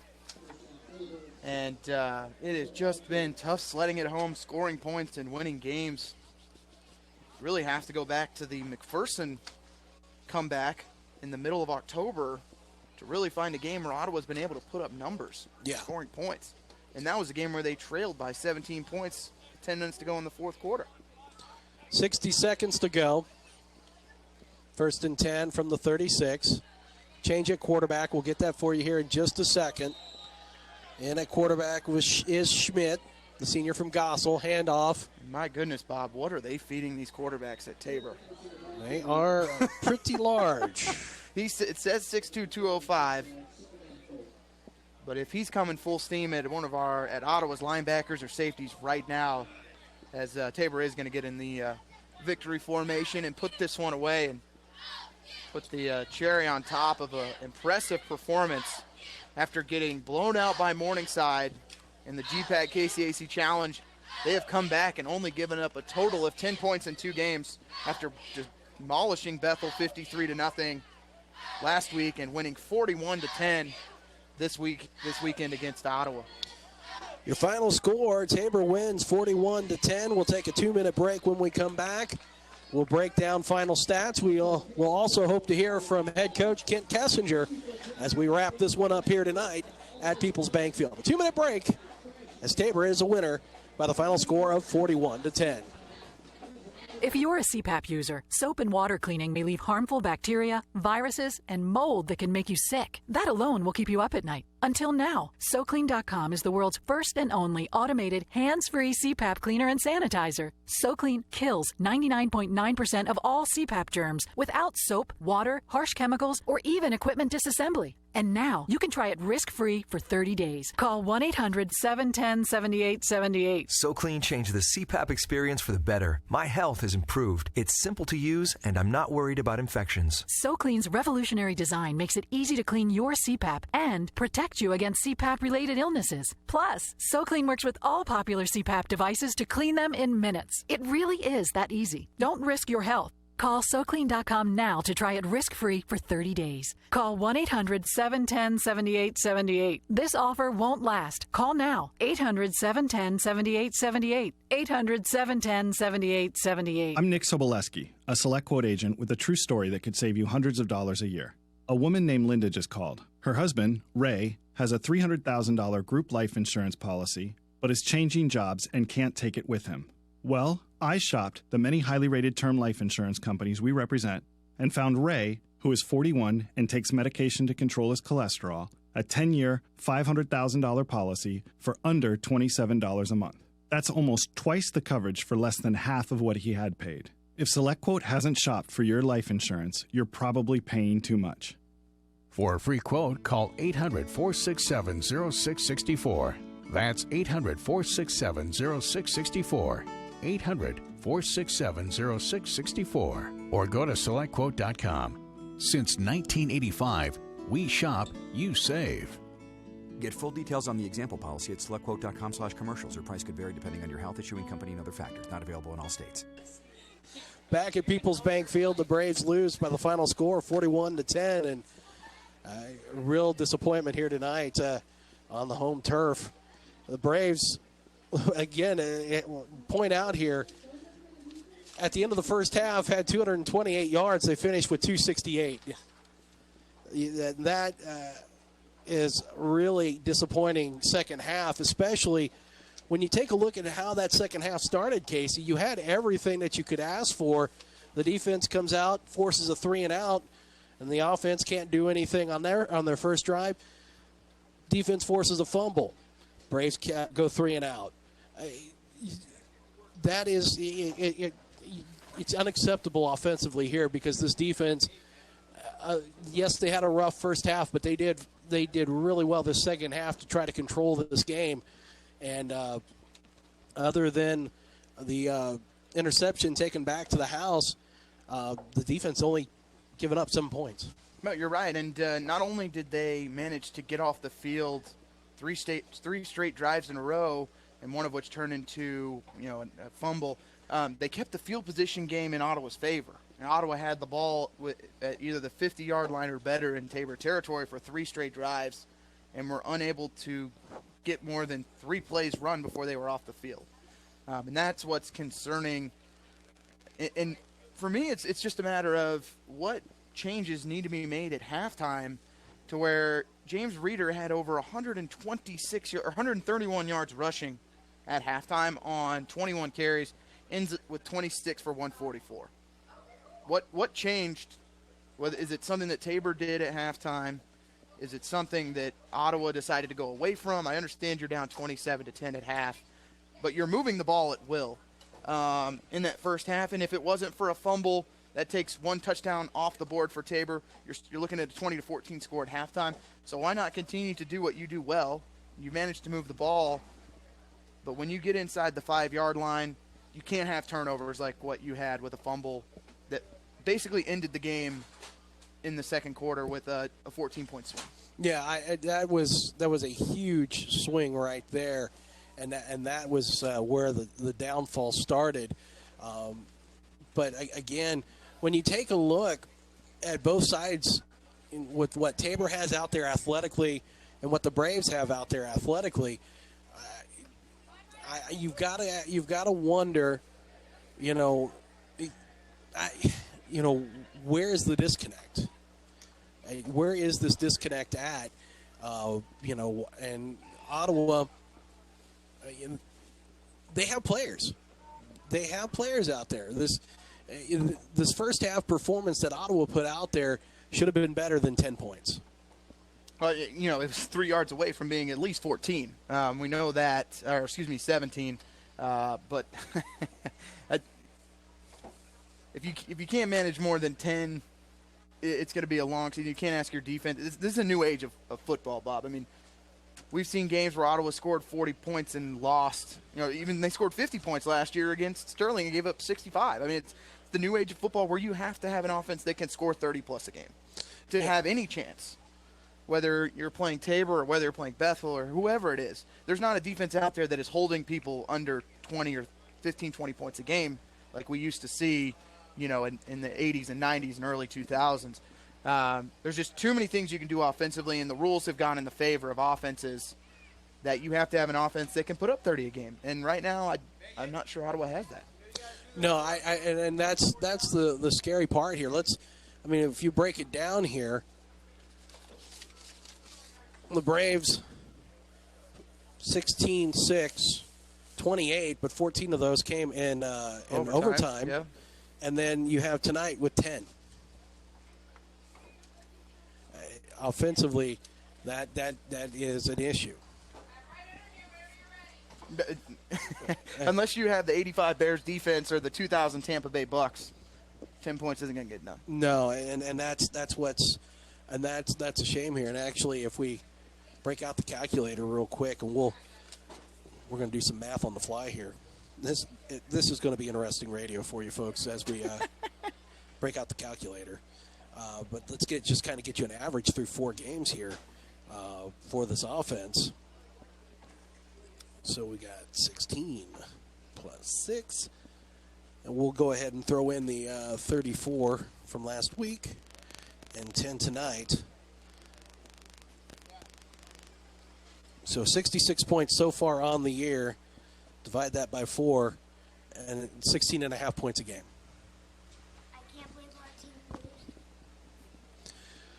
So the Braves do fall by the final score of 41-10. Let's take a 2-minute break, and when we come back, we'll see if Coach K is going to join us up here. But first, a 2-minute break. You're listening to Ottawa University Braves football on 1220 and 103.7 FM KOFO. Oh, no.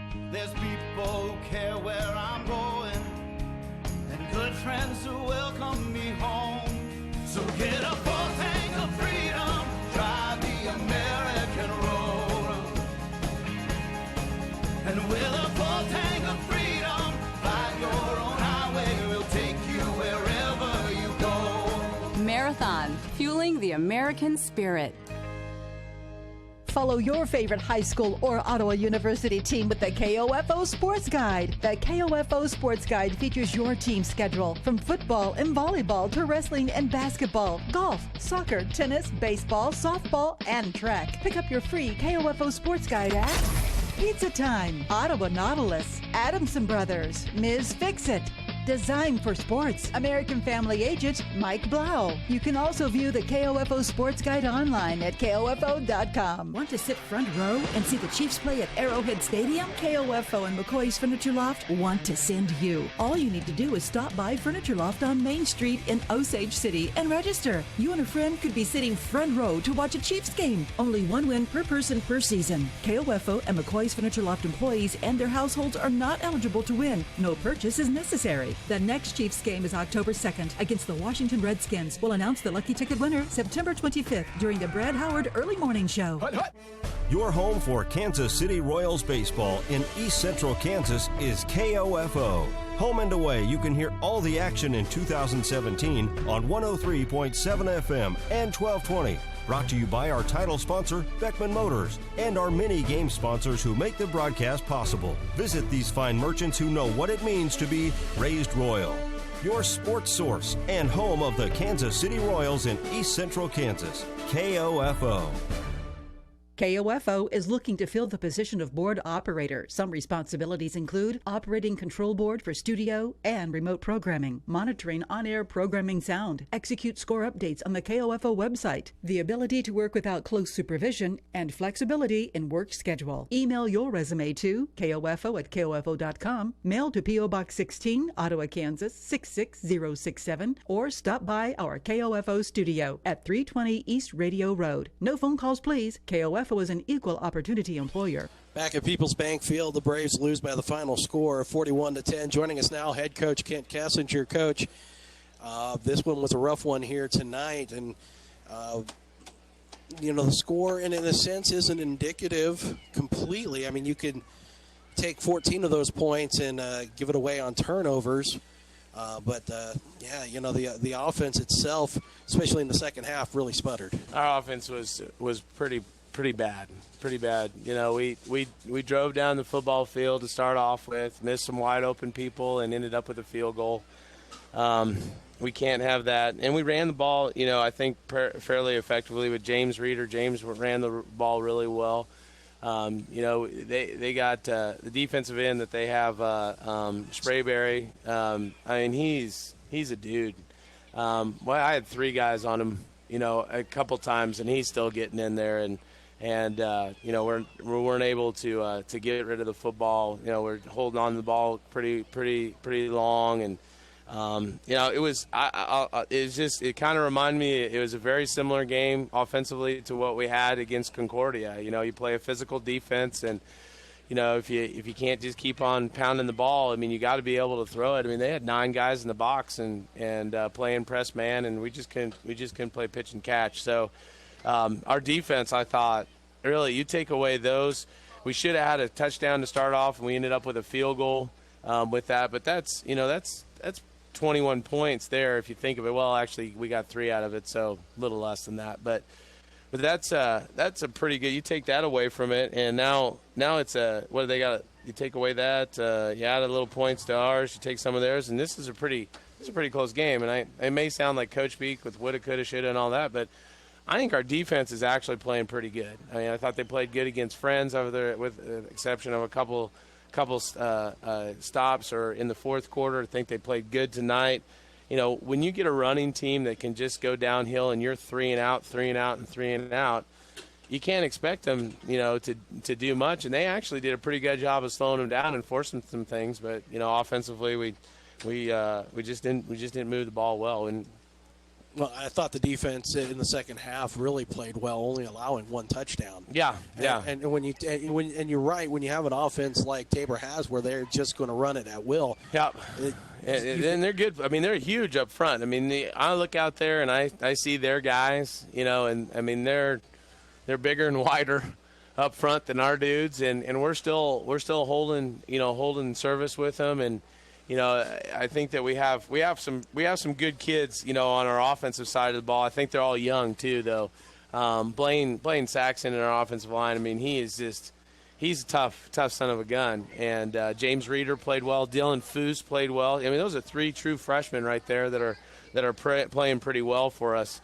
But so we've got some positive things I think that we can build on, but we have got to be more than one-dimensional. And me, I'd rather throw the football than run it any day. And that's what the thing is frustrating, is that that it's pretty much one-dimensional right now. So we got to figure something out there. Did something change at the half?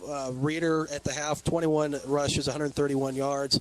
Second half, just 5 rushes, 144 yards. Did the defense for Tabor make some changes? They started. They stacked the box pretty good. We were running pretty good in double tight and kind of flexing them out a little bit and adding gaps. And so what they did is they put 9 guys in the box, and so if you got 9 guys in the box, they're playing man-to-man on the outside. You got to be able to beat a man-to-man, and we weren't able to, be a man-to-man. And that was the same problem that we had in Concordia. We couldn't beat our guys, man-to-man.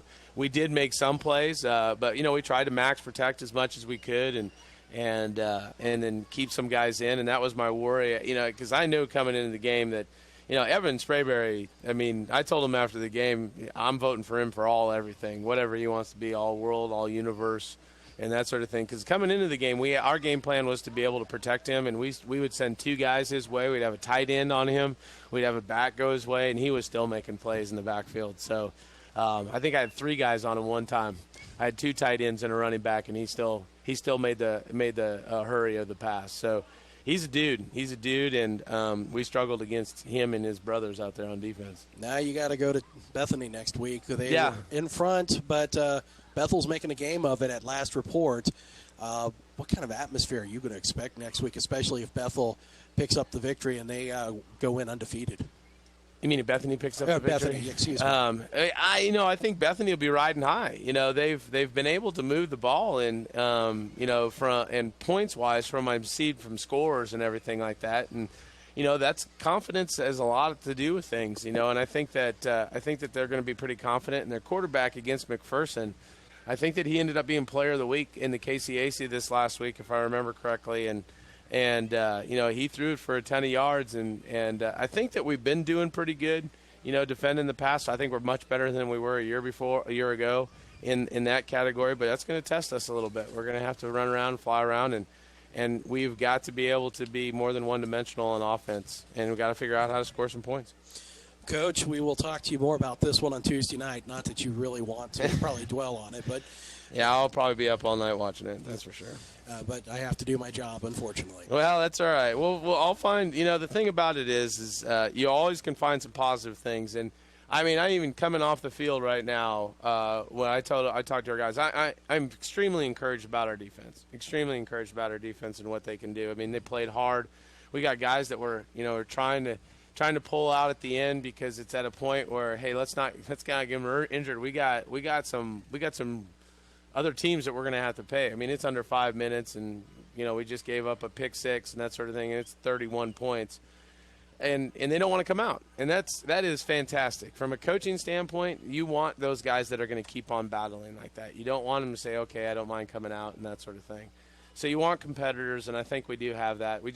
We've got to be able to open up some things offensively, and part of it is, our kids just got to continue to work on it so we have confidence, when we get out to the line of scrimmage and we can check in and check out of stuff and play pitch and catch.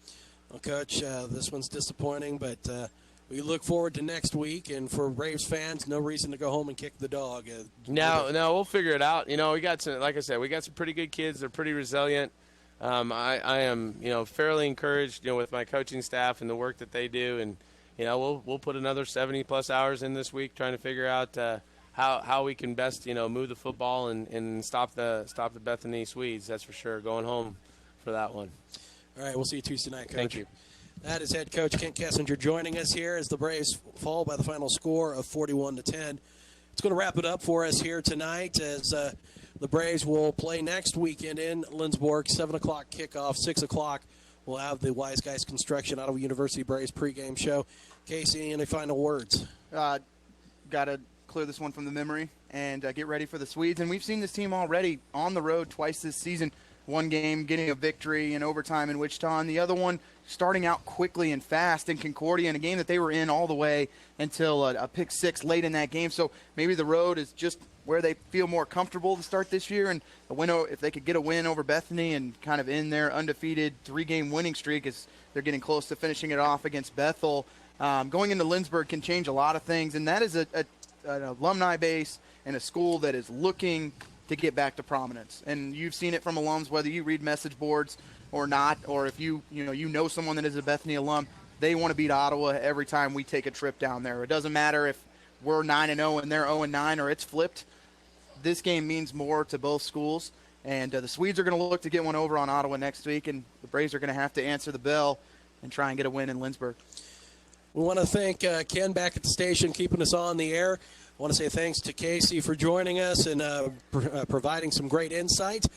That's going to wrap it up for us here tonight from People's Bank Field. We'll talk to you Tuesday night from Pizza Time for the Pizza Time Ken Kessinger Show. That's going to wrap it up. Braves lose by the final score of 41-10.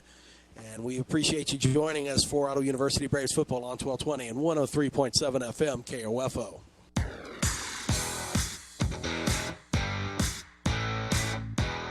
We hope you enjoyed this broadcast of Ottawa Braves football on KOFO. Brought to you by Kansas State Bank, Adamson Brothers, CarStar, Wise Guys Construction, Quality Structures Incorporated, and by Maxwell Chiropractic, Modern Woodman Agent Dale Pearson, Dr. Richard Hale DDS, Dingle & Son Mortuary, the Ottawa Herald, also by People's Bank, Lamb Roberts Funeral Home, Dials Construction, State Farm Agent Ryan Disbro, Sutton's Jewelry.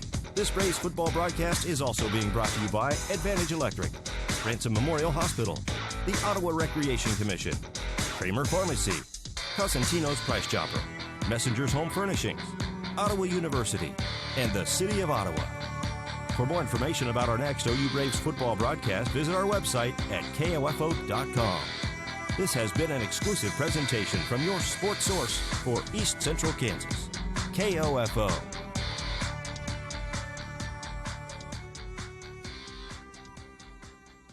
Sports, information, and entertainment in East Central Kansas. KOFO K279CS Ottawa, where keeping you informed comes first.